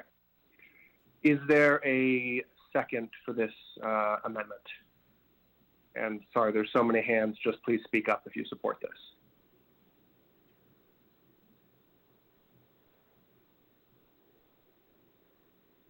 Going once, going twice, seeing no second, I think that amendment fails, Councilmember. Back to you, unless, is that it for this item? That's it for this particular motion. Okay, thank you. So back to council. So let's please, can we put the word citywide in there somewhere to assist COVID-19 citywide business support? And then Councilmember Koo, I think you're the only one who hasn't spoken on this first round on this topic. So if you'd like to speak, I'll go to you before going to second round. Oh, so thank you so much. I will support this. I think that we have to look, long-term strategically about ensuring that the businesses are supported in their efforts to come back with the economy. And as much as I'd like to see the shuttles, I don't think on this one here, I think that's something that we can bring back at a later time, and to see what Philip Kamhi is going to propose.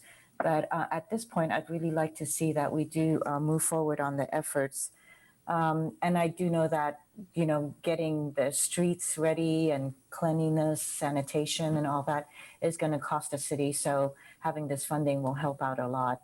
The small businesses have asked, for the city for support in making sure communication goes out, posters goes up, that this is a safe and clean city to come to. So I think there are costs and expenses that we're going to have to incur. So this is a good start to help them. Thank you. Thank you, Councilmember Koo. So second round on this motion, I think I have Councilmember Tanaka and then this. Oh, no, I'm not on this round. I was waiting for the next round. Okay. I'm ready to vote. Okay, if there are no other comments on this one, we can vote and then go to our dinner break, I guess. Okay, Councilmember Cormack. Yes. Vice Mayor Du Bois. Yes. Councilmember Filseth? Yes. Myself is a yes. Councilmember Niss? Yes. Councilmember Ku? Yes. Councilmember Tanaka? Yes. Okay, thank you all. That passes unanimously to allocate some funding previously from the TMA towards citywide business support efforts. We are 5 minutes ahead. Do you guys think the minutes transcription one will be 5 minutes, or should we just go on a break a couple minutes earlier? Feel free to type in. Big break. Take a break? Okay. Let's take a 35-minute break. Let's all come back here at 6:30. I hope you enjoy your dinners, and I hope it's like local takeout or groceries, something good like that. All right. Thanks all. See you in a bit.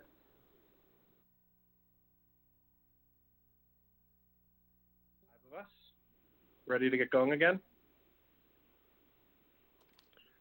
Just checking in with staff. Any comments or questions or advice before we move on with these next couple items in the short-term parking lot? No, I don't have any. I'll just wait for any questions from council members. Okay. I'm sure the city manager's on his way. All right, everyone. So just level setting a little bit. We have 3 items in the short-term parking lot, and we also have the remaining fund balance of $839,000, which can be used for those items or other purposes. Then we have the long-term parking lot, which are items we have reserved with 3 votes, but staff needs 4 votes to move forward on further direction or action after this budgeting session. It seems that a couple of us do have additional questions about areas outside of what we've discussed tonight, the carbon offsets, the children's theater, Maker X location, code enforcement. We can get to those. We also have the municipal fee schedule, the table of organization, and the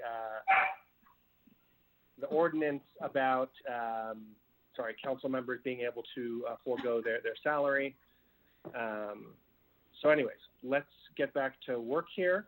So the next item I'd like us to discuss and focus on is City Council minutes transcription, a cost of $35,000 savings right now. We can restore it if we like. The first hand I saw was Councilmember Tanaka. Yeah, thank you. So I didn't actually finish my round of questions on the higher level, but I'll also talk about the transcription as well. But let me just kind of try to talk more about some high level stuff. So the first one is just our budgeting process. This is, as we all know, a very, very difficult budget because of all the revenue shortfalls. And, we're having to make some pretty dramatic changes, and we're kind of rushed in some ways. And I guess I just wanted to, I think the Vice Mayor actually sent out an email, which I thought was actually covers some of the questions I also had, very, very similar. So like, for instance, like how many of the cuts are true cuts versus vacant positions? It's really hard to know. We kind of know this on a very higher level, but like for in this gigantic table on Exhibit A, it doesn't really say which ones, how many of them are existing versus vacant positions. And that's something that would be really nice to know. And the other thing is that it's not clear which of these services cannot be delivered because of COVID-19 type of issues, like for instance, maybe the shuttles. And I think that would also be kind of relevant because those things are kind of maybe we simply just can't do even if we want to fund it. And then the third one, which was what kind of efficiencies can be found? So for instance, one of the long-term parking lots is, can we do delivery of medical services more efficiently, right? So that's an example, but I think there's a lot more other efficiencies. And in fact, I'd love to push more on efficiencies because that's one where it's kind of a win all around. And kind of in our process, in our budgeting process, I think we haven't really, I think this kind of clarity of these questions haven't really been there. And I know staff is struggling to try to make all this happen because it's also a prerequisite change for staff as well. But even something basic like, for instance, we're talking about $39 million revenue drop, but is it really $39 million? Because we we had a almost 20% increase in revenue for our overall budget, which was $123 million. And then for the overall budget, and I realized $39 million is only on the general fund. And then, but the general fund itself went up by 9.4 million, right? From fiscal year 2020. And so this $39 million is really more like a 30 million. But then again, like we heard from Kylie, that our 2020 expenses are probably gonna be lower than our budgeted 2020 expenses, right? So really, in some ways, what we should be benchmarking is ourselves against the actual 2020 budget, right? Because if we do that, we may find this is not much of a cut at all. So I guess kind of my concern here is just there are a lot of kind of rather kind of basic stuff that I think is a little bit missing in the process. And I don't know, Kylie, if you could talk a little bit about like how to address some of the stuff, because I know when I saw Tom's email, I realized that I'm not the only one who has these questions, that there's other people. And so I think it would put a lot of us at ease and also allow us to make better decisions on a very, very critical budget.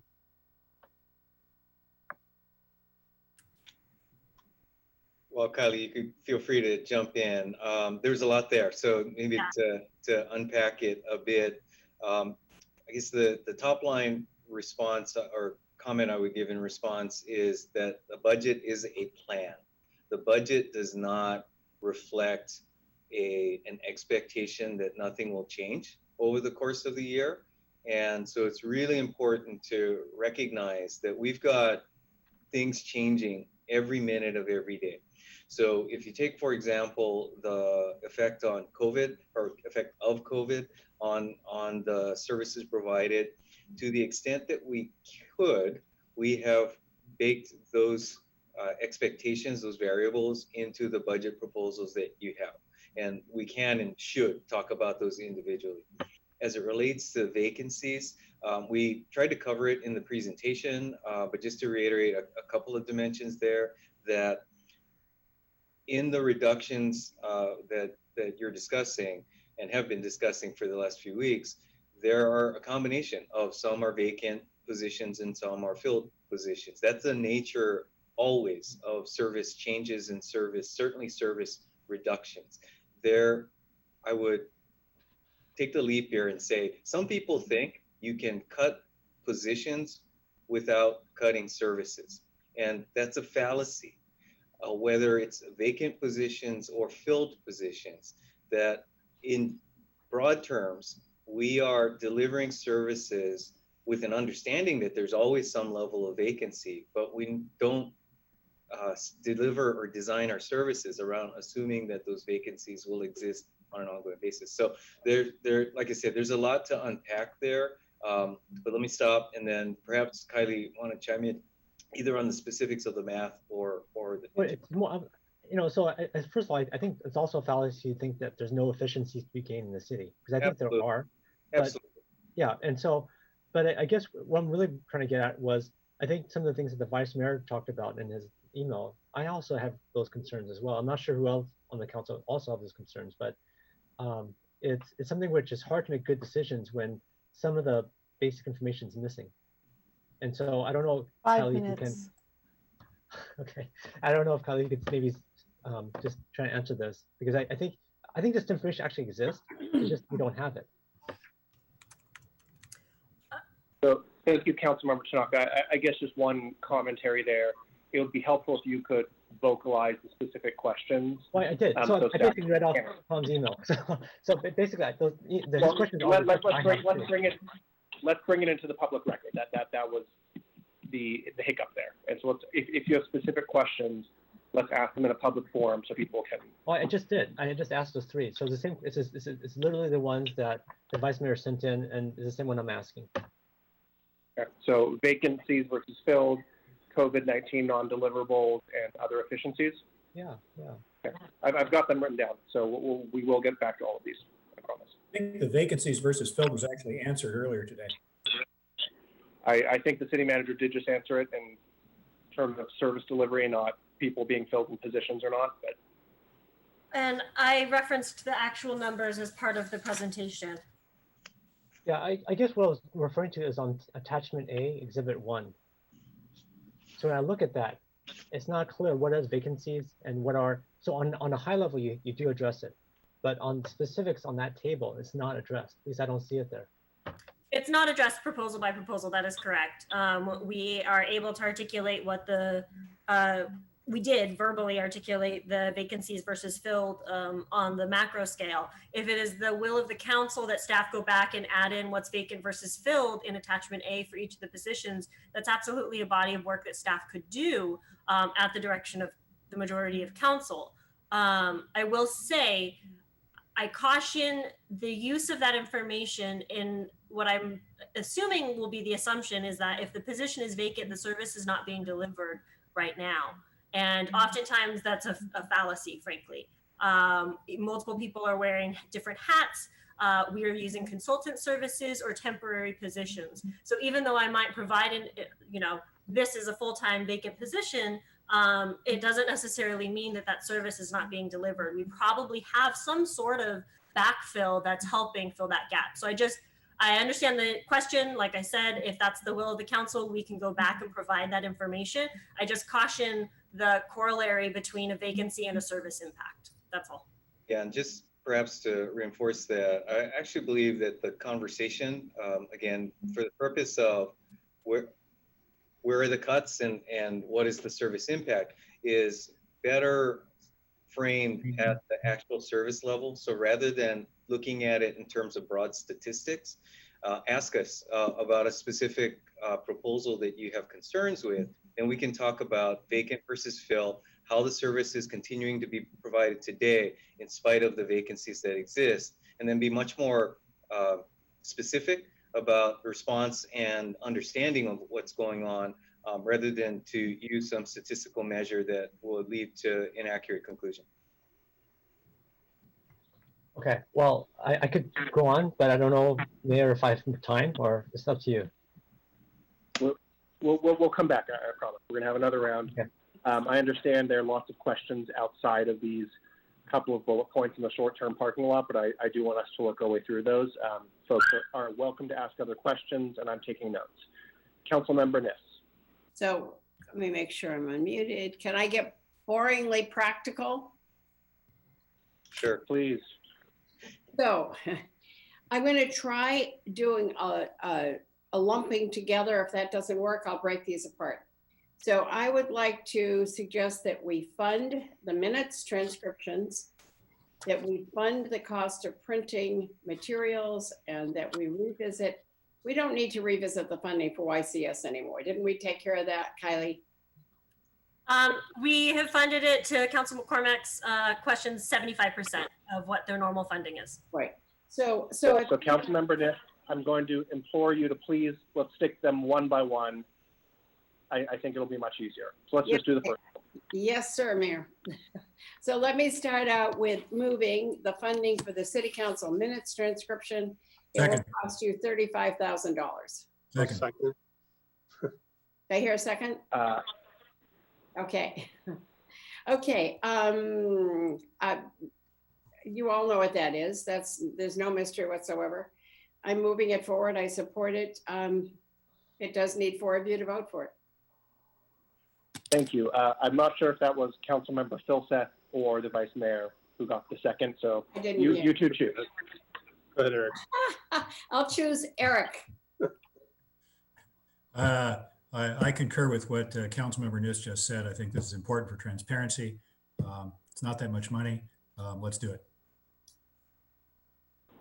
Thank you. Councilmember Koo.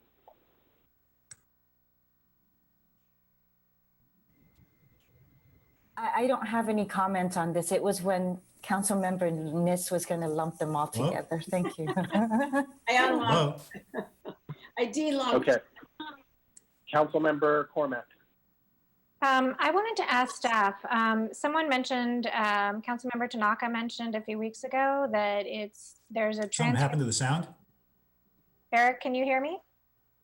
Eric? Eric might not do it in a second. Okay. Okay. So Councilmember Tanaka mentioned that a transcription is easily available on YouTube now. Could staff could staff please confirm or rebut that? before? Actually, can someone give me permission to share my screen? I could show you right now. Can I get permission to share? Councilmember Taka, I wonder if, while I have the floor, we could just ask staff to respond. And Yeah, let then me if they see. need your help, I'm sure they can ask for it. Thank you. Let me see if Darren Numoto is available to comment on that and how it applies given our system, or perhaps Beth Minor. This is Beth. What I had heard from Councilmember Tanaka when this was brought up before is that it only does short clips. When you're looking at our meetings that go 5 to 8 hours or even 9 hours, those short clips will not work. And what about the search feature? So what you call Control F. Are we able to do that on the current minutes that we have available? Yes. Okay. And also on the video that MidPen puts up, they break it down to each agenda item. Right. And also put the title of the agenda item on the page so that you can click on that item and then go see the video. So and that part's super helpful, having had to do that before I was on council. Okay, so what about the Control F feature though with the YouTube transcription? Is that something that perhaps our Mr. Numoto is familiar with? I am not as familiar with that. Okay, great, that's very helpful. Thank you so much. Thank you, Councilmember Cormack. Councilmember Tanaka. Yeah, can I get permission to share my screen? Sorry? I'm asking, I guess, Beth or whoever is admin of this session to give me permission to share. Councilmember Tanaka, this is Nellie Baum in the clerk's office. You have permission as a panelist. Okay, can you guys see my screen? Okay, so this is the automatic transcript that YouTube does actually. And so this is the recent, I guess, table talk that the mayor and the city manager did. And pretty much it gives you the ability to search, ability to jump to exactly where in the video it happened.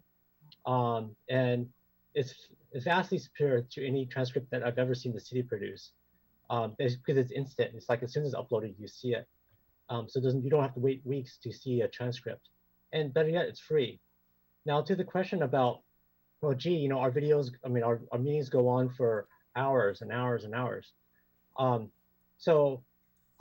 My suggestion there is, like, for instance, we just came back from break, right? We had several breaks already.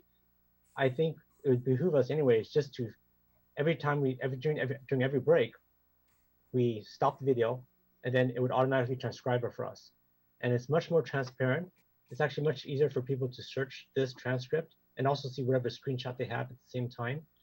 And it's free. So for me to pay for an extra transcription service when you get this real time, and it's incredibly accurate. In fact, I found it to be more accurate than you know, our own hand transcribed minutes. To me, it's like this $35,000 could be used for funding the Children's Theater, for instance, or be using it to fund some other program that we really value versus pay for something that's actually already free on YouTube. And instead of having uploading an 8-hour video, we should just we should turn it on when we start the meeting, turn it off during the break, and then restart another YouTube stream for the next section, right? And this also makes it easier for the community to find the videos to watch versus having to like watch and sift through an 8-hour video, which is extremely difficult. So I think instead of paying for a transcription, we should just use the fact that it's actually done already. It's actually a lot easier to search and a lot easier to find your stuff than having to pay for it and have something that's not as good quality. Because this links it to the video. Like literally what people say is linked to the video. And it would be free if we just basically stop the recording and start it again during every break. That's all we would have to do. So I can't support this motion. Councilmember Tanaka, my concern there is that it does not cover the motions. And oftentimes the mayor will make a motion, then they go back and change it, or things are added or deleted. We don't get what the final motion is in that transcription. We just get the talking in between and not the final motion on the YouTube one.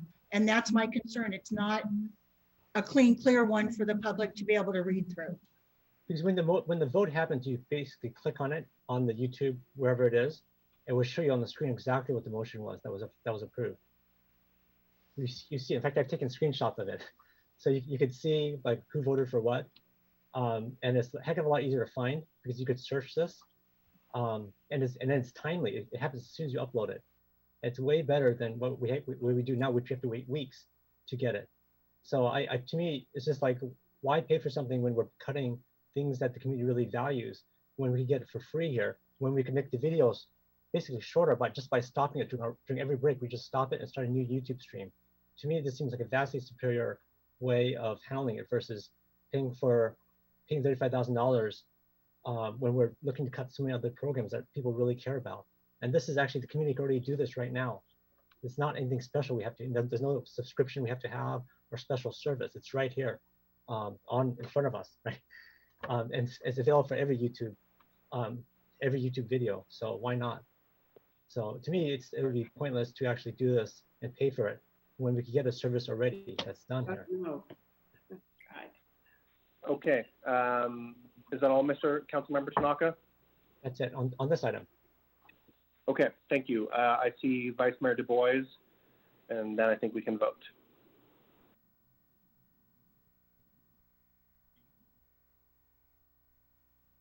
You're muted. Mute. Thank you. I started off by saying $35,000 item. I'll try to be super quick, but I think the clerk is correct. I did search after Councilmember Tanaka brought this up. It's not on many of our meeting videos that are longer. And I think not all of our users of minutes are technically savvy enough to look for multiple YouTube. So I support the motion. Okay, let's please vote. Councilmember Cormack. Yes. Vice Mayor Du Bois. Yes. Councilmember Filseth. Yep. I'm a no. Councilmember Nis. I'm a yes. Councilmember Koo. Yes. Councilmember Tanaka. No. So that passes on a 5-2 vote with myself and Councilmember Tanaka voting no. The next item is printing city council materials, also $35,000. You want me to move hit your that? hand. You can go for it. Okay, so this one says, and this is because I've unbundled that I'm still on the floor. A revisit funding for the cost of printing city council materials. We put this in the short-term parking lot. It was eliminated at some other time. I think it has great value. The rest of you get to decide. Second. So, thank you. Okay. Would you like to speak to your second? I would. This isn't about being environmentally correct. It's really about us being able to make effective decisions, which is different than efficient. I'm certainly happy to come down and pick it up if delivery is part of the cost problem.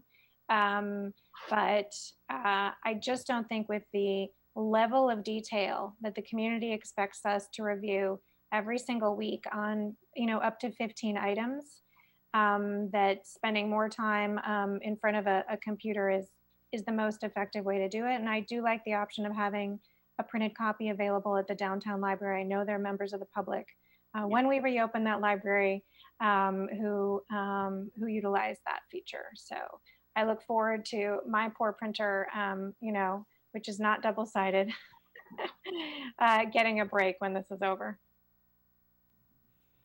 Great, thank you. Councilmember Tanaka, Vice Mayor Du Bois, Councilmember Koo. So for me, I declined to get the printed packet, mainly because from my office, I've pretty much gone paperless. And the reason why I've been able to go paperless is because I have a ton of monitors. So I'm able to kind of see everything all at once without a problem. So as long as we shelter in place, I have no problem skipping the printed copy. I realize some of my colleagues don't have this set up. The monitors actually are very cheap these days. But the problem would be if we start meeting council meetings, then it gets to be without the printed paper, it's really hard because we have that tiny little screen on the dais, plus maybe our laptop. And it makes it really hard to do electronically. We had bunch of monitors on a dais, we could probably do it, right? We probably go paperless, but a bunch of iPads or something.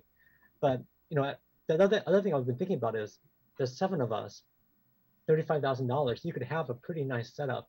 If you just took that $35,000 and divided by 7, we could have a pretty nice setup. We could just literally buy a bunch of iPad Pros or something and save a ton of trees and a bunch of carbon footprint. If we just had a bunch of iPads or a bunch of screens, we could probably do something very similar.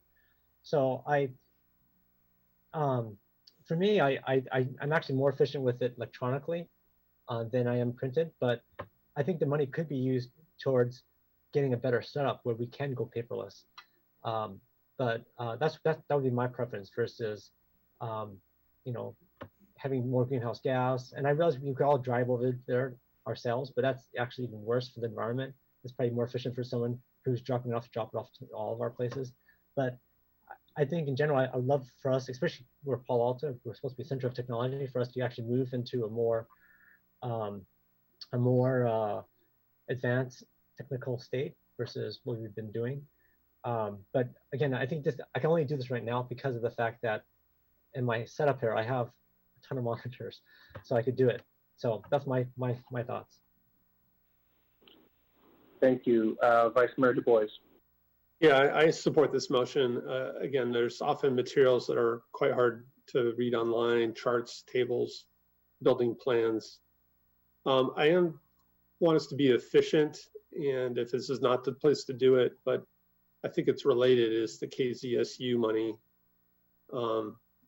So we could either put that in your list, Mayor, or I could try a friendly amendment if there was a openness to do that. You're right. You're right. It's not on this list. Let's get to it after YCS. Is that okay? Yeah. Sure. Okay. So I support the motion. Councilmember Koo. Yes. So I'm going to support the motion. Thank you for bringing it forward. I think more importantly, each council member can be asked by the clerk whether they want a hard copy or not, or to use it online. And, the individual can decide how they want to do it. For me, I think that I don't think I can be working with due diligence without the hard copy to study it the way that I need to. And again, respecting each person's preference is what I think is also why I'm going to support this motion. I respect the sustainability and all that, but there's a job to do. And I don't think that, going one way is the way to push everybody towards when they're not comfortable with it. As it stands today, I still love opening a book because there's a special smell in it. So, especially a new one, So, I mean, there's all these kind of things that we kind of have fancies towards, and I hope people can respect that. Thank you.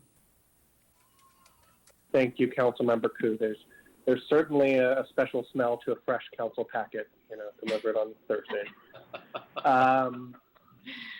So I've gone back and forth on this one. I was actually disinclined to support this, but I see there's at least 4 or 5 votes for it, so I'll vote for it. I will just make a few comments. Especially over the past few months, it's gotten much easier for me to use electronic documents. And I would say, even when we got printed documents, I was still referring to the electronic ones pretty regularly. And for me, it's much easier to search for terms or numbers or sections. And so I would just say, if we can, it seems like this is going to pass, but I would ask, let's not lose sight of making the electronic documents more useful. Maybe it's like chapters or sections in the PDFs. So folks who do prefer that can really use that to their greatest effect. Councilmember Filsack. Well, I was just going to add on to what Councilmember Koo said. When I think about curling up with a book, the staff packet is exactly what I think about too. Glad we still got our sense of humor here. So guys, I do see 2 more hands, but I think there seems to be consensus around this one. Funny. Actually, Councilmember Tanaka. Yeah, it's actually pretty quick. So what I'd like to do is maybe propose a friendly amendment, is that, so we still budget $35,000, and maybe what we do is we give people a choice. they could use the money to get printed copies, or they could use the money to perhaps buy more monitors or buy an iPad or whatever, so that it's a choice. No, too complicated, Greg. I'm sorry. Okay, well then I can't support this. Okay, let's please vote on this motion to refund the cost of printing city council materials for those of us, and also as Councilmember Cormack mentioned, in the libraries and a few other places. Councilmember Cormack. Yes. Vice Mayor Du Bois. Yes. Councilmember Filseth. Yes. I'm a yes. Councilmember Nis. Yes. Councilmember Koo. Yes. Councilmember Tanaka. No.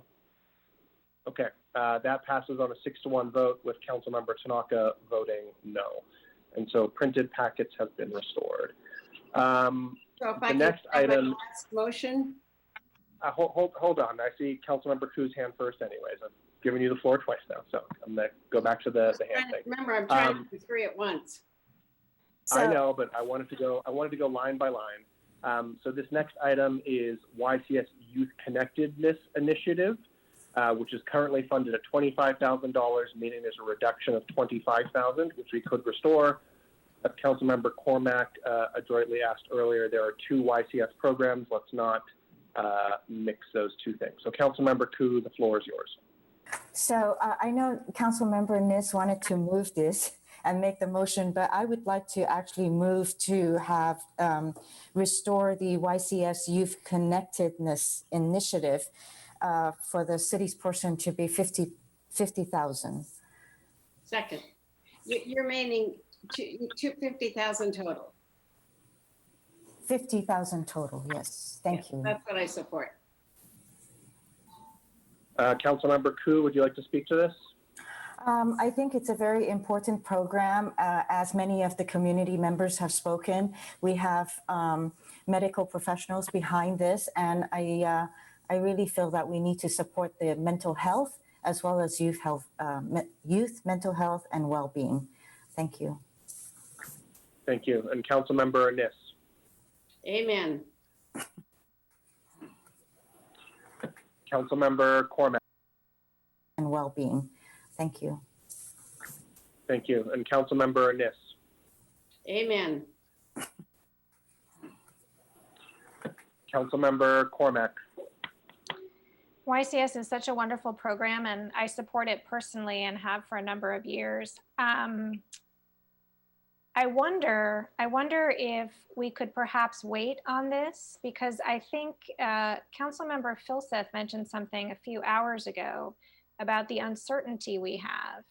And I wonder if we could put this along with some of the other things that we would love to do, children's theater and a few other things, into I'm not going to call it a parking lot, but into basically an uncertainty kind of reserve, because we would be able, with the funding we've already got in the budget, to fund the first semester of the program, assuming that it's all run virtually. So this question then would be, what would we do in the second semester, right, starting in January? And it's a similar question we have with children's theater.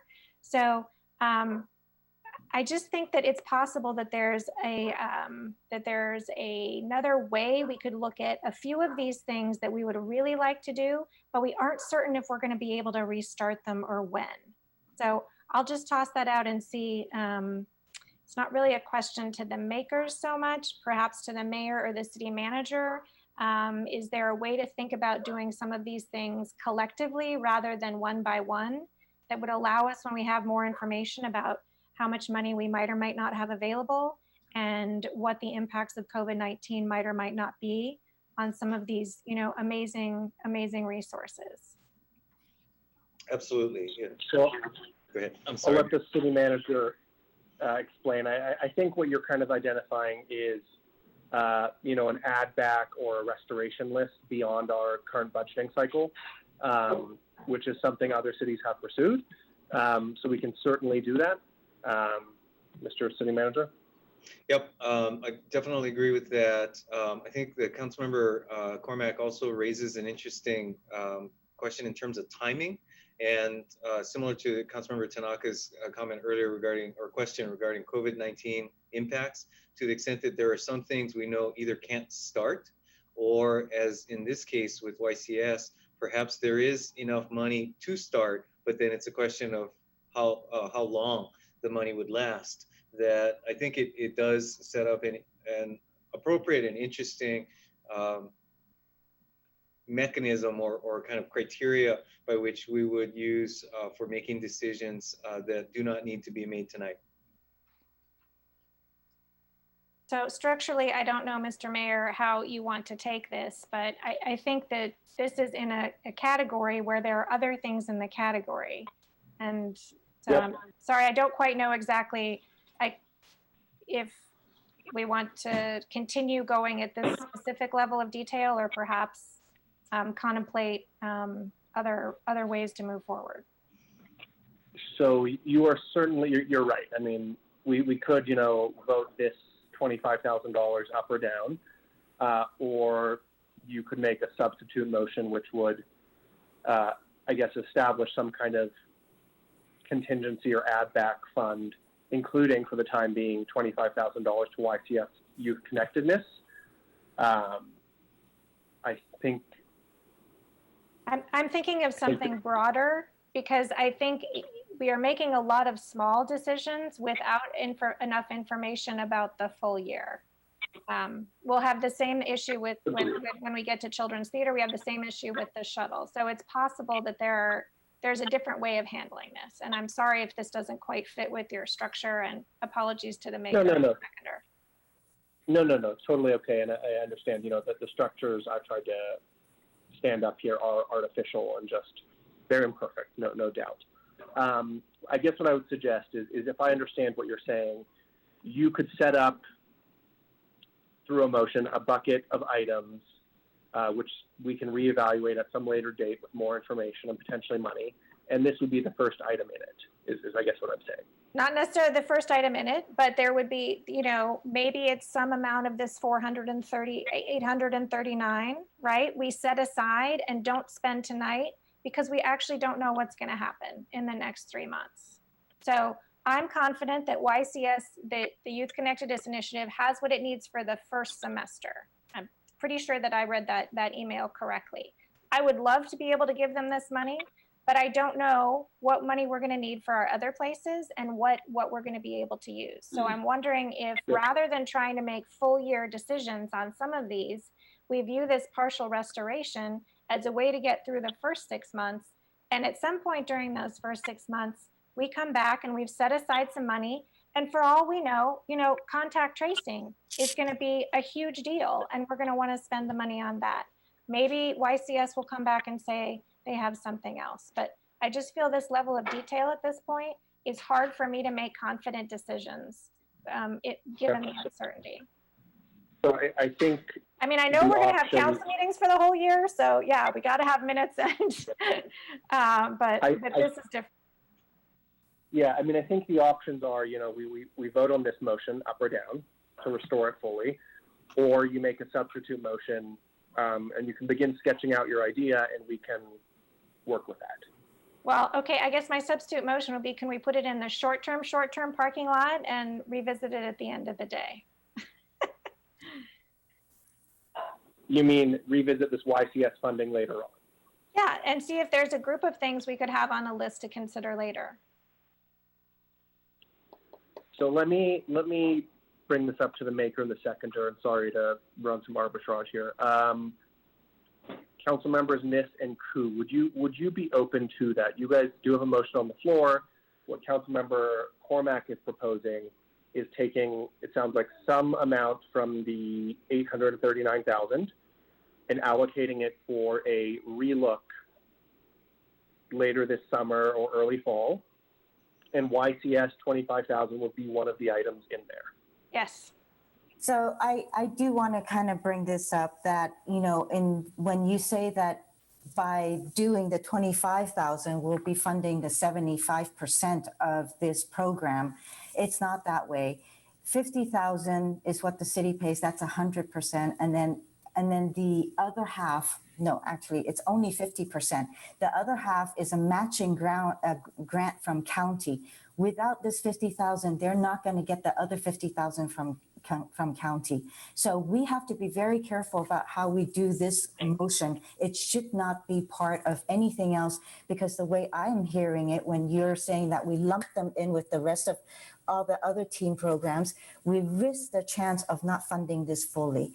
And I am sorry, I'm not going to take the mental health of youth lightly.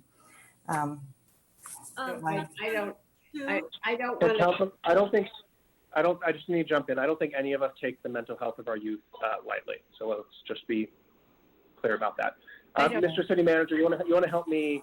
Yes, well, I just actually wanted to make one clarifying comment, and I'll ask Kristen O'Kane to confirm, but in doing our due diligence on this program, I think we did understand from the county that their grant would come forward, irrespective of the city's funds. So Kristen, could you confirm?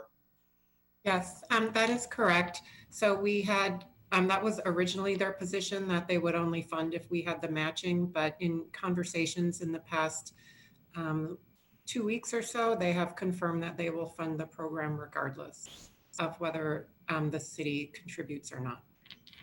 It's just a clarifying point. And I'm sorry, Mr. Mayor, if you wanted to redirect in a different direction. So Adrian, I am very concerned because the county has not done their budget yet. And they are as short as they can be. And I feel strongly that what Lydia has put forth is what makes sense for YCS. Okay, also, it's got the wrong number here.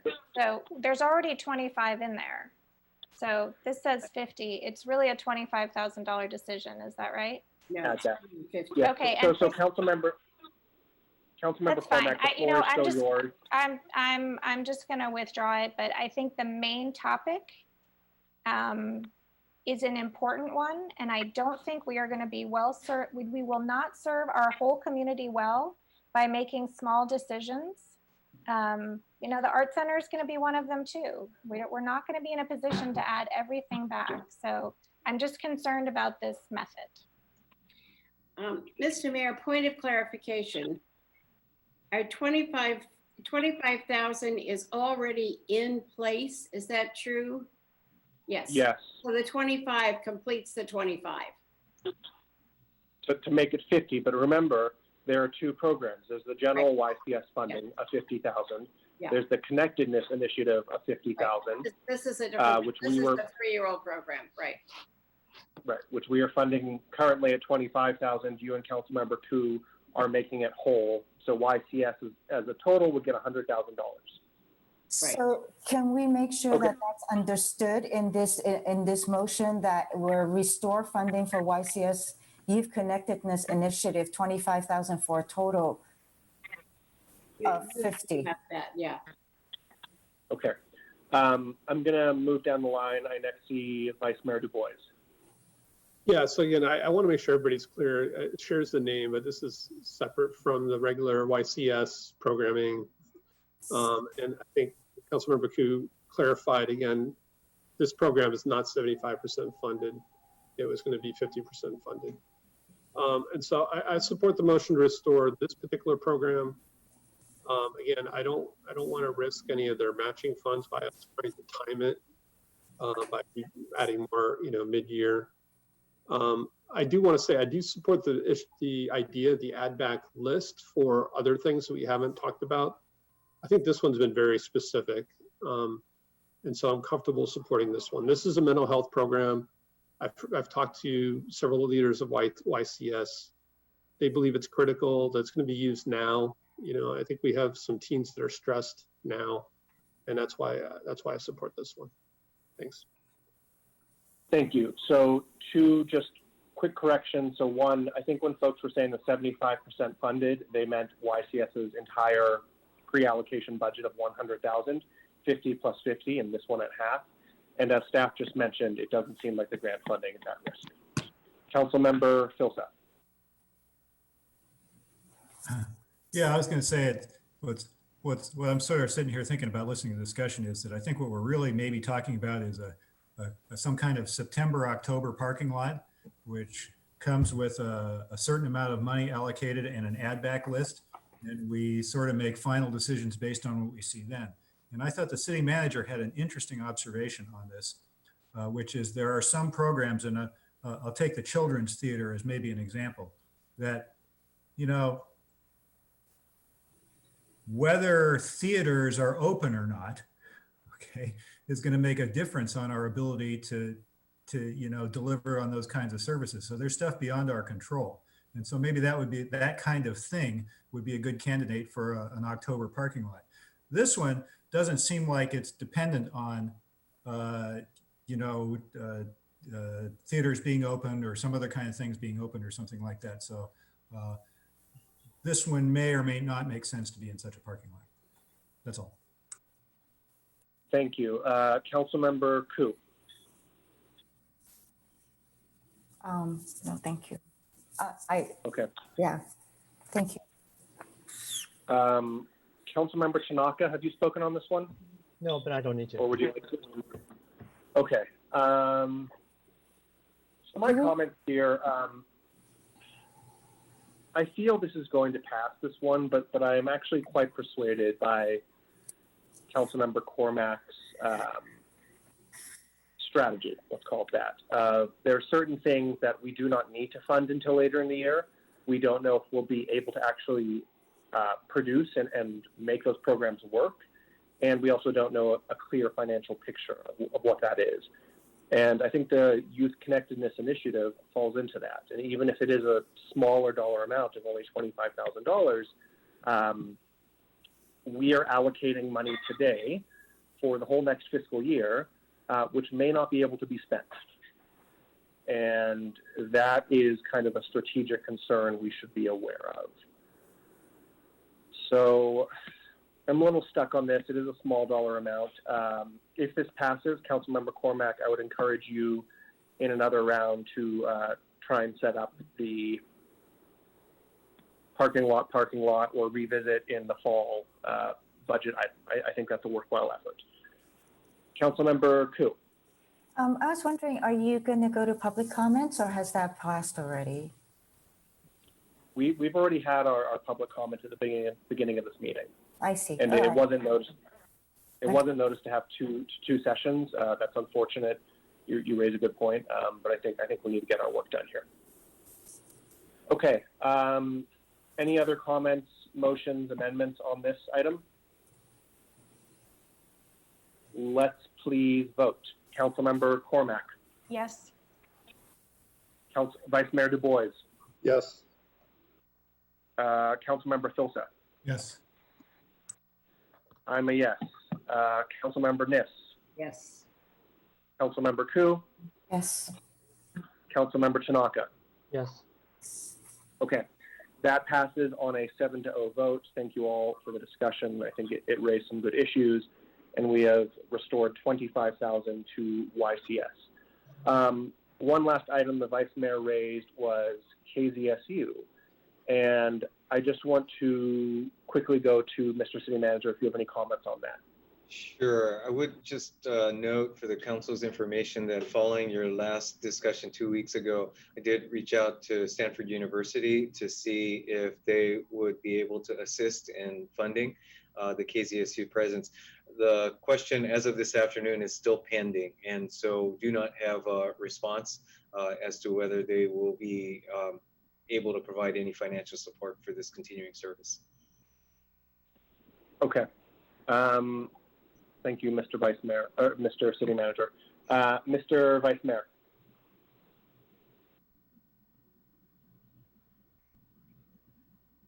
I'll steal from Councilmember Niss and make a motion that we leave this item in the parking lot until the 29th. And again, since this is a small item, I'd actually suggest that maybe, well, I think we just leave it there and see what Stanford comes back with. I think we'll have to wait to deal with it. So that's the motion, just to leave it open. Okay. Is there a second? I seconded it. I third it. Sorry, I can't hear who's making the second there. Councilmember Niss, thank you. Okay. So the Vice Mayor, seconded by Councilmember Niss, has moved that we keep the KVSU funding in the parking lot until our discussion of June 22nd, pending further information. Would you like to speak to your motion? No, that covers it. Councilmember Niss, Yep, thanks. Councilmember Ku, No, I support it. okay, Councilmember Cormac. So much like with the transcription, when it comes back on the 22nd, I'll want to understand any information we might have about people who listen to it and any other way that people can listen. So for example, if you can listen on YouTube on your phone, that kind of thing. The other question that I will have is there was a public comment about disaster, in a disaster, that being the source that we would use. Is that true? May I ask the staff, is 90.1 where we would be broadcasting in the event of an emergency? Need to see if Mr. Duker is on the meeting. Absent that, I had heard something to that effect, so we'll need to. So that would just be something I'd love when you come back on the June 22nd to share information on. Will do. Okay, thanks. Councilmember Tanaka. Yeah, I guess just to follow on to what Councilmember Cormac said. So I'm also very interested in kind of hearing the numbers in terms of how people listen to it. It may be very hard because it's broadcast, but I've talked to a lot of community members that now that we're actually live streaming to YouTube, a lot of people are actually watching it that way now. And I think we're having to reach more people now, at least that way, than we probably ever had before.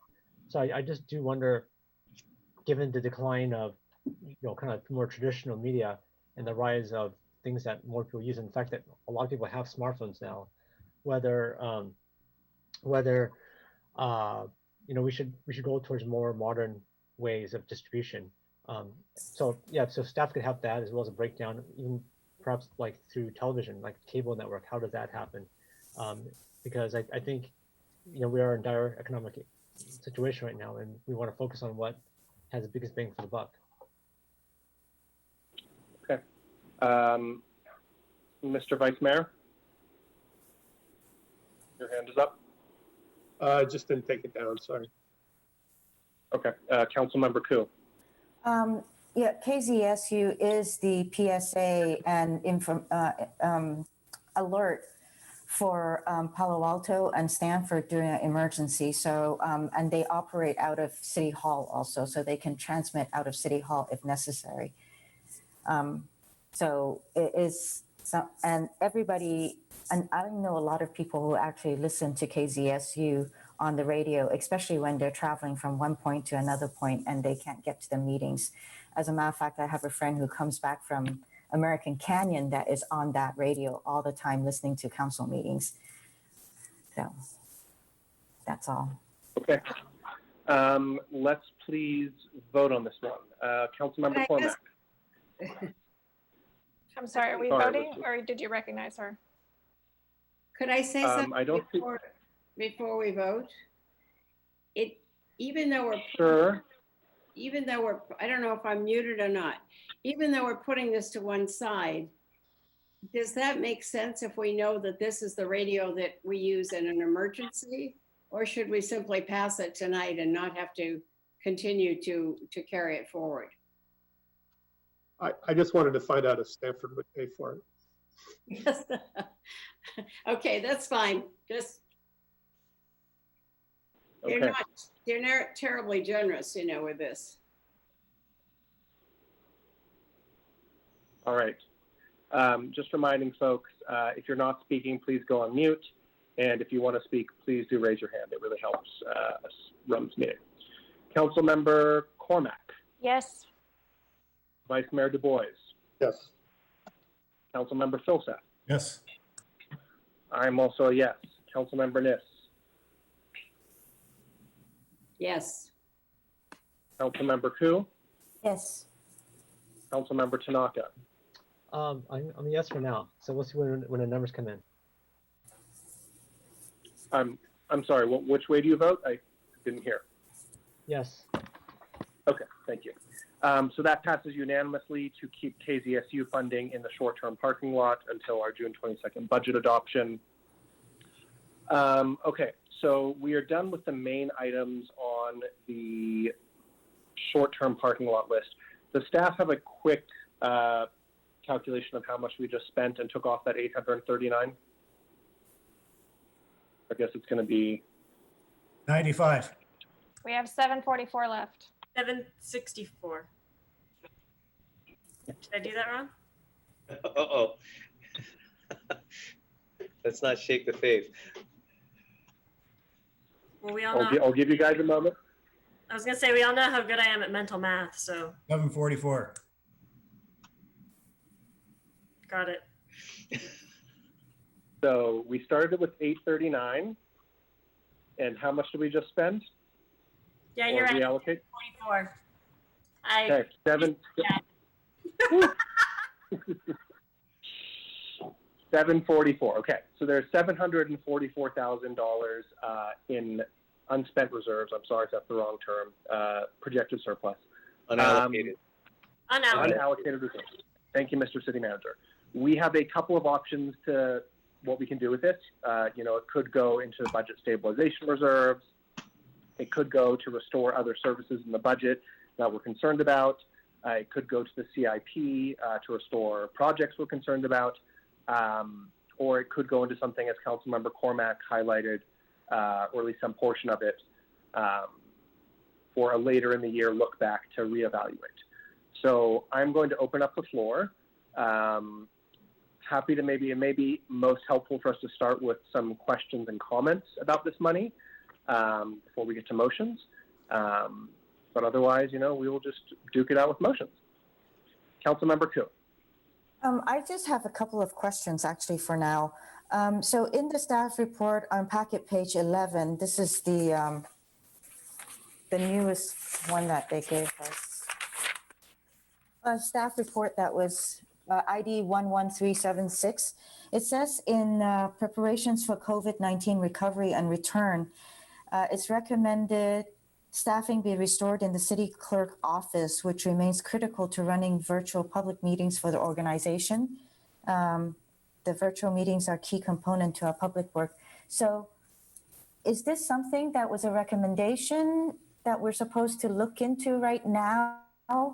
Or, so I just want to make sure that we are addressing it if we need to address it. Understood, Councilmember Koo, thank you. So as a point of clarification, as part of the May 11th, 12th, and 13th hearings, staff had, in consultation with the city clerk, recommended a reduction in the city clerk staffing.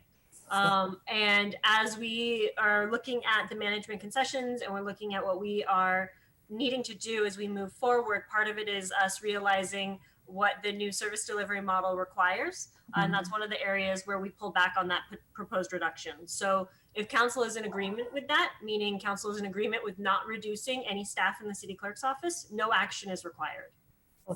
And so how many was going to be reduced? Half of a position. Half of a person. Mm-hmm. Half of a person. Okay, well, I don't want to do anything. I want to leave it as it is with their half a person. Then no action is necessary.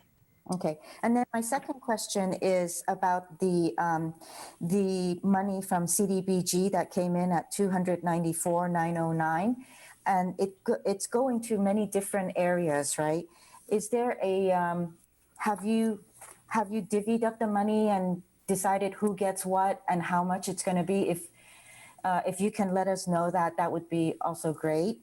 Do you have the figures? That was provided, the finance committee reviewed the allocation of those additional funds, and the CDB allocation recipients will be brought forward to the full council in June. In June, okay. That's before the adoption then. Either in concert with or before. Jonathan, do you know what date it's specifically agendized for? Gosh, we just went over it this morning. It's before June. I think it's before your 22nd meeting. Wonderful. Okay, thank you. That's all I have to ask. Thank you. Thank you. Vice Mayor Du Bois. Yes, so couple of thoughts. So I appreciated Councilmember Cormack's discussion about Coverly. You know, we got that at Places in one of those very long meetings. And again, looking through that list of people on the school side, there were some frequent rentals. There were a lot of arts and music programs, the Friends of the Library, church.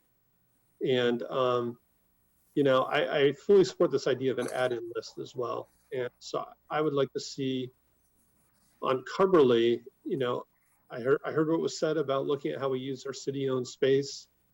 As we negotiate this new lease, it would be good to know if we could have an option to incrementally rent more if needed, or if PAUSD is going to rent to some of these places. I don't want us to be totally hands off and just abandon a lot of the people that were renting there. On the Junior Museum, we had a discussion last time about the number of new hires tied to the opening date, and potential opening date of March of next year. I think we should treat the opening date as TBD. And even though we've approved those heads, I would hope that staff would not hire those until we have a much clearer picture of when we would actually open. I think, again, that could be a way to kind of smooth some of the budget timing. In terms of the rest of the 744,000, somewhat torn about what to do about the budget stabilization reserve. Again, I think it might be wise to just keep the 74,000 unallocated and start to create this add-in list, and agree that we're going to have frequent budget updates. And basically, I think we're all aware, we should expect changes to this budget, more changes than budgets in the past. And part of that, I think, for many reasons, we should avoid committing ourselves to any large infrastructure projects, like actually signing contracts, probably for 6 months. So, if we think about a mid-year budget check-in, hopefully we check in before mid-year. But if we start to get some data on construction trends and things, I could see us holding off on a lot of these, what we funded in our infrastructure plan, kind of not committing to the timing of spending that until we get a much better view of whether we've been too conservative or not conservative enough in cutting the budget, and all of those issues that we've talked about. I think there is probably more we could do to kind of flatten the curve on that infrastructure bulge. But I'm comfortable with where we are right now, as long as we agree we're going to, check in before we move forward, particularly with the $100 million public safety building. So those are just kind of my thoughts based on many hours of meetings we've had. Thank you. Councilmember Cormack, then Nis. Thank you, Mayor Fine. I'll just pick up where Vice Mayor Du Bois left off on the police building. We haven't discussed it tonight, but I just want to be clear for the public that, what the staff has proposed will give us the opportunity to decide later in this year when and if it's appropriate. And there are too many moving pieces and parts right now. But I think what the staff has proposed and understanding the constraints we are under and may be under is totally appropriate.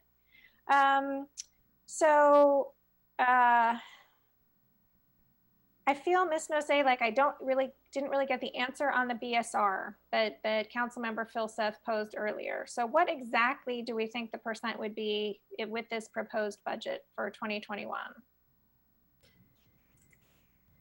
Thank you for the question. If we were to fully draw on the BSR for 20 million in FY 2020, yes, you would have a roughly $25 million BSR. Okay, and what percent would that be on the 195.9, I guess, right? Right. Oh God, what is that? I can do it. Yep. 11%. Thank you. I get 12.8. Okay, you got it. The fact that you can do it in your head. No, I'm not doing it in my head. I'm doing it rounded. What I'm trying to figure out is like, how big is the delta on the BSR in next fiscal year between what we're projected at and the 15%? You got it. So if that is where we land, is at 25 million, the delta between that and 15% would be $4.5 million. Okay. Thank you. Okay. If you wanted to get to 18 and a half, it would be $11.4 million. Got it. 4.5 million. Super helpful. So that helps me think then about the 744 that we have remaining. 744 is not a very big part of 4.5. And I was thinking of dividing things up. And I'll just run through the list of things that I feel uncomfortable about today that I would like us to revisit in the next, maybe September, October, and setting aside that 744. Community services, and it doesn't matter if it's the Children's Theater or the Art Center or something that someone doesn't know that is being cut and they haven't just had the opportunity to email us about it. COVID response. So if I look at attachment A, exhibit 1, page 17, sorry, I don't have the packet numbers, but I think it's the last page of attachment A, exhibit 1, right? We've got some things in there. I mentioned contact tracing earlier. Earlier the Vice Mayor brought up what's going on with businesses. I don't think we're in a good position to predict what we might need with COVID-19 response. We're still going to be responding in a few months. Public safety, who knows what's going to happen? I want that in the bucket of things, and I want the shuttle system in there. So those are the 4 things I have on my list listening, and if I've missed a general category, I'm sure my colleagues will add to it. But I think the mayor was not asking for motions on this round, really for thinking through what we might do. I had come into this thinking maybe we could split some with the BSR and some refund things, as we have been, and some set aside for the future. But I think given the, given the uncertainty that's a way that I'd be interested in proceeding, is setting that 744 into a bucket. We'll call it the COVID uncertainty reserve, or whatever your naming people in budget want to come up with.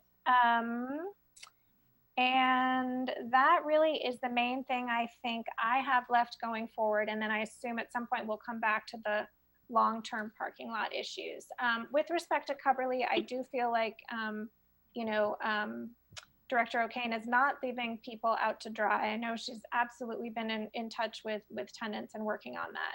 But I'll just reiterate that if there's something we can do with the school district to help them work with anyone we're not able to help, I'd like to be a part of that. Thanks. Thank you, Councilmember Cormack. So correct, we'll finish off this short-term parking lot in the next round. Please do make a motion. The city clerk has one question for us about printed packets we should get to, and then we'll move on to the long-term parking lot. So next I saw Councilmember Niss.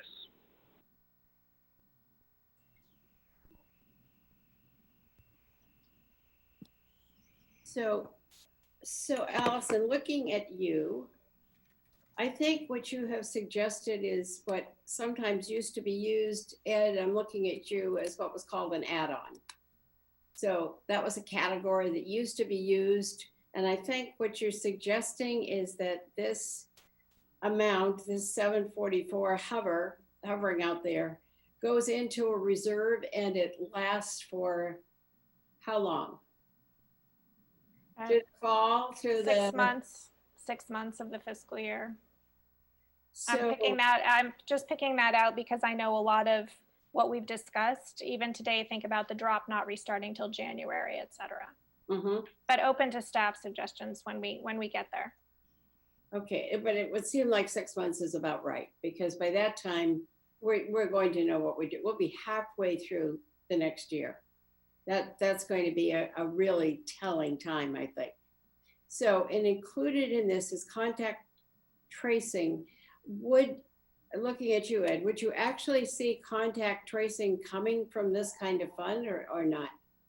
It's something of a placeholder for us, Councilmember, given that we know we have a specific request from the county for assistance with contact tracing staffing. There's also been perhaps less formal, but nonetheless a direct request for support for individuals who are contacted and then need to be isolated, but that do not have the means to isolate themselves. So those are 2 specific requests, as well as I'm sure your favorite testing is still out there. Now, this would not be sufficient funds for testing, but again, there are a variety of areas that we can anticipate the public health side of our coronavirus emergency requiring some funds. So you think this could come from this 744? Possible? Oh, from the 744, I thought we have a separate line item that had been identified for the contact tracing, but again, that was the placeholder. Councilmember Cormack had mentioned contact tracing, so I just want to make sure that we've got our right buckets, because that's potentially a big item. I don't know where it'll actually end up, but it's big at the moment. And Allison, you put the public safety building in that? Not public safety building, public safety departments, just in case. So nothing to do with the building? No, not the building, no. Safety that we have kind of pushed to the side right now? You know, we are making some tough decisions, and it's possible that something will happen over the summer that will change our mind about where we want to redirect our next dollars. And this will give us some dollars to redirect. I don't know today, you know, if we're going to want, you know, another police officer, or if we're going to want a different way of responding to COVID, or if we're going to want, you know, something in services for children. It just gives us a little flexibility. So basically what we're saying is we're not going to identify this money as for anything in particular. We're going to identify it, as you called it, a COVID uncertainty reserve. Okay, thought we were having this discussion the next go round, but meaning something, what we're saying is we're taking 744, not precisely assigning it to any particular area. We're leaving. I listed 4 areas, and if when we get there that there are others that seem super important and relevant that we can get 4 votes for, then we'll look at those. I mean, there are some things that are not on this list, right? This is not just for anything. These are the 4 things that I feel concerned about as we're making these important decisions. Well, that we might want more money at the margin in a few months. So if I were adding to this list, though, I would add any items that involve our teens, our youth, in that category as well. That's why community services is first. That's why that's the first one listed. All those programs are under community services.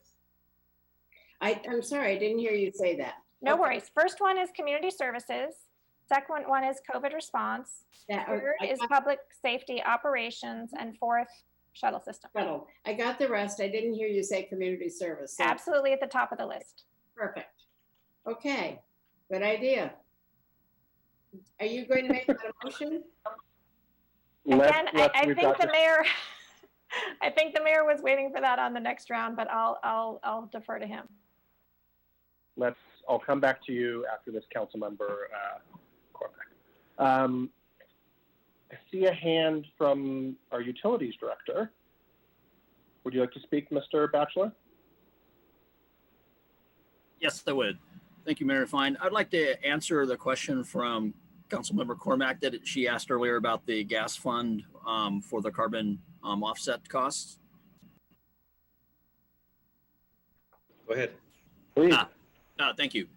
So Councilmember Cormack, thank you for asking the question. Yes, we went ahead and we refund that $1 million into the gas fund, and we'll continue to run that program for this coming year. Fantastic. It just happened and you didn't even tell us about it. Yeah, we were able to find some additional funding. I'm glad I asked. Thank you so much. Thank you, Director. I saw Councilmember Philsett's hand, but it went down. I don't know if you'd still like to speak. Sure, briefly. So I concur with all the things that Councilmember Cormack and also Councilmember Niss said about the COVID uncertainty reserve, CUR for short. The one thing that goes through my mind listening, one thing that's, well, we don't want to be curtailing this, but the one thing that's gone through my mind listening to this is how much definition can we put on sort of timing and time frame and when we choose to revisit it and so forth, as opposed to it just goes open-ended somewhere. So as much structure as makes sense, we ought to think about. That's all. That's why I thought 6 months was about right. Thank you. Councilmember Tanaka. So, By the way, if I can add to that, the Kerr thing is a reference to Allison's dog. Mayor, just to be clear, so you only want to talk about this leftover money, right? At this point, not other topics? Yeah, I think for now, yes, but I mean, that's a pretty wide field, right? It could be other things. And right now, we're just going through a round of questions and comments. And it seems like in the next round, there's some support for an uncertainty reserve. Okay. As I mentioned earlier, I think there's a very high chance that the 39 million that we're estimating is actually too small, and we're gonna have to do a lot more. I hope that's not true, but it's looking like it. So I think trying to save as much as we can is gonna be important. And our complexes, our finances are already really complex. So I do wonder if we need yet another reserve, another fund, right? Or whether we just use the ones we have. Like, why not just put it in the BSR? I guess I'm trying to understand what's the rationale with having yet another special fund, because our budget is incredibly intricate right now. And so maybe the finance director can talk a little bit about this in terms of what are the advantages of having yet another fund versus, because I could see this being needed for a lot of different areas. Because it's hard to know what the economy is going to be like in a few months. So what are the advantages of having yet another fund versus just putting the BSR and trying to start building it back a bit? Or not really putting it back, but not having it go down as much as it's probably going to be. Sure. Thank you, council member. It's really a policy call and a transparency thing, not in a negative or a positive, just whether or not you want to call out this funding specifically as part of the reserve and getting towards the reserve goal versus knowing that you want to allocate it in a certain way and setting it aside in its own pot. Staff can support either of them. It's really a call from a council perspective. I guess for me, it would be better just keeping the BSR, because I think we should simplify our finances versus making it even yet more complex. And it's hard to know exactly where it's going to go. I mean, I think people have already mentioned 4 or 5, probably a lot more that it might be needed. And when we take action, we're going to all have to vote on it anyways. So I don't know in terms of if it's increased transparency or not. So I think I'm just in favor of trying to make already really complex budget simpler. Thank you. Councilmember Koo. So actually, I mean, I just want to say that, I feel like, the whole framework is now only around the 839,000. It's kind of interesting that, there's also all these complexities, yet even though we have all these capital improvement projects that staff has actually framed this whole way of looking at our budgets around the numbers that you give us, and when we can actually be looking at even more.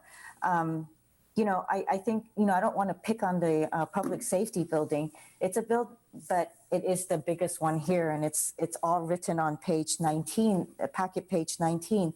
One, it's not shovel ready, so the design still has to go on, and then you have to go out on a bidding strategy, and then you have to look at the financing strategy, and it says over here that you admit that there is a risk, that there is a risk.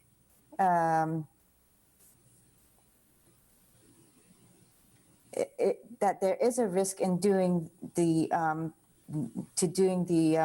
debt servicing, the COPs and everything. But what we don't know is what is the cost to bring this project to shovel ready. Obviously, there's a cost to do that for all the designs. We don't know what is the cost to analyze the construction market or the financing implications. So what are those? And what is the cost of bidding for the project?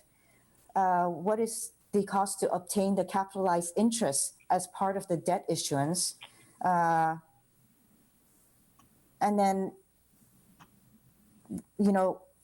so there's a lot of questions that you don't provide to us in order for us to look at all of these kind of things, all of these projects, and they're not itemized. It's just all lumped together and say, we're going to decide on how we're going to, we found $1 million here, 839 here, and we're going to frame it just for you to talk about this.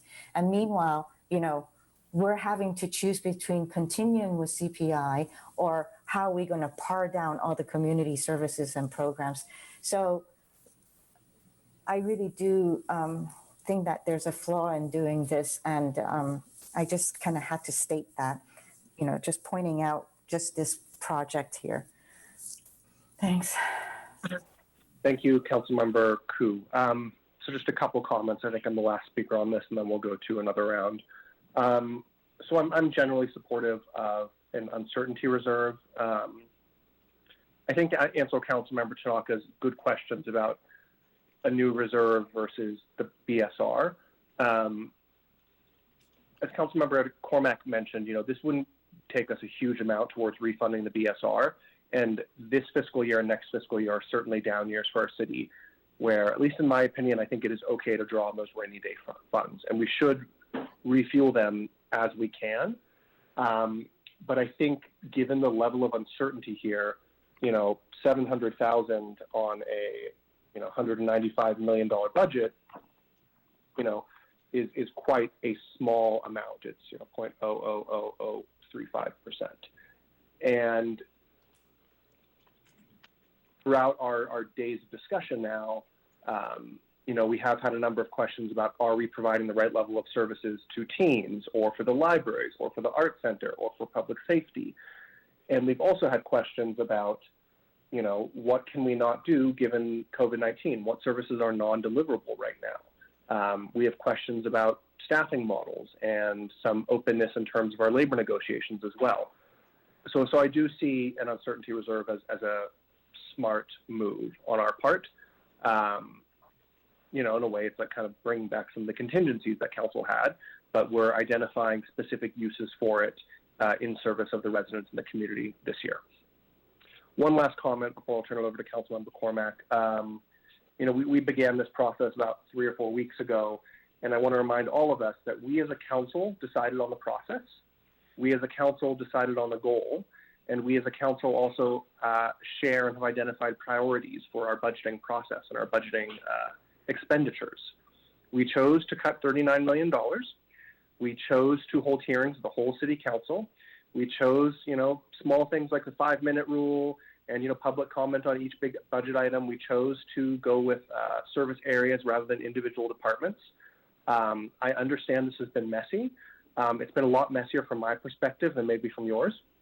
But I think we have actually come a long way, and that we are now winnowing down some of our choices to smaller dollar items, I think is a good sign. After many public comments on our Zoom meetings and thousands of emails, both staff and council have responded in terms of refunding certain things such as YCS or the teen centers or some of our library programs such as College Terrace. And I think that is how this process works. That doesn't mean it makes us happy, but we are doing the right thing with public resources that are scarce in this year. So I would please encourage us all to remember that we agreed on the goals, we agreed on the process, we agreed on the strategy and our priorities as a council. So let's try to keep that in the mix as well. Okay, now open to any questions, comments, motions. I did promise Councilmember Cormack a first go at this, though. Go for it. Thank you, Mayor Fine. All right, well, I will make a motion that we put the remaining $744,000 of the unallocated, is it a reserve? Unallocated something? Unallocated funds into a COVID uncertainty reserve, and that we revisit in September and again in December. And staff brings forward proposals in the following 4 areas at those times to help us decide how and if to use the funds. Community services, ongoing COVID response, public safety operations, and shuttle system. Thank you. Is there a second for that motion? Sure, second. Thank you, Councilmember Filsack. Councilmember Cormack, do you want to speak to your motion? I want to sum up, as they say. We are doing the very best we can collectively, the staff, the council, the community, during a time of change and uncertainty. And frankly, you know, some of the things that, you know, people are facing every day are quite scary. And given that, I think it's prudent for us to not make every single decision at the margin now. So this is going to give us just a little room at the margin to correct things, just as we've done over the past month. And I know it's been frustrating for some members of the community because we sort of put things up and then we revise and change them or whatever. But I think it means we've gotten, as the mayor was saying, to a better place. But I'm not confident that we've done it perfectly. And so I think this will give us the opportunity in September and then again in December to take a look and see if there are needs that we didn't foresee, things that have changed. I'll leave it at that. Thank you. Councilmember Filsack. Yeah, I don't have too much to add to that. I think that's a good summary. I personally don't know what we should have asked that we didn't, but there's probably something. And so we'll know more in September about lots of things. So. Thank you. I would concur with that sentiment that we don't know what we don't know. Vice Mayor Du Bois. Yeah, so I think I agree with almost everything I've heard from every council member in this section. So I support the idea of putting the money into some kind of reserve. I think it could be the BSR. I also support the idea of a potential add back list. You know, I kind of like the idea of actually just putting it in the BSR. It applies to our reserve policies. But we all understand that we'll be ready to use it if we need it. So I'm not sure the name of the reserve is important. I do think the add back list should be a working list. And I also agree with what Councilmember Koo said that, you know, this isn't necessarily just the 744K. I think we will have more clarity in the fall. And again, if we flatten the curve on our infrastructure plans, adjust the timing, we may be able to save some money there. So we could have more, we could have less. I'd also like to just introduce another idea that we touched on in some of the early questions. So our current policy of 1% for art, I mean, we could consider changing that policy and having a temporary 2-year abeyance. You know, if we find, we might want to just keep that in our pocket, in our back pocket. I mean, we could put that on the add back list, reevaluate it as a temporary policy. You know, maybe we can take it up in August. But, you know, as I think about it, you know, who in the community is going to say that 1% for art is more important than community services or public safety, or, you know, funding the art center itself versus, you know, putting a statue somewhere. So it's just something that I've been thinking about. You know, we have some of these policies. A lot of things are being temporarily placed on hold. Maybe this is one we should consider as well. So to the motion here, again, I support the overall concept. I guess what I don't support is how specific it is. I really think we should have more of a general add back list and not limit it only to these 4 specific items. So I would propose a friendly amendment that we just delete from the to be used on to the end and just say that we will revisit in December. Okay. Council members Cormack and Filsack, do you accept deleting everything after December 2020? The words after that? I wonder if I could ask the vice mayor what's not on there that he thinks should be on an add back list. What's missing that's concerning for you? Right now, nothing. I just worry that it's very specific, that it's only these 4 things. And what if it was in a department that's not community services or public safety? I think ongoing COVID-19 response gives us a lot of space there, much like your earlier motion. So I'm pretty comfortable staff could, maybe there's something that happens in, I don't know, planning or transportation that's a real issue because of COVID-19. I feel like it gives us plenty.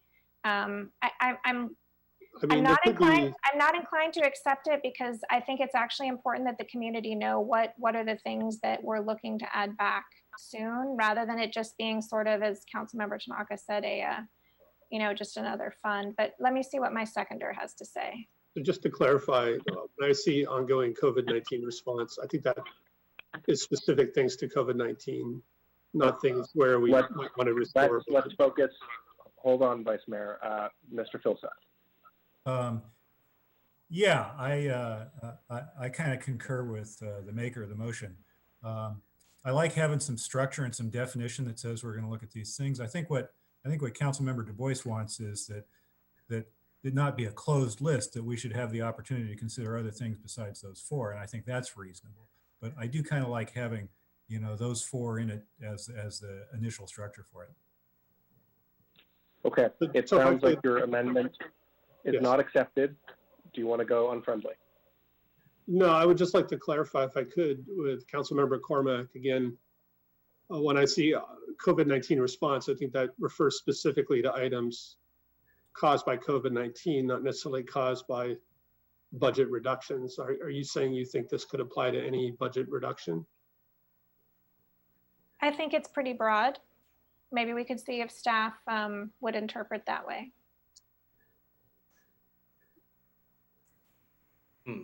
Well, speaking as one individual among staff, I would read it explicitly as stated. And, again, we don't know what we don't know. So come September, should something specific that's not on the list be related to COVID-19, then that would certainly give us the opening. And I think that, not unlike the prior discussion, that we would exercise some judgment in what we bring back to you. Ultimately, it's for council discussion. Yeah. Perhaps if we expand it from ongoing COVID-19 response and impacts, does that perhaps, Vice Mayor Du Bois, capture your concerns about budget? Because the impact of COVID-19 is on the budget. Does that help? So I just don't want to get to September and have this item be noticed in a way that, maybe we want to do something with grade separations and staff says it's not noticed for that, right? Because it's in the planning department. I just want to avoid that. I'm okay with grade separation not being on this list, but maybe there's something I can't imagine. I mean, we have money set aside for grade separation. I'm trying to think of an example, but you get my point, right? I mean, I think we're splitting hairs here. I can't imagine a scenario under which if we change our mind in August and we want something to be added, we can't add that in. And I'm guessing staff also has the ability when they prepare their report, which they will do, to say, by the way, you asked us for these four things, and here's this other thing that we offer for your consideration. So I think what we're doing is providing structure and not, going overboard. And my seconder would like to say something. I was going to say, you could probably fix this by putting a few more words at the end. You could say, or others as proposed by staff or something like that. That would be good. Fine. Okay. Mr. Vice Mayor, the floor is still yours. That was it. I'd love to hear my colleagues' reaction to thinking about other things like the one. Okay. And it's 5 minutes. Thanks. Good timing. Councilmember Niss. So I think this is worth an experiment. It's sort of a rainy day fund in a way. I have a couple of questions though. How does the money come out? We're putting 744 in. How does it come out? Presumably, staff would come forward and give us some options, and then we would decide then to make a budget amendment. And as I recall, that requires 5 votes. Is that right? I'll have staff pop in and tell us the answer. If this is established as a separate reserve, then yes, this would require a majority vote. And what would happen is in this either September or December report, staff would bring back appropriation ordinance amendments to move the money from the reserve to whatever the recommended action is. And you would need 5 votes? Correct. Interesting. Would one of us be able to bring this forward? Say we discover we find something that we really feel strongly about. We need 50 to 100,000. I will commit to all of you that if this is passed, I think we should all have some input to staff in terms of how it shapes up. But we're working in partnership with them. So it's not just, Councilmember Niss or Councilmember Fine wants this, but we should certainly have input to staff about where we see the needs in the community. Perhaps we could even have a study session the month before, a few weeks before, where staff provides us, here's what's going on, here's what we're seeing. During a study session that would be public, I think that would really be the best way to do it. Then that could be in advance of this. Okay, I think that should be in the minutes. It doesn't need to be in the motion, but it sounds a bit loose to me. And that's what I'm concerned about. We haven't done this before. It's something new, not bad, but I don't know yet if it's good either. I think this is an experiment with, basically $750,000. It will be quite interesting to see where we decide to use it and how we decide to use it. I, in particular, I know didn't we have contact tracing here? So did that go away? I think there's already $500,000 in the budget for that. Yes. Right. 450? Okay. Yeah. 450. You took that out. Okay, good. I'll support it. I'll be interested in seeing how it gets handled. And I think maybe this is going to be one of the aspects of COVID and the learning response that we get as it goes forward. We'll see. Councilmember Niss, I just need to correct one thing I said. I thought I heard you say majority and you said 5 votes, which is a super majority. So just wanted to clarify. I thought I heard Allison say 5 votes. I was thinking of a budget amendment, and that's why I asked staff to jump in. Yep, sorry. I was conflating vote numbers and amendments. So that makes me feel better. Okay. Yeah, if this money is set aside in a reserve, it requires a majority vote, which means it will require 4 votes to move the money from the reserve to a new project, program, whatever council's pleasure may be. Far, far better. And I like this fund better than BSR. Okay. Just a reminder, this money may never materialize at all. So, Councilmember Koo. So just to clarify, Kylie, it's 4 votes in order to get the money out. And then, and Councilmember Cormack, you said that it's going to be, how do we get it onto the agenda to discuss disbursements of the funds and so forth? Well, making it up here as we go, the motion is that staff would come before us in September. But as we were talking earlier, I think it might be wise to have a study session, a few weeks before, where staff could share with us the concerns that the community has. And then we could give input before they bring that report forward. That's just a thought.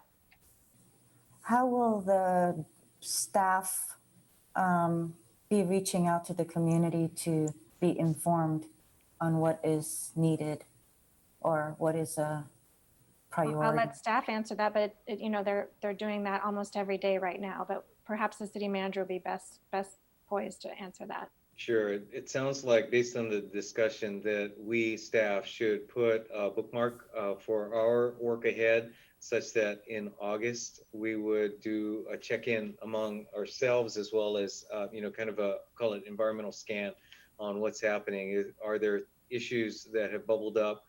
Again, it's really hard to anticipate what will be happening in August, but I suspect when we get there, we'll know, hey, here are some issues we might want to check in with the council on, knowing that in September we want to have a formal discussion of the use of these funds. Thank you. It's good to know this because it's, like you said, very new. Councilmember Tanaka. Yeah, I guess I'll be really quick on this, which is, I think this is not that much money compared to some of the stuff we have to talk about later, like the Coverley and other issues. And so for me, I think we should try to streamline things as much as possible because I think we have a lot of, we should spend the amount of time on a topic that is the dollar value, and that's probably a better strategy. So I would like to, for Mayor, let's vote on this thing. Thank you. I just have one or two comments and questions. So one, I'm supportive of this. I think this, as I've articulated, is a good strategy given the uncertain times. One question for the city manager. Are these dates, I mean, I don't know how to ask, are they the right dates? Are they good? Or something sooner, better, or later? Well, I think practically speaking, there really couldn't be any sooner, especially now that we've backed up the potential for a study session, say in August, before September action or what have you. In terms of later, we will, some of our reporting data sources are really lagging indicators, sales tax in particular. Hotel tax, I think the revenue itself is very lagging, but we do get more up-to-date occupancy information to give us an indication of what's happening. So I think there are various factors that come into play. I think in the fall, as well as at the end of the year, are good milestones for us. And Kylie, feel free to check in.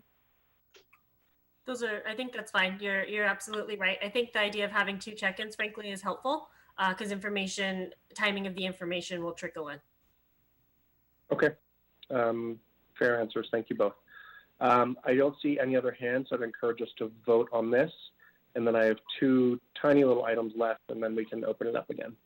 Councilmember Cormack. Yes. Vice Mayor Du Bois. Yes. Councilmember Filseth. Yes. I'm a yes. Councilmember Niss. Yes. Councilmember Koo. Yes. Councilmember Tanaka. No. Okay. That passes on a 6-1 vote with Councilmember Tanaka voting no. Thank you, council members, for that motion. So just 2 really, really brief items and then maybe take another break. So one is Clerk Minor, I believe you had a question for all of us about packets. Is that right?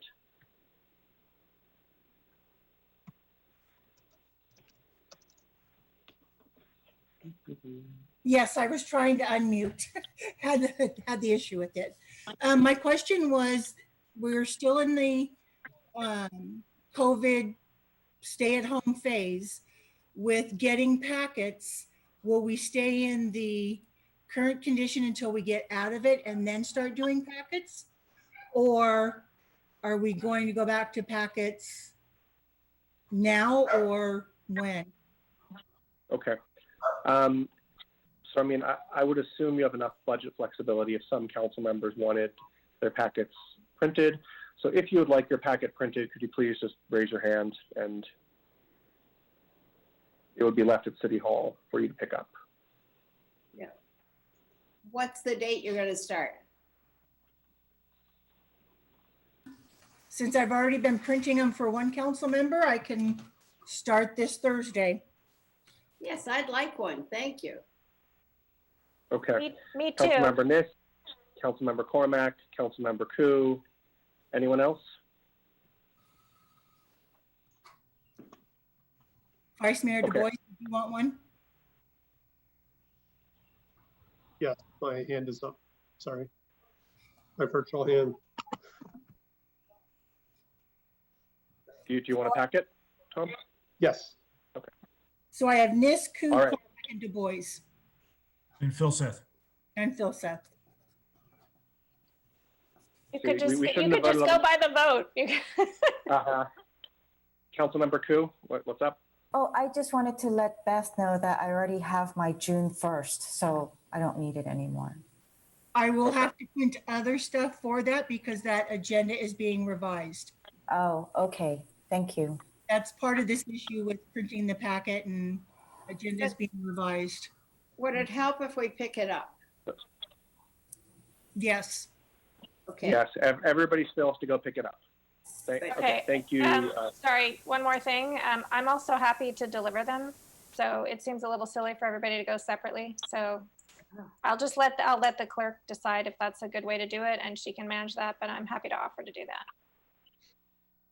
I'm glad to have you deliver. To our city attorney, Molly. Yes, Mr. Mayor, thank you. So I just have a brief note on the last item. The budget director and I were having a side conversation about the vote required to move money from the from the set aside pot that you just created. And we need to do some further consultation and study around the law. The Palo Alto's rules on this are fairly complex, and this is somewhat not typical, and so we do need to have a conversation. So we will get back to you with further information as to whether 4 votes or 5 votes will be required to move those monies to a specific purpose in September. Understood. Thank you so much. Thank you. So the last item I just want to bring up really briefly, hopefully you'll see the one attendee who still wants to speak is Steve Rainey, the director of our TMA, and he wrote us a very brief email saying, please give my TMA direction to expand to California Avenue. So just to staff really quickly, do we need to give that direction if we are interested in the TMA expanding to Cal Ave? I have heard the issue. I'm not sure where the constraint is established. So either Philip or any other staff person may wish to chime in. Yeah, I'm happy to chime in. I believe that is part of their funding agreement that exists that requires them to keep the TMA focused to the downtown. And I think originally was set up based on the funding agreement as we've discussed a bit earlier tonight. So I think it probably would take some council direction. Yeah. Okay. Please indulge me, folks. I'm going to make a quick motion that we allow the TMA to expand the Cal Ave in the next fiscal year. Second. Thank you. Hope we don't have to discuss this much. I know we have some questions about the TMA, but they're asking to expand to Cal Ave. I believe they have a matching grant from Facebook. Councilmember Cormack, do you want to speak to your second? Yeah, they had a successful trial of it, and I've long been a proponent of offering the same things to California Avenue that we offer to University Avenue. Thank you. All right, I don't see any hands on this one, so let's please vote, and then I'm going to suggest we take a break before moving on. Councilmember Cormack? Yes. Vice Mayor Du Bois? Yes. Councilmember Filseth? Yes. I'm a yes. Councilmember Niss? Yes. Councilmember Koo? Yes. Councilmember Tanaka? Yes, but also, Mayor, just out of curiosity, I know there's some other people who may want to speak in public. Do you want to give people a chance because we have like a lot of hours? The one speaker was Mr. Rainey from the TMA, and he sent us an email which I happened to read over dinner, and it was simply this request. So I'd rather just keep our meeting moving. Okay, let's take a quick break. I guess Mr. Mayor, I just wanted to state something. You know, my last vote on the motion that Councilmember Cormack made about the 744,000 going into the reserve, it was a lot of it was based on what the vote was going to be and how easy it would be to bring it back for discussion. So I do have concerns, you know, at this point that I might have made my decision based on something that I didn't fully get the correct answer to. It's just on record for me to say that. Mr. Mayor, the budget director and I will have a conversation during the break, and we'll see if we can provide some more specific information tonight, or if we'll need more time. Absolutely. And if it takes longer than just tonight, you know, just a memo and update to council and community will be what's needed. Okay, let's take a break until 8:30 and then we will reconvene. Thank you all for all the hard work here.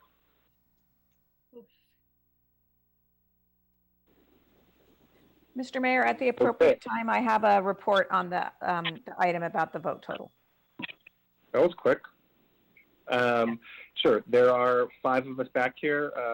City Attorney Stump. Okay, so we did get a chance to take a look at the code and have a more detailed discussion than we could do by text. And we have a consensus that the original answer given by the budget director is correct, that with this dollars that you've set aside into this policy reserve, COVID uncertainty reserve can be allocated reallocated during the year with a simple majority of 4 votes. So thank you. Okay, great. Thank you so much. And we will look at that come fall. Okay, so just want to reiterate the few items we still have left tonight. Let me just find my notes. So one, there are, I believe, 4 items in the long-term parking lot. That's on page 21 of the staff report. And these are items which we voted on with 3 votes to put into areas for further policy work by the city. And if we want staff to continue with those at a further date outside of budget season, they'll need a majority vote of 4. We also have the council pay waiver ordinance, which I expect will be relatively short. And then we need a large motion. I'm going to get this wrong, but it was at the beginning of the staff report. Direction for staff to finalize the adopted budget, including attachments 1 and 2 and other actions we've taken tonight, including the muni fee schedule, the tables of organization, and a revised 21 to 25 capital improvement plan. So those are the items we still need to get done. That said, I promised you all one last hack at our operating and capital budgets. So I'm going to call this a lightning round. If you have items you want to bring up, changes in our budgeting, and I'd ask you all to be reasonable and respectful of the 4 or 5 days of conversations we've had over the past couple weeks. Now is the time to bring those up. But I'm calling it a lightning round because I don't want any speeches or stumping or politics.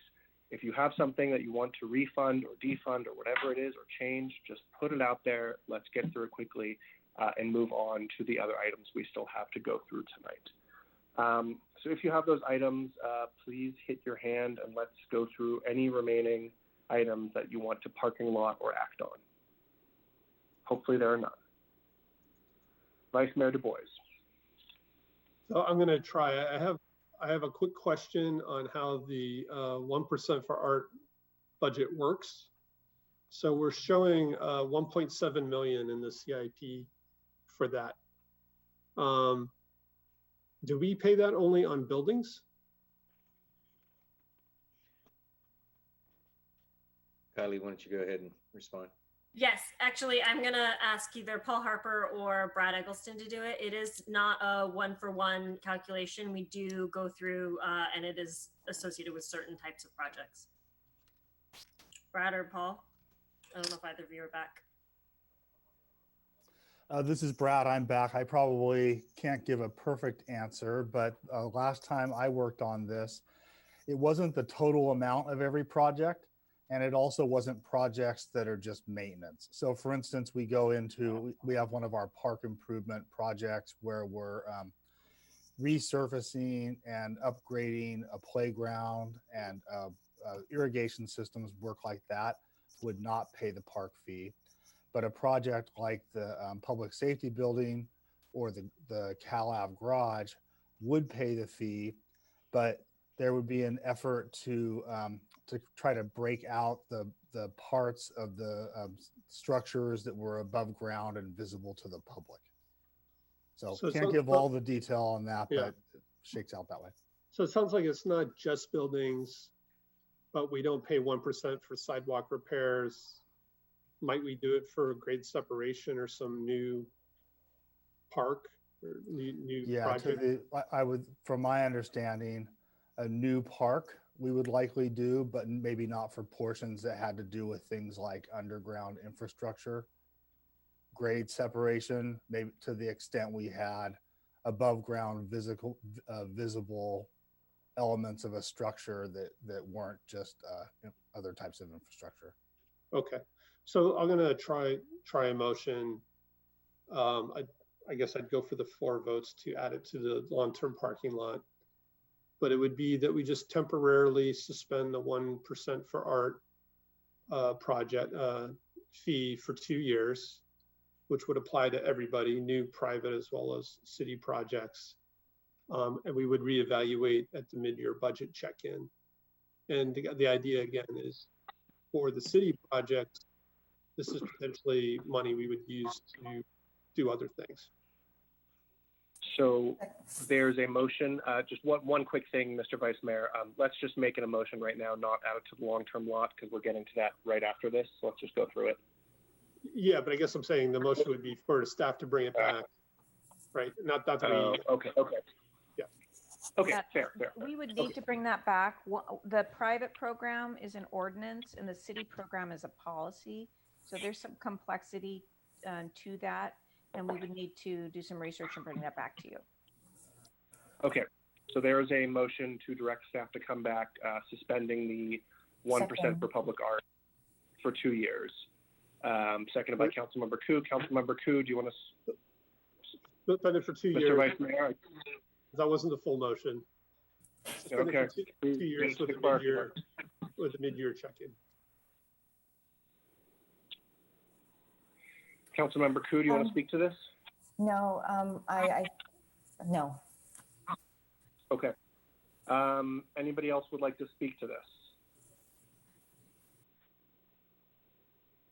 Councilmember Niss, please hit your hand, though. It's easier for me to do that, but you Sorry. are recognized. I wasn't fast enough. I don't think I can support this. I think the 1% for art is sort of a baked in part of our culture. And I don't want us to get in the habit of being out of the habit. And I doubt that it will really be a major problem in the next couple of years in any event. So I'm sorry, but as they say, I'm out. Okay. Councilmember Cormack. Thank you, Mayor Fine. I'm also not going to be supporting this because of all of the emails we've received from the Art Center, people talking about cutting the arts is always the first thing that happens. If there were a possibility for a really big delta, which there isn't because the police department, public safety building part is already done, I might be willing to consider it, but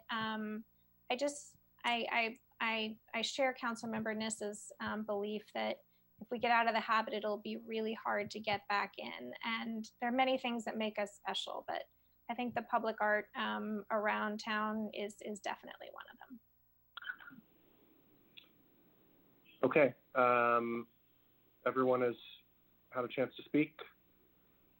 So, Councilmember Koo, you already had a chance to speak on this? Yeah.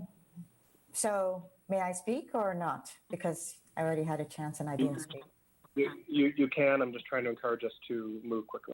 Well, I'll just be quick. So one of the things that I noticed is that the public art for the safety building, how much was that? If I could get a figure on that. And then also. 750,000. Go ahead. How much was that? 700, 750. 700, 750. And then, so this is 750. $750,000, which has already been expended, that the pieces are built. And that's the thing, this is expended even before the public safety building has been fully designed and gone out for bids. So there's some concern over there, whereas when we're in this emergency period, that money might have been something that we could have used in order to address some of the problems we have. Anyways, thank you. Perhaps one clarification, Councilmember, that the building itself has been designed. It's in plan check. We call it virtually shovel ready. Just to confirm that. Councilmember Tanaka.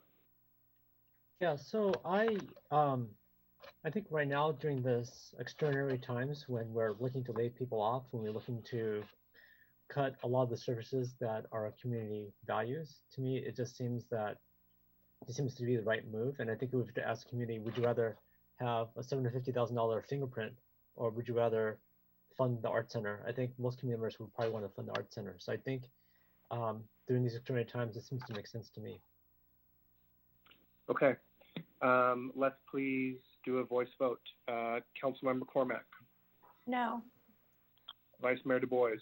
Yes. Councilmember Philseth, Yes. Councilmember me is a no. Councilmember Nis, No.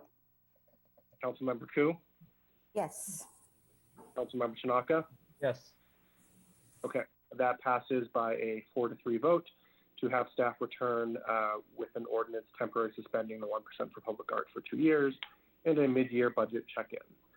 Okay, back to the main floor. Mr. Vice Mayor, is there anything else, or is that it? That was it. Thank you. Okay, thank you. Please raise your hand if you have something to mention. Councilmember Tanaka. So I guess I'm not, the process of this meeting, I'm not entirely clear on. So should we talk about Cumberland now, or is this something we talk about later? If you want to make a specific motion on Cumberland, Okay, and I'm talking specific motions, we're not discussing things, we've been through discussion. So for Cumberland, my concern here is the impact to our schools. And I think we're not really saving money, we're taking money away from our schools. I think there's many ways to do it. And whether it's keeping the cover lease or curtailing it, but still helping the schools. So I guess I'm more in mind of keeping the funding for the schools, maybe not through a lease, I'm not sure, because maybe it is a little bit complicated, so I'm okay with changing it. But I'm just concerned, and we got a lot of letters from the community about this. A lot of parents are concerned about like what's going to happen to the school district. We had the school liaison meeting as well. I think school board members are also concerned. I think education is like a big, important topic for a lot of people here in the community. So I guess for this, I'd like to, I guess, what do we do on this? I guess I'm in favor of not curtailing funding for our schools. So I'd like to make a motion for that. Okay, so there's a motion by Councilmember Tanaka to not curtail funding. I assume you mean to the school district. Yeah. So basically, rather than take away the 2.5 million, I rather that we find a way to make sure that our schools are able to be fully funded, especially during these extraordinary times. Okay, so there's a motion by Councilmember Tanaka to, I guess, fund the schools in the amount of 2.5 million. Is that? Yeah. Well, I guess my main point is the schools are getting the funding this way, 2.5, but I'm not hung up on having it to be a lease. It could be other ways. Okay, is there a second for that motion?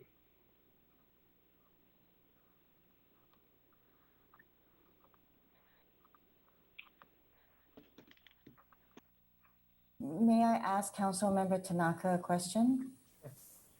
Sure. Thank you. So Councilmember Tanaka, so when you're saying to not curtail school districts funding, so are you saying to pay the lease of 5 million for Kabuli to the school district? The existing payment, and we retain the use of the facility? Well, I guess I'm not so particular about how it happens, whether it's through a lease or whether it's through some sort of separate funding agreement. But I do know that the schools kind of count on this money. They're already experiencing their own budget shortfall. And my concern is by taking the funding from the schools are still going to have to go to the taxpayer for money, which a lot of the taxpayers actually need are hurting. So it's hard for them to pay more, right? So that's where I'm coming from on this, is that I don't think we're solving our budget problems by taking money from the school district, because it's the same payer at the end. It's the same taxpayer. And that's where I'm coming from on this. So, Mr. City Manager, and if there's a second, please pipe up. If I might interject, I think it's very relevant to the motion. I don't know the specifics of it, but I did get a text from the superintendent that the board just approved the new lease on a unanimous vote. Okay, well, if they're okay with it, then I'm okay with it. So that was the only thing. So they're okay with the current arrangement? Again, I think they're okay. Let's move on. Okay, so the second thing is, we got a list of some of the properties that the city has, but I still think we should look at what would the revenue be to the city if we were to actually be able to rent out all of the buildings that we have at market rate. We may not want to do that, or if we do it, we may want to give grants, but I think this is one way that we can actually get revenue for the city. So I think this is more of a study for the staff to put together, and it's not something that we're probably gonna be able to do kind of before the end of June. So I'm not particular when it happens, but I do think we should know what are we leaving on the table when we don't fully rent out our properties. Okay, do you want to just restate your motion for the clerk? Yeah, sure. So basically, for staff to estimate what would the amount of rent we would get, market rent we would get for all the property that the city has. Market rent. Is there a second for that motion once it's written up? And so what Councilmember Tanaka is going after is city-owned properties that are sometimes rented below market rates. Or not rented at all. What basically, how much money are we talking about here, right?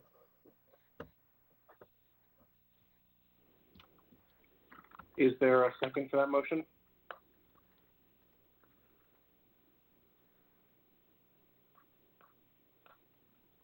Councilmember Tanaka, I think your motion fails due to lack of a second. I'll move on.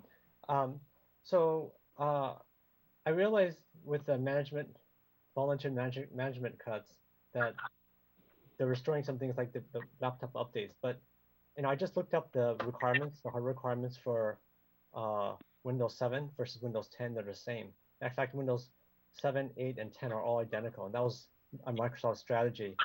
And I actually checked my son's laptop during the break, and his laptop is 5 years old and is running Windows 10. So I guess for me, I'd like to know from staff, how much is this upgrade? Like to actually keep it. So originally staff felt it was okay to delay the laptop update cycle, which I thought was a good idea. Now staff is saying, well, because we took some pay cuts or doing some furloughs, it's okay. We actually want to have the laptop upgrades now. So I'm trying to understand how much of a delta is, how much money are we talking about? Because you guys have it on your reports, but I don't know how much is that. How much of a delta does this cause? And that's 5 minutes.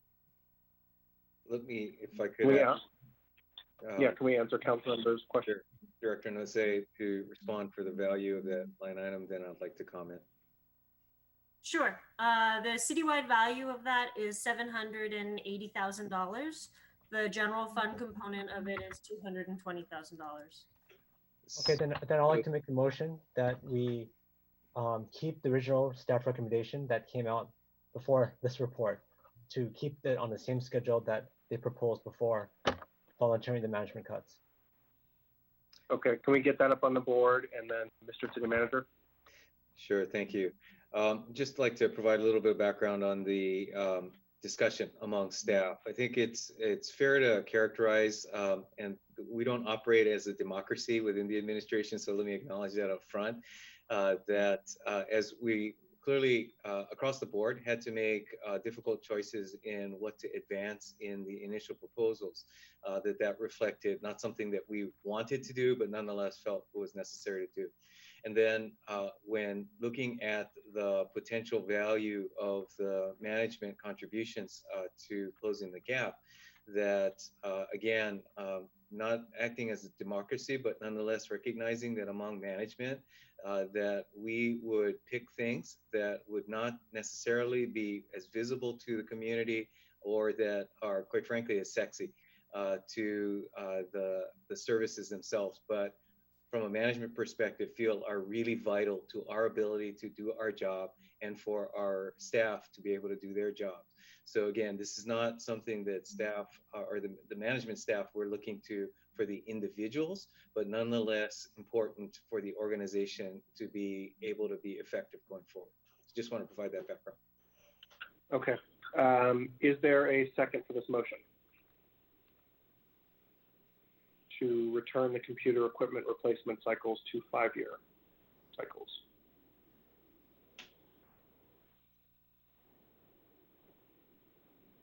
Seeing none, that fails for lack of a second. Thank you. Okay, thank you, Councilmember Tanaka. Next, I know the board has changed, but next I have Councilmember Koo, if you wanted to speak.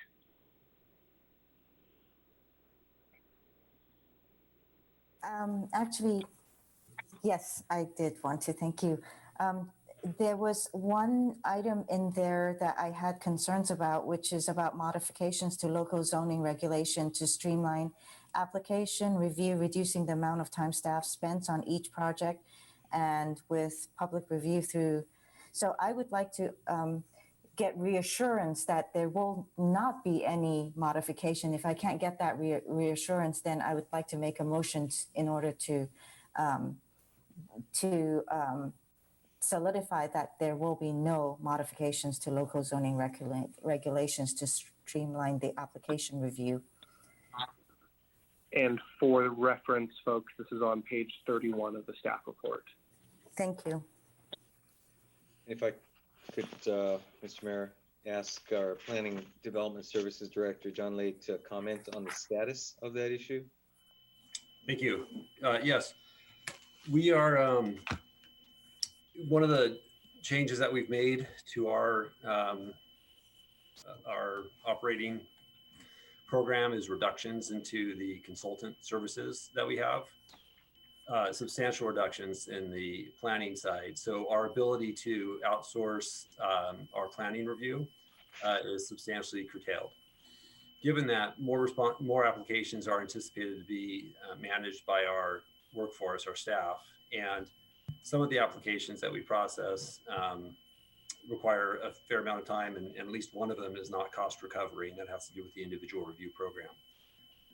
So we would like to look at ways where we can make adjustments to the zoning code so that more of these projects can be done administratively, but also in a way that reflects the sort of the direction of a lot of these entitlements, the way that they've been processed. So some possible reductions to development standards.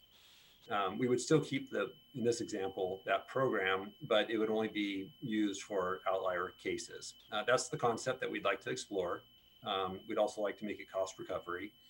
And these are things that we would return to the City Council through the Planning Commission with recommendations to the City Council. So no action would be taken without Council's endorsement. So no action will happen without council, but then you will still have the review process goes through, especially design and such, through ARB and through historical, as well as through PTCs. Yeah, no changes to our current entitlement process. We're going to get overloaded, I think, and so we're going to need to find ways to streamline it, but anything that we do will run by the City Council before we do it. We would need your support. Okay, well then, in that case, then I won't make a motion because, like I said last time, first and foremost, all the public, especially the residents, have the right to know what you're going to be putting up and what kind of impacts they're going to have to live with. Thanks. Thank you. Thank you. Next, Councilmember Niss.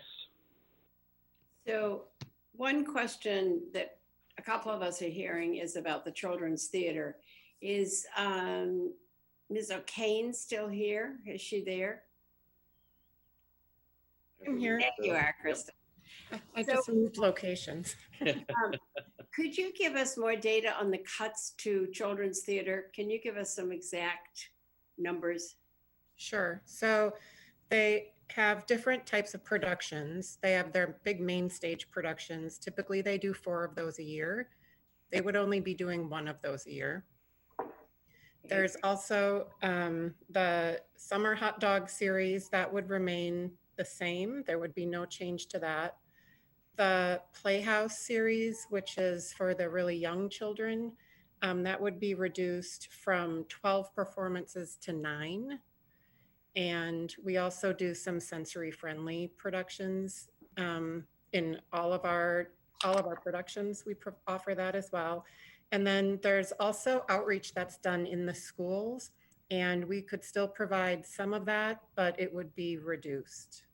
So it was some of this predicated on probably no one will be going there this fall and maybe not even the winter. Well, that was our thought, and what we're basing our revenue projections on is only selling 40% of the seats. On purpose. We did that on purpose, just not knowing what we would be able to do. So it is challenging to know, like say in January, are we going to be able to have a full house in a theater? We have no idea. Right, right. I would guess probably not, but none of us has a crystal ball, sadly. Okay, thank you very much. You're welcome. And I then, where are you, Ed? Ask you some general questions. You've got 6 months in front of you now of the rest of the year. How do you anticipate we'll be functioning differently than we are now? Sure. Do you see us still on Zoom in September? Do you see us on Zoom in December? You know, it's hard for staff to know where we're going, and you must be doing a lot of second guessing. Oh, well, absolutely. And I will say optimistically, the answer is yes, in terms of being on Zoom in September, October, but not exclusively on Zoom. I would hope that we will be both in person as well as online, given that if nothing else, this has expanded our footprint. So, and I could wax on that for a while. So let me not do that. But let me also, though, perhaps come back to Kristen's response. And I would like to just highlight, as I feel some obligation to do this, that the one distinction between where we are today and what could be the case, say, in September or December, we talked previously about YCS and positioning decisions down the road. The difference with children's theater, and Kristen will need to elaborate on this, is that, quite frankly, we have existing staff, and that between now and then, the decision needs to be made to continuing with that existing staff. And I don't know specifically the answer, so I'll ask Kristen and hopefully not put her on the spot, but the question of, so what are they doing between now and then? And how does the programming, how has the programming affected today? Let's use the Children's Theater as an example, and then the planning that they're doing for this, while the revenue reduction is certainly one dimension of it, I know they have been also looking at how the program itself is being redesigned. So Kristen, could I ask you to elaborate? Sure. So with respect to the Children's Theater, but really all of CSD's programs, is they've been focusing on virtual programming, offering some free and some fee-based virtual programming. Beginning in mid-June, there will be even more programs that people can register for, and people already are registering for them. And we're also in the process of looking at what we will do in the next phase, which is likely in July, when we're hoping we can do some summer camps, which would include at the Children's Theater. We're putting something in place by following what the county ordinance is right now for a day camp for essential workers. So it would be limited number of children. It would be 2 to 4 weeks, and all the same kids would have to be in the same camp through that time. So we're working with the city attorney's office to make sure that we have the appropriate waivers and things like that. So they're thinking really creatively on what they can do now, and they're implementing that and getting a lot of participants online, which is awesome. And also starting to plan for the future. So I'm intrigued though, Ed. I'll be following us with interest to see where we end up meeting and where it's going to be safe to go and so forth. It's very tricky. Is there a motion, Councilmember Niss? No, there's just a query, Mayor Fine. No, wasn't it acting on questions? No, I was hoping for motions, but it's okay. Anything else? I can't even make that into a motion. Fair. Okay. Council members Cormack and Filseth, you haven't yet spoken, but if you have any items, none. Me, none also, really. You know, we've been through this stuff multiple times. I really do want to commend staff for all their work on this. Councilmember Tanaka, I see your hand up, but I think we've been through this enough rounds. So I'm going to move us along at this point. Okay, well, there's a few other things that I have, but I mean, you're your meeting, but there's a few other cuts I'd like to propose, but I mean, if you don't want to hear it. If you go really rapidly, Okay. go for it. So can Seth bring up page 10 of attachment A, exhibit 1? So there's a transfer of $300,000 position to the city manager office. And I guess I'm trying to understand why would we transfer one police lieutenant to the city manager's office?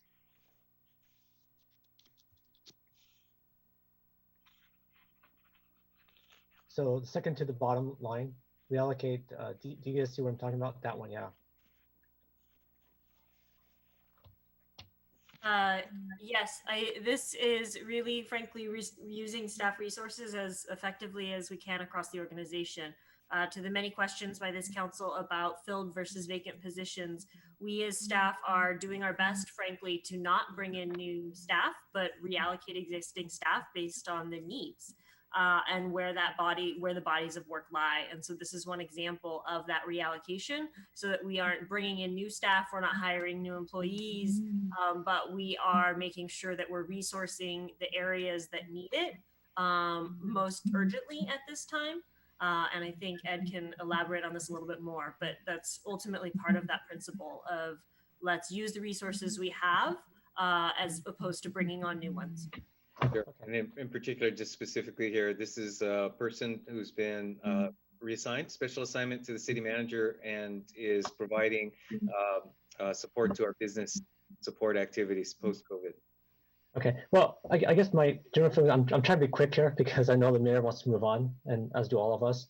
But my general feel here is, you know, I think the police, especially people who are like facing the community, are much more valuable, much more valued by the community than not to say the city manager is not important, but I think the city manager's office is already pretty big. So to me, it just seemed kind of out of place, especially when we're already cutting the police. So why not just keep it here? So I make the motion that we keep this funding in the police department versus make the city manager's office even bigger.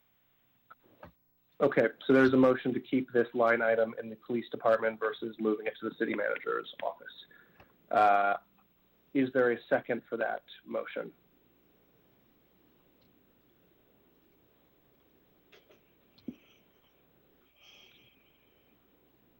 Seeing none, I think that fails. Okay, let's move on. Page 194 of the budget book, of the operating budget book, the HR org chart. Can staff bring that up, please? And so why they bring it up? So I noticed we have 6 people in HR that's doing recruiting, and given that we're laying off a bunch of people, why do we need to have so many? Why do we need to have 6 recruiters? It just seems kind of weird when, like, who are we recruiting for when we're laying people off? So I guess I'm trying to understand why do we need such a big recruiting department? Why do we need to, actually, sorry, it's 5 people. Sorry, it's 5 people in the recruiting. Why do we need, can we get away with 2? Do we have to have 5? Why do we need to have so many?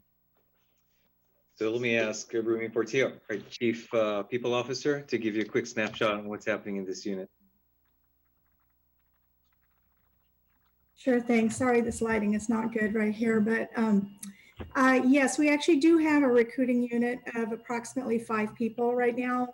It often is running understaffed, and we had just gotten to full staffing. We actually supplement this recruiting the group with contracts and supplemental assistance. The 5 are not enough to support what is a normal recruiting activity. During a hiring freeze, we do still have critical services such as the utilities department. I believe we have 20 active vacancies that are hard to fill, and they take a considerable amount of effort on specialized positions. So there is a body of work that is still ongoing.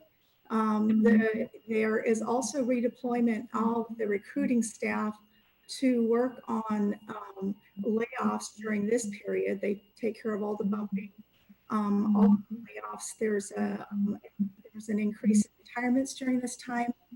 And then the staff also work on classification and reorganization work. Okay, so Remy, thank you so much. I know the mayor wants to move on, so I'm trying to do lightning motions, and maybe I get no support, and so I just want to kind of like Hopefully that was throw it out there. helpful. Yeah, so basically, my feeling on this, we have 40 million people unemployed, 25% unemployment, as Councilman Fulsa says many times in California. We're laying people off, right? It's, you know, pre-COVID, it was super hard. It was a employee market. It was super hard to recruit people. Now, like, it's one of the worst job markets in history, right? So I think if we're looking to figure out what do we want to spend our resources on, to me, just having such a large recruiting department, especially when we already have outside contractors as well supplementing this, just seems out of place. So I'd like to make the motion that we take it from 5 to 2. And that's 5 Okay, minutes. there's a motion to change this recruitment category from 5 positions to 2. Is there a second for that?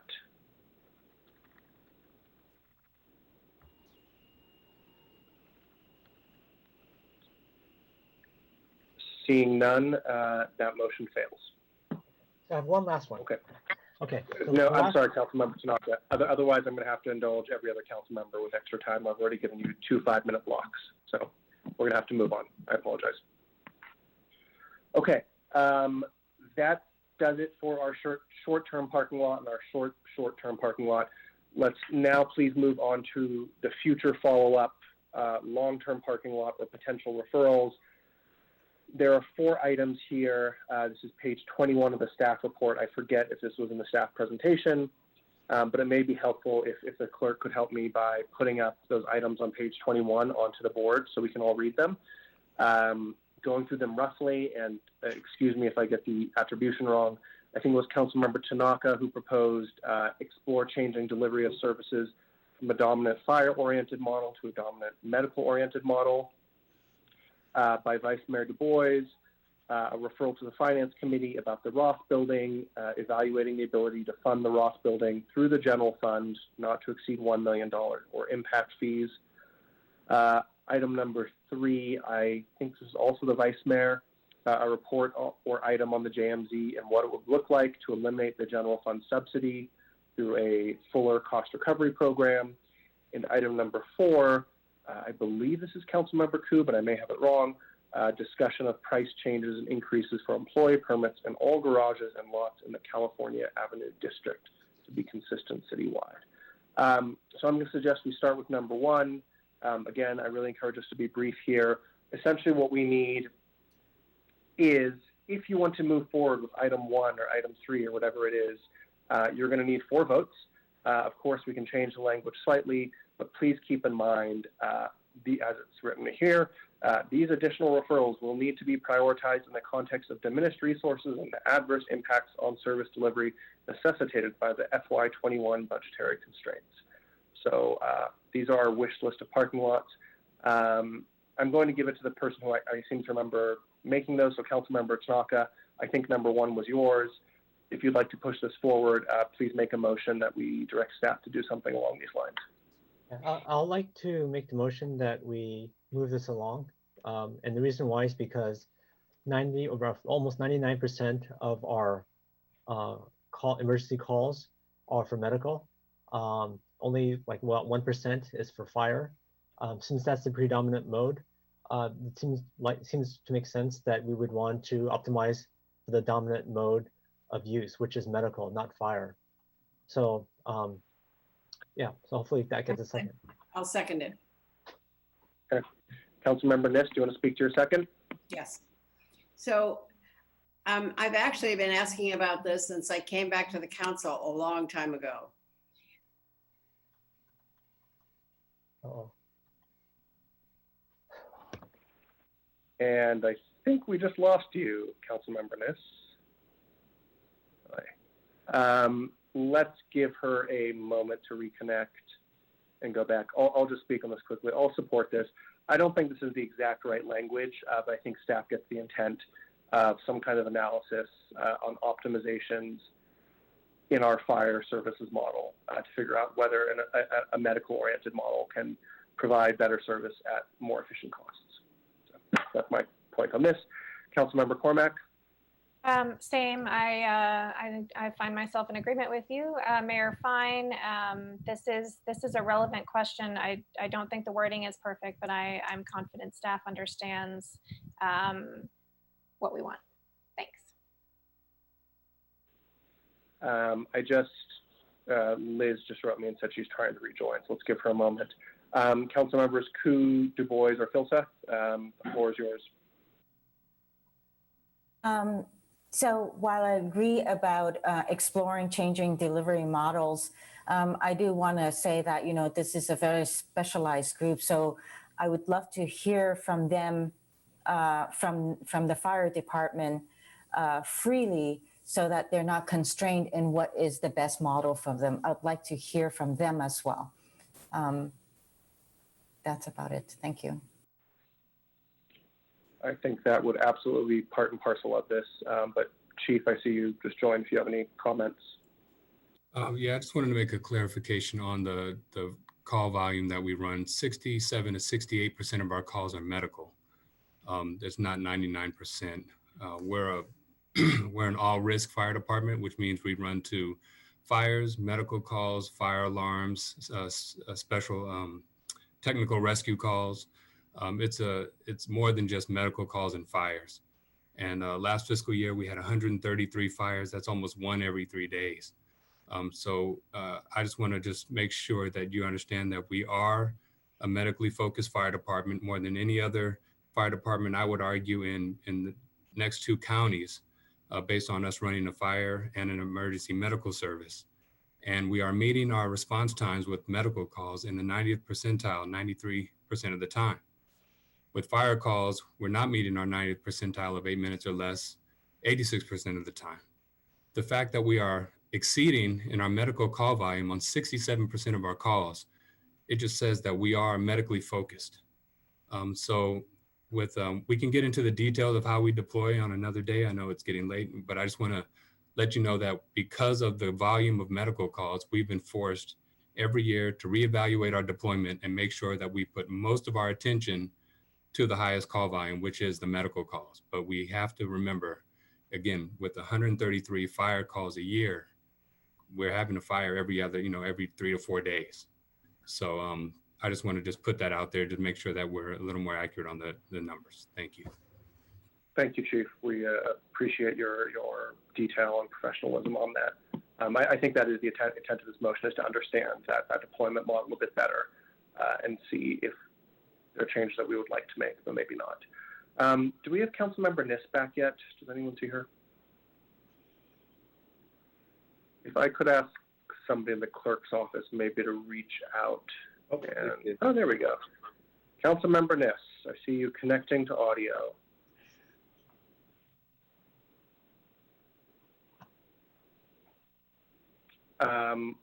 Councilmember Niss, you were cut off, but the floor is yours. And then I suggest we vote on this.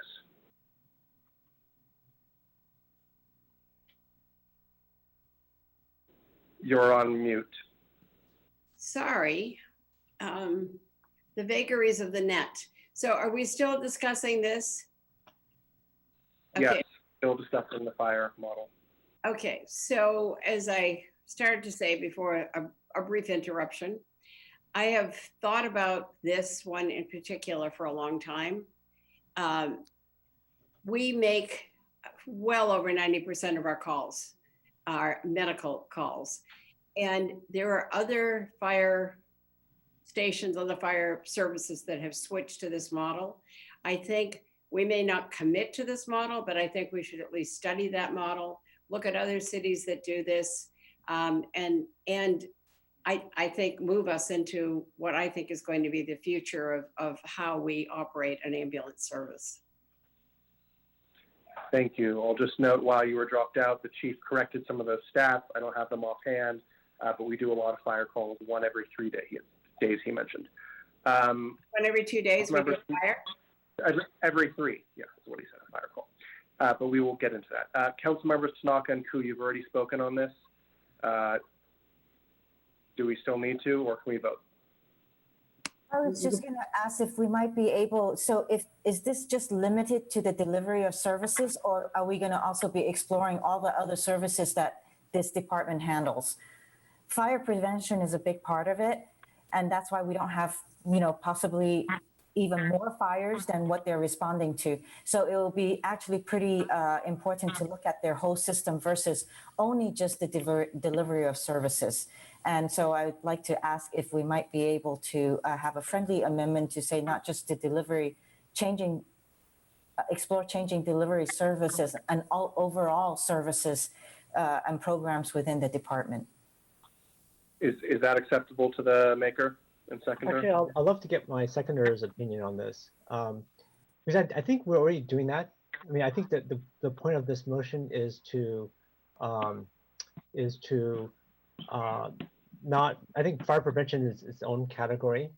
And I don't think we're going to try to, so I think it's a different topic than what we're talking about here. Let's just focus on the proposed amendment, which was to, I think Councilmember Koo said, look at all services, all service delivery. I think that's all you were changing, Councilmember Koo? That's done by by fire, correct? That's done by fire department, yes. No, I'd support that. I think that's actually a good addition. And I'm fine too. Thank you. Okay, let's get the language straight, Councilmember Koo and Mr. City Manager. Yes, well, I would note that with that expanded scope, this could be a very significant study to the point that it could take some resources. As focused as it originally was, I had at least some hope that this is something that we could evaluate without identifying some funding being needed. But if it were for the department as a whole, to be clear, the fire department has gone through a rigorous accreditation process. So we have had the basis through which to compare and verify our methods in comparison to other industry standards. So that arguably provides that department-wide metric. But then I took this original motion as much more focused on the delivery model for emergency response. Okay, I mean, so does that mean you wouldn't do it without resources? Well, it means we'll have to done. Hold on, Councilmember Niss. The city manager, Mr. City Manager, if you want to explain. Well, yes, I think, again, to the extent that it's different from the accreditation process that the department currently goes through, I would certainly want to work with the chief as well as try to ensure that the scope that we develop is consistent with what the council has in mind. And if it is as expensive as the department itself, I would tell you the accreditation process itself was very labor intensive. So Fire Chief may want to comment on the scope and how we'd approach this. Sure. Yeah. Thank you for bringing that up, Ed, about the accreditation. You know, we were the 9th city in the state to become accredited fire agency. And what that does is that puts us out there to check our best practices, not just in emergency response, which is definitely part of the categories that we're measured in, but it also checks on how we work with facilities, how we work with human relations, how we work with public works, how we work with different aspects of running a fire service. So if we were failing in any area or not meeting the measurement, we would not become accredited. And it's not just based on how we respond to one type of call.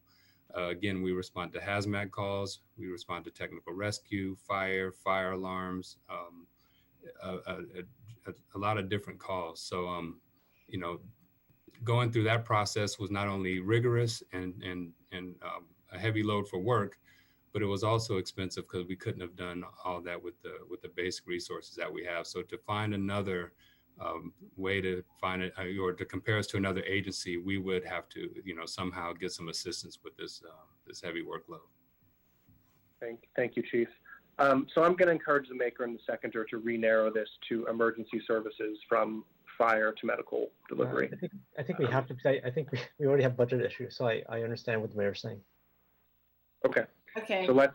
I'd like to see focus it. Can we just write that down, Mr. City Manager, if you would help us direct staff to explore emergency services delivery from a dominant fire to dominant medical? Yes, I think that conveys the council's intent. Okay, and take off the part as well as an overall exploration of all services. Right. Thank you. Okay, let's please vote on this one. Councilmember Cormack, Yes. Vice Mayor Du Bois, Yes. Councilmember Filseth. Yes. Me is a yes. Councilmember Niss, Yes. Councilmember Ku, Yes. Councilmember Tanaka. Yes. Great, that passes 7-0, and staff will come back when they can come back with it. Thank you, Chief, also for your input on this one. It's really appreciated. Can we go back to the long-term parking lot items? I think the next one is the Ross building and $1 million from the general fund or impact fees. Mr. Vice Mayor, I think this was yours, so if you want it to have some legs, go for a motion, please. Yeah, so I would move the long-term item. Again, I guess I'll wait for a second and then explain it.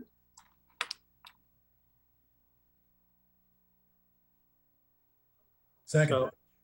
So, okay, thank you. So again, this is a motion just to send it to finance. It's consistent with the last time the Roth building came to council. So I think the suggestion here is just to do that same thing with some updated information. I think Hal Mickelson summed it up the best. He said, there's an opportunity here with a good builder to get the hard shell done, protect the city-owned building. It needs seismic upgrades. And we could do that with potentially a small amount of money. So I think we should send it to the finance committee and evaluate that. And that's basically it. Thanks. Councilmember Filseth. Yeah, just briefly, we said before we would send it to finance. I think we should still do that, and that's what this motion does. And let finance sort of consider the ramifications. Okay, if you want to speak to this, please hit your hand. Councilmember Cormack. Isn't our prior referral still extant? Isn't finance still on the hook to do this? I think you're right. That's correct. And there is a meeting later this week with Public Works staff and museum representatives to talk about the status and options going forward. Yes. Okay, so is the only addition here, the only change that is proposed is the use of impact fees? Because I recall a general fund being part of like the fourth part of that prior thing. Is impact fees the only thing that's different here? I think the impact fees as well as the limiting of the general fund. Okay. Dollars, both of those would be additional details that are not necessarily included as part of the original motion. Okay, thank you so much. I'm not going to be supporting this because of the instruction on preference for impact fees, and I'll just take a moment to say why. And I'll just use the example of Cubberley Community Center, which is, gets 600,000 people visiting per year. We have 8 acres and we're about to put more people into there. So it concerns me if we identify community center impact fees for a building that doesn't have visitors yet when we already have an existing building that needs it. So I don't want us to, allocate those impact fees without reviewing all the places they could be and going through a priority process. So I won't be able to support this motion, and I'm confident that the Finance Committee will be able to work with the prior referral. Councilmember Niss. So I'm glad this is going to finance. However, the way that it's written tonight, which includes the general fund, where we have not completely funded some of police and fire, means that I think that would be, that would not be sending a clear message. So I won't be voting for it tonight. Councilmember Ku. So one of the public speakers came in and spoke some time ago or at the last budget meeting saying that it would be lovely to see that area be a historical district with the other museum there. And it will be a community space where there is a community room, a cafe, and there's a public restroom that is designed into it. And it's right by the park where there's a lot of people that hangs out over there with the children's playground. So to have the exploration by finance evaluating the ability of where the funding is coming from, I think that's the appropriate thing to do. There is also an archive for a lot of the historical documents in there. So I think it's a huge community asset for this community. And it can be done in a phased approach where the cold shell is put in, and at the same time to ensure the seismic retrofits are done with the roofing. So I think that, this should be explored. And given that, I think that it wasn't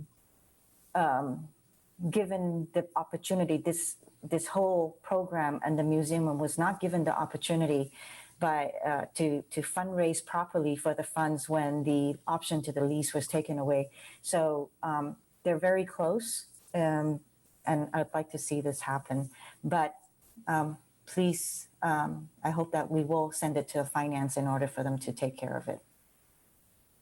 Thank you. Councilmember Tanaka. A question for staff. So on this motion, so as been already noted, this is going to Finance Committee already. But under this motion, isn't this more restrictive than what's currently proposed? I mean, doesn't Finance Committee have more purview with the current than what this is? This seems like it's more restrictive. But I like to get staff's take on it. I mean, is this more restrictive or less restrictive from what was priorly referred? I think I would describe it as perhaps more specific, not necessarily more prescriptive, in that the prior referral basically left open the range of options, or left completely open the range of options to look at. This one gives some particular directions to check into. And again, there is the limitation of the $1 million of general fund, which could be restrictive in that regard, but that's the only dimension that I think it might be constraining. And quite frankly, with that $1 million, it does limit the range of discussions or options. I mean, I guess I'm just wanted to look at the maker and seconder of the motion. I mean, why would we want to? I mean, if the idea behind this is to try to figure out how to rehabilitate this building, and we already have a motion that's actually that gives us more free rein to try to renovate this building. Why would we want? I guess I'm trying to send the rationale behind having this motion that's actually more. First of all, it has a $1 million cap on it, and then it's more narrow in terms of the range of options. I guess I'm trying to understand why, because it looks like you guys are trying to support this, right? But this motion seems to be actually makes it harder to do it. So I maybe the maker and seconder could talk about that. That'd be great. I think the idea was $1 million from this year's budget, which is pretty stretched. General fund plus impact fees could potentially get us there this year, where it didn't seem feasible in our budget discussions that we would take more than $1 million from our general fund. But if you have a suggestion, I'd love to hear it. Well, it just seemed like we could do that already, right? I mean, you're on the finance committee with me as well, so we could already do that. But if you say this, then it means that we can't take money from next year's budget, or it just seems a lot more constrained. I think it was meant to be. This was a discussion about this year's budget, not in perpetuity. But yeah, if you have a suggestion, happy to hear it. Or it just seemed to me that we would have more tools in our toolbox, so to speak, if we have the current the current plan, right? Under this proposal, it's actually more restrictive, and we have less tools to play with, right?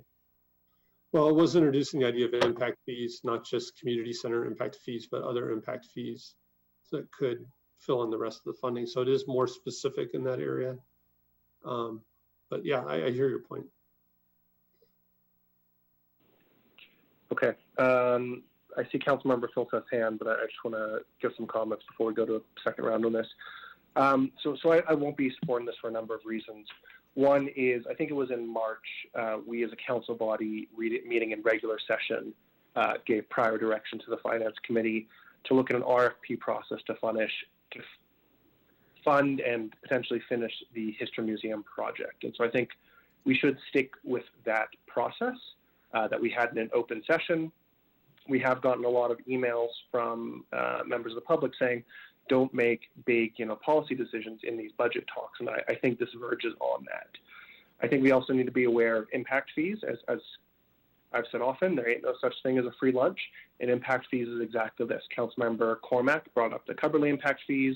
There's also the public safety impact fees. And so this would essentially say, like, look at those impact fees, transportation impact fees, public safety impact fees, Cubberley impact fees, and redirect them to the Roth building. And I think that really doesn't do justice to the range and purpose of our impact fees in the community and for what we need in our city. And finally, we are in a tight budget year. We have spent days upon days going through this. And I think, spending $1 million on a project like this, as great as it will be, and as much as I would love to see it get it done, it is not essential right now. And a lot of people are saying that this $1 million will get us there. I want everybody to be clear. This will just finish the building. There is not going to be a museum. There's still an enormous gap after that. And so that's, I think, why we directed the Finance Committee to look at a more holistic proposal plan to finish, finalize, and fund this project in partnership with the Palo History Museum Board. Okay, Councilmember Filseth, do you have a comment here? I do, actually. I want to ask a question to staff to make sure I understand the structure here. If we vote this down, does it still go to the Finance Committee? Yes. Okay. So I looked at this, and this looked to me essentially duplicative of the existing direction. I don't see it commits us to anything. The only thing in here that's fixed, it doesn't stop the Finance Committee from looking at impact fees or not looking at impact fees as before. And the only thing that I see in here is a restriction that they can't put more than $1 million out of the general fund into it. And I can't imagine a scenario where we put even anything close to that out of the general fund. So this looked to me essentially like a duplication of the existing motion.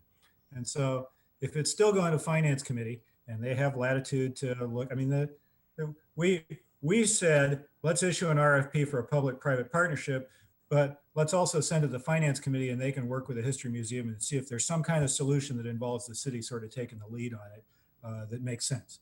And I think that's what we should do. And if this motion is immaterial to that, then I don't see a terribly strong reason to support it. As long as it's still going to the Finance Committee, we're still going to do what we said. It still is at the Finance Committee. Okay, let's please vote on this motion. Councilmember Cormack. No. Vice Mayor Du Bois. Yes. Councilmember Filseth. I'm actually going to vote no on it. Okay. Councilmember Fine. I'm voting no on this. Councilmember Niss. No. Councilmember Koo. Yes. Councilmember Tanaka. No. Okay, so that fails on a 5-2 vote with council members Koo and Vice Mayor Du Bois voting yes. I think I got that right. Okay, so that fails. That parking lot item does not pass out. If we can please go back to the board and item 3, Vice Mayor, I think this was also yours, correct me if I'm wrong, a report or item on the Junior Museum and Zoo and what it would look like to eliminate the general fund subsidy through a fully cost recoverable program. Was that yours? Yeah, I think it was both of ours. I think I proposed it and you immediately seconded it. Yeah, and again, this was coming from that Junior Museum report. I think there was a shift as we went through this project in terms of the ongoing subsidy from the city. And so especially with hiring the additional staff, the request is really to see, can we get back to a no drag on the general fund over some number of years? Would you like to make a motion? Yeah, I guess the motion is number 3. Okay. So that's the motion there. Is there a second for this?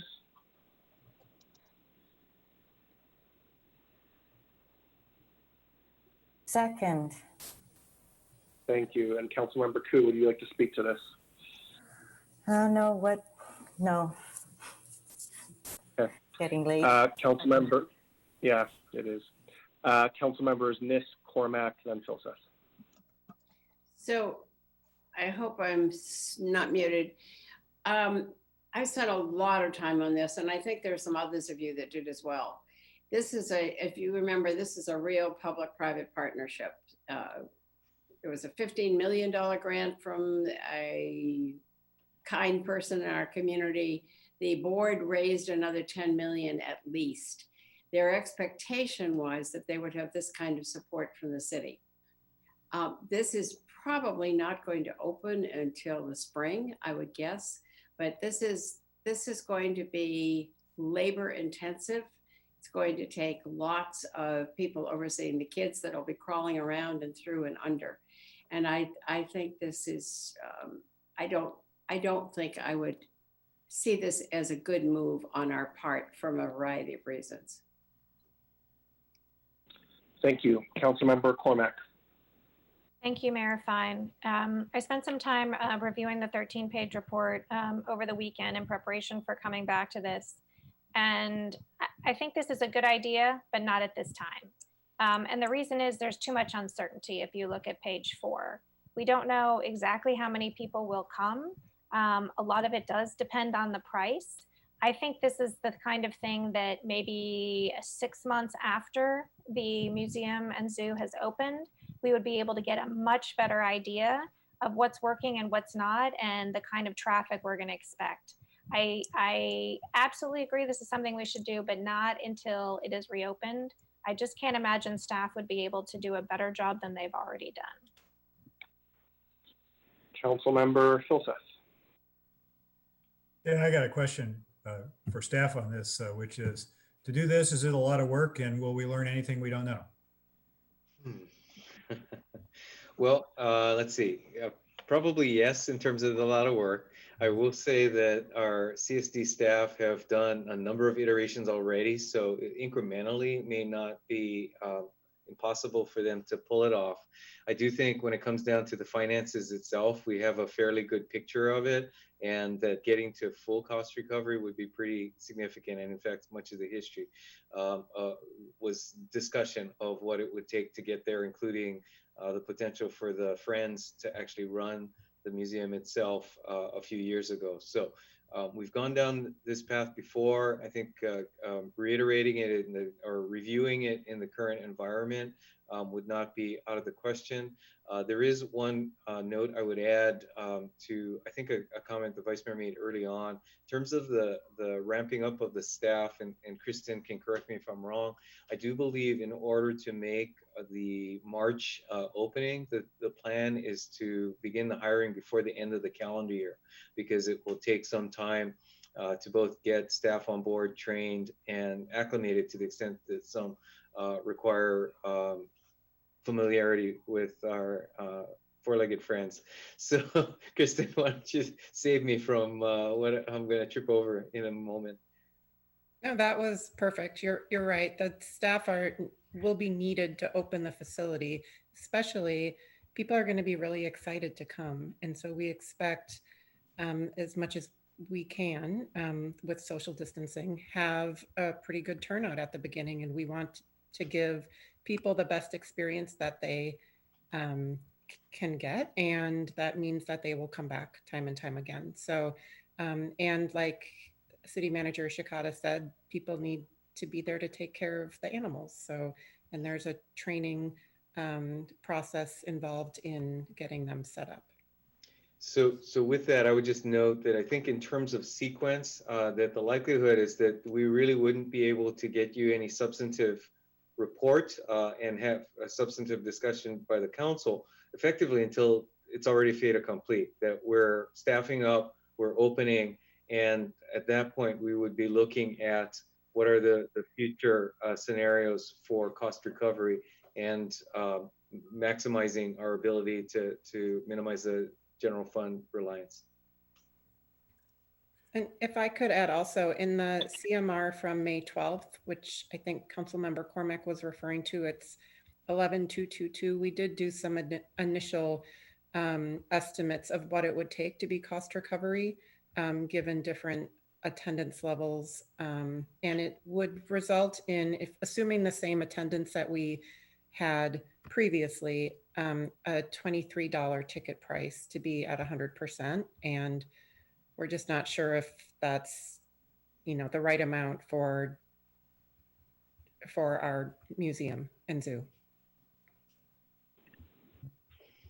Okay, that's very helpful. Thank you very much. That was, yeah, my sort of impression was, the work you've done already, you can sort of put a box around what it would look like, and for us to get anything, I actually think Councilmember Cormack put it pretty well. Is there's too much stuff we just don't know yet in order to refine it a whole lot. So thanks very much. I'll probably Councilmember Koo. Sorry, Councilmember Koo. So thank you. So is the goal to ever eliminate the general fund subsidy down the line as the museum ramps up? So I think the original is not the right term. The path that began several years ago was to examine spinning off the organization from the city itself. That would give the Friends or a new entity the ability to operate, to fundraise on an ongoing basis. And so that's certainly not off the table, but it was taken off the table during the discussions of the fundraising for the facility, so that that became the sole focus. So that getting the new zoo completed, both in terms of funding as well as constructed, became the more immediate goal. So I think that, as I recall, the evolution of this, that a couple of years ago, it was decided, let's table the discussions of the ongoing operation that could be very different in the future, get it open, and then revisit after it's open. So I think revisiting after it's open is effectively what we would be doing, and looking at the financial dimension of that. So all of that is, so what you did was we put in place all the necessary things in order for this organization to be successful in their fundraising in order to get this built. Now, moving forward, in order for them to spin away to be their own, do we own the land underneath that? And so essentially, do we own that building and the land? Yes, I believe that's the case, and others can correct me if nuance to that. So obviously that would be taken into factor if they spin off. Okay, thank you. Mr. Vice Mayor, I see your hand, but you've already spoken. Is it very brief? Yeah, just a quick response. So there was no timing on this, so the timing of 6 months after it opens, totally acceptable. The point is, we have talked about this over a number of years. Council has never discussed an ongoing subsidy from the general fund. That has changed. It came out in that last report, which was an information item only. And so that's where this motion came from. But there was no timing to do this immediately. So I would be happy to add that this would be after the museum opens, so we have more data. Okay, let's please vote on the motion. Councilmember Cormack. Wait, sorry, is he amending the motion? I said he's open to amending it. Okay, I was raising my hand to make a friendly amendment then. I would amend it. Return with a report or item on the JMZ 6 months after it reopens.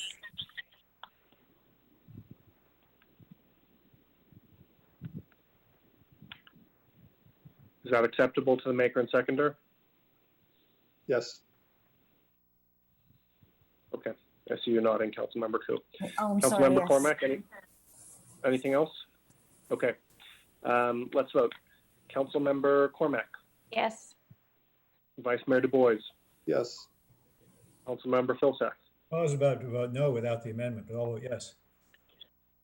I'm in the same place as Councilmember Filsack. I'll vote yes. It's 6 months out. Councilmember Niss. Still too soon, no. Councilmember Koo. Yes. Councilmember Tanaka. I'm with Nis on this. Okay. Can you just tell me which way you vote? Sorry, Oh, no. for the record. No. Thank you. Okay, so that passes on a 5-2 vote with council members Niss and Snaka voting no. We have one last long-term parking lot item. Councilmember Koo, I believe number 4 is yours. Correct me if I'm wrong. Discussion of price changes and increases for employee permits in all garages and lots in the Cal Ave district to be consistent citywide. That was yours, correct? I don't remember it to be mine. I'm so sorry. Can staff jog our memories? Do you remember? I seem to remember this being you, but let's get some confirmation. That looks like I was hoping Kylie would have that information handy. Do not. If somebody else would like to run with it though and make a motion around this and some of our parking I stuff. think it was yours, Lydia. Okay, well, if that's, okay, sure. Then I would like to move that staff come back with a discussion of the price changes and increases for employee permits so that it's consistent throughout the city for all garages and lot in California Avenue. Okay, so there is a, do you mean all garages and lots in Cal Ave or citywide? Citywide. Okay, so there is a motion by Councilmember Koo to return with a discussion of price changes or increases for employee permits to make garages and lots consistent citywide. Is there a second for that? Let's just see if there's a second, and then I see the city manager. Mr. City Manager, why don't you jump in and we'll see if there's a second. I just want to clarify that in this particular case, we have an assignment or just basically the necessity with the opening of the new garage to set pricing on that new garage. So it'll provide an opportunity for the council to discuss this in either case. So you don't need the motion then? I was trying to be polite and not say that, but yes, that's true. I think that's accurate. Clarity is necessary. Thank you. Appreciate it. It's 9:45. You got. Yeah, if that's. I was just saying. Go ahead. No, it's your floor, Lydia. Sorry for jumping in. No, I was just going to say that if the city manager says that this is already part of exploring all the different permits, since California Avenue is something that that he has to come up with the pricing, so then I'll withdraw. When do you expect it to come back, though? Before the garage opens. Which is sometime next year, right? This fall, actually this fall. And well, again, I think Director Eggleston said that that's still in discussion, but the latest date I've heard is September, October. Okay, I withdraw it. Thank you, Councilmember Koo. It's relatively soon. We'll get to see that anyways. Okay, that finishes up our long-term parking lot, if I'm correct. There was nothing else in there, correct, staff? Mr. Mayor, if I could just clarify on an earlier item that got raised tonight for the first time having to do with the Percent for Art program. We have had some discussion about it just over the last hour, and we will consider that also a long-term parking lot item that we'd come back in the after the break. I think the council's going to need some information about the status of that program and the various public and private projects, what the pipeline looks like.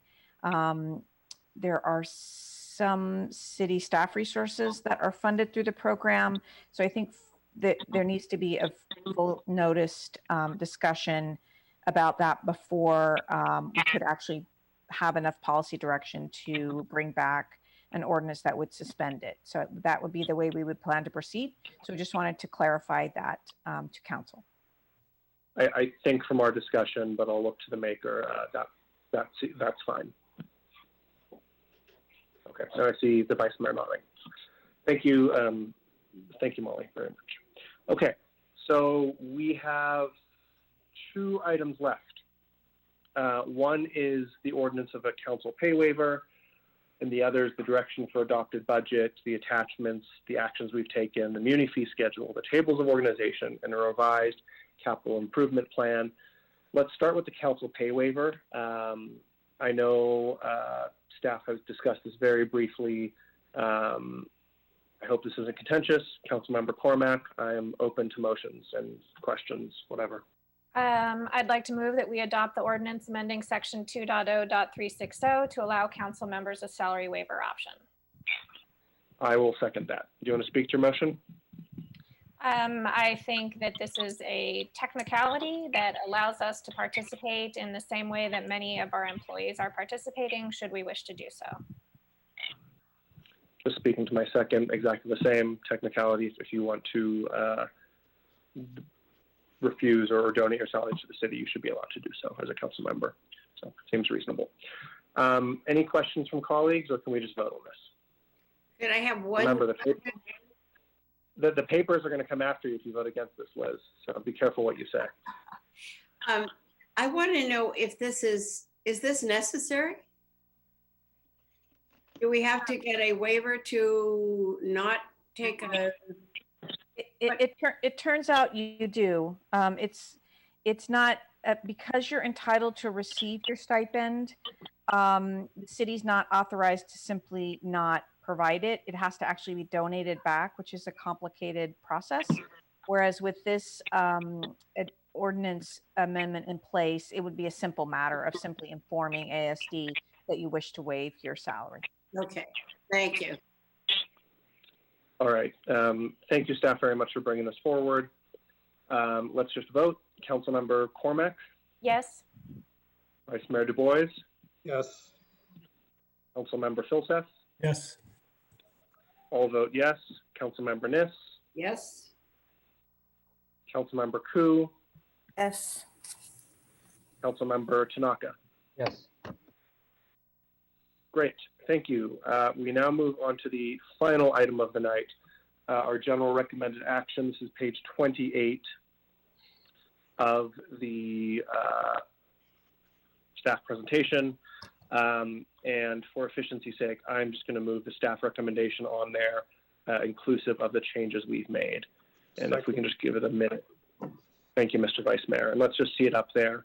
So what this does is direction on the use of the remaining fund balance in the city's $839,000. We've done that. We are recommending that staff return with amendments by the actions outlined in Attachment A, Exhibits 1 and 2. Recommend that staff return with formal adoption of the FY21 Muni fee schedule. Recommend that staff return with a formal adoption of the table of organization in the proposed operating budget as amended above. And recommend staff return with a formal approval of an FY21 to 25 capital improvement plan as revised through Attachment A, Exhibit 2. I'm going to want staff just to chime in here and just make sure we've got this all right. This is essentially formal direction to staff to take all of the work we've done over many weeks and days, package it into a operating budget and a capital budget. Given all the changes we've made to both of those budgets, some of the rebalancing strategies, some of the new policies, some of the eliminated programs and positions for us to evaluate and ideally adopt on June 22nd. Not much else to say on this one. Mr. Vice Mayor. Yeah, I think we did some good work. It took a lot of time. It's very unusual circumstance this year. I do have one question I wanted to go back to. I asked earlier on tonight about the reappropriations report, and I didn't get an answer. I think they were looking it up. But during one of the breaks, I emailed Ed and Kyle an example from last year. I just wondered, are we going to get something that breaks down the 88 million reappropriations?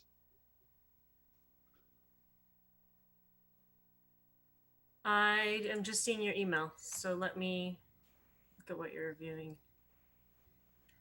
Oh, all right. That reappropriation request is something that is done in the fall when there's a final true up, that list that you're referring to, when there's a final true up of all the projects. So this is the fourth tranche, frankly, of reappropriations at the end of the year. So this isn't the same as the 88 million that you were referring to. Okay. Staff can provide a list of the 88 as an attachment to, I'm trying to think, another staff report, but it's in the proposed budget, but it's not consolidated, to your point, in a cohesive list like this. Okay.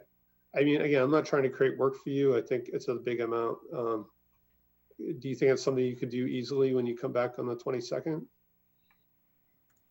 It'll be an information attachment. Yeah, that would be fine. I think it would be useful. And if it is a lot of work, it would be fine if it came back in like in August or something too, but I'd like to see it at some point. Yeah, I think I appreciate that flexibility, Vice Mayor. I do know that this is one of those, you take a first estimate at it at some point in the early spring, you do another estimate as we just did, or a month or so ago, and there will be, it leads to the actual reconciliation, which is the reappropriations report that is after the fiscal year closes. So I think, I'm not sure that we were planning to do another estimate prior to that reappropriation report that you referred to. So let's perhaps see what we can pull together, because the numbers otherwise would maybe the same as what we've already provided, but maybe it's just how it's packaged. Yeah, again, the issue is a very complicated budget, a lot of different reports, and the idea that we're probably going to come back in September and maybe again 3 months later with budget adjustments. So I think it really helped the council to understand, you know, there's a lot of money that we're just rolling over from year to year. And if we do get in a situation where we need to look for more money, I think it'd be useful to see that.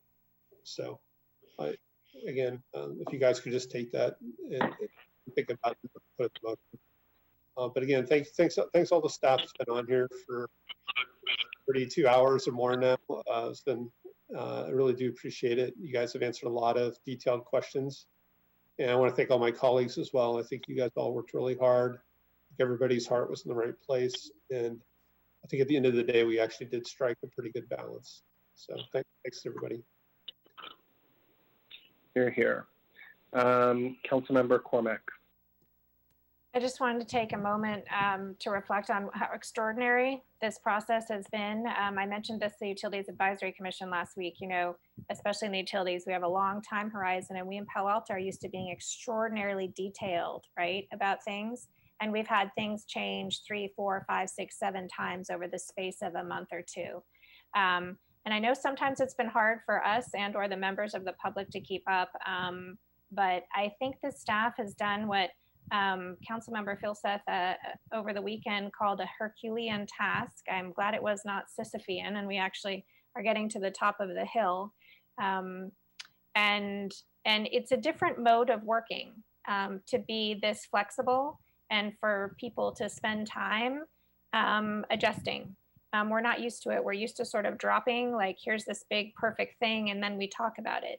And while I know it's been uncomfortable for some of us, I think we've really gotten to a good place given what a difficult time this is. So I just wanted to say that to the community, to the staff, and to ourselves. I know there was a bit of a struggle there on day 2 of 3 of the Zoom marathon a few weeks ago. Councilmember Filseth.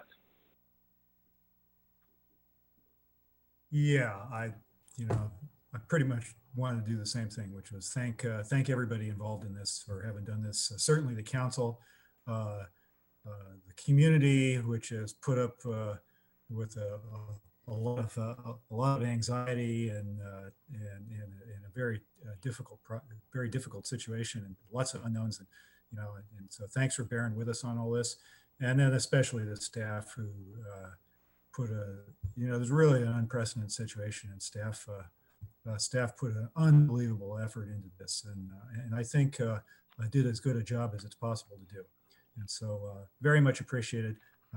Thanks for the ability to work with all you folks on this, and this isn't anything that anybody likes to do, but I think that it had to be done, and I think we've got to a workable place here.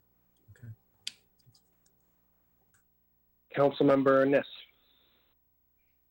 I was just tallying up the amount of time we spend on it. I think 30 hours in meetings just over the last couple of weeks, which is I would say Herculean, as you said, Eric, but also is astonishingly amazing that we actually have it in the shape that it's in tonight. A special thanks, as many of you have already said, to staff. Ed, I think you've worked around the clock, I'm pretty sure. I think Kylie, you may have as well. And Molly, I'm so glad you're there in the background. I know everyone has been on their toes all the time, which has been fabulous. But I hope there's never going to be another year like this, another year where you realize we haven't seen each other since March 16th. Literally, maybe some of you have seen each other. I haven't seen any of you that I can think of. And I think that's pretty amazing that you haven't seen these people, even from a distance. And I think that I feel like I've seen all of you, but I know I haven't. So thank you to staff in particular, but also to all my colleagues who have hung in there for all this time with so many questions, such an interest level, and passing a budget in the time of COVID is not an easy thing to do. So I'd say congratulations, everybody. Councilmember Tanaka. Yeah, so yeah, just want to give my thanks to the community, staff, and my colleagues. Can I share my screen? Can staff give me permission? Okay, thank you. So I've been looking at the list of employees, and it was a pretty big list. And you look at this section here, which is the management part. So it goes on and on and on and on. And we've talked about this. I think other council members have talked about this as well. And when you do the math, it's pretty astounding that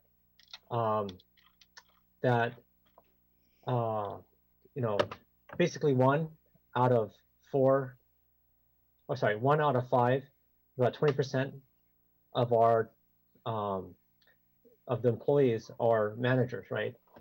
And so I guess my point of this, and I can share this with you guys if you're interested, but the point of this is that we're making some very deep cuts in this budget, and it would seem that it would behoove us to understand, is there structural changes we can make to move some of the dollars we're having on the management side to more of the people doing the work. And so I guess what I'm interested in, and let me stop sharing the screen so we get the motion back on, is if we can, as part of this motion, and hopefully this would be a friendly amendment, to include, because this was just a very superficial download the spreadsheet from the website, look at who's in management, and then calculate what percentage is in management. But a 1 to 4 span of control is very unusual. It's a very low span of control versus what's typical in most other places, which is 1 to 8 or at maybe worth 1 to 7. And I would really, I think, and I've seen a lot of community members who've written in about this, and I've had a lot of office hours on this topic as well. And I actually talked to a organizational design expert. She actually charges tons of money to analyze organizations. And this is one of the things she also mentioned to me on Sunday as well. And so, in times when we're going to more self-managed teams, when pretty much most organization is like 1 to 8, that's the average. And I asked her, she actually did some consulting with the city and county of San Francisco. And she even mentioned there that it seemed like they had a much wider or a higher span of control than we have in our city. And I think when we look at this budget, I think it's important to actually understand what is that really? Because I hear different conflicting numbers. Of course, what we're looking at here is not a detailed org chart, it's just a download of a spreadsheet with who is in the management unit. So as a friendly amendment, I guess this would be like E, would be to for staff to report out what is the true span of control within the city.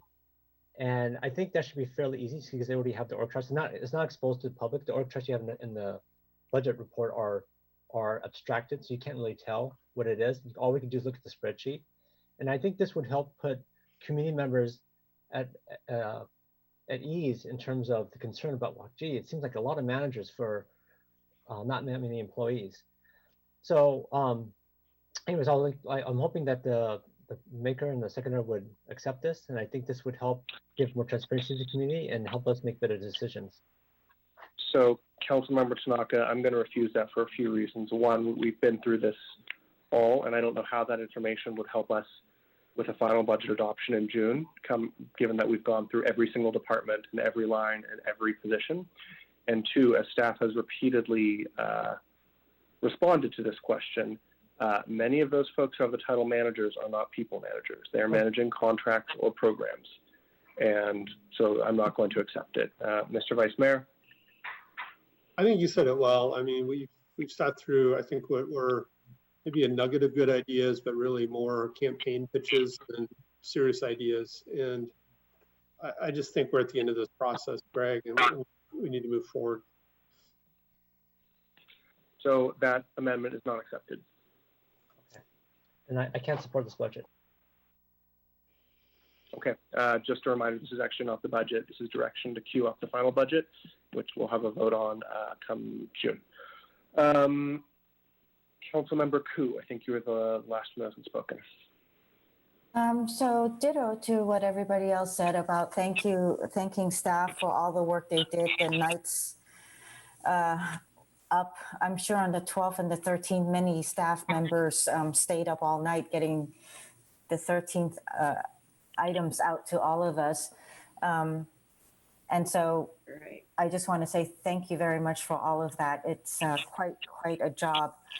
I think one of the things that kind of causes me to have pause is that the city had done a survey of their own, and of course I did my own survey, and both came out showing that, you know, we should be focusing on how to ensure the community continues with their services and programs, which is important to them, rather than go forward with some of their infrastructure projects. And you know, at the same time, I also spoke earlier on how the framework about the amounts that are available was framed very, very strictly about what is available. And there's no going back and looking at where else there is funding, especially on some of the capital improvement projects that can be deferred. And I do want to make sure that I emphasize capital improvement projects, when we say they're deferred, it's not canceled. I know that there was a distinction about going in 5 years, but it can always be kept on the book based on council direction. And at this point, you know, this process needs to be a little bit better in terms of not framing it so strictly. But otherwise, you know, I don't want to take it away from everybody who had worked so hard on this, and just want to say thank you. Okay, let's please vote on this motion. Councilmember Cormack. Yes. Vice Mayor Du Bois. Yes. Councilmember Filseth. Yes. Myself is a yes. Councilmember Niss. Yes. Councilmember Koo. Yes. Councilmember Tanaka. No. Okay, that passes on a 6-1 vote with Councilmember Tanaka voting no. Echoing everyone, thank you very much to staff, to our community, and to you all for all the work on this. It will come back to us on June 22nd for a proposed final adoption. Just going back to the agenda, there are no council member comments tonight since it's a special meeting. So our next item is an adjournment. As I mentioned at the beginning, you know, yesterday was Memorial Day, so even though we're a day late, I would like to adjourn our meeting in honor of all those men and women who have given their lives in service to the freedom and security and peace of this country. So may their memory be a blessing. And thank you all so much. And I hope you all have a great night, and we'll see you in a week, I guess, huh? Good job, Adrian. Good night, everybody. All right. Nicely done. Thanks, everyone. Have a good one. Cheers. Bye.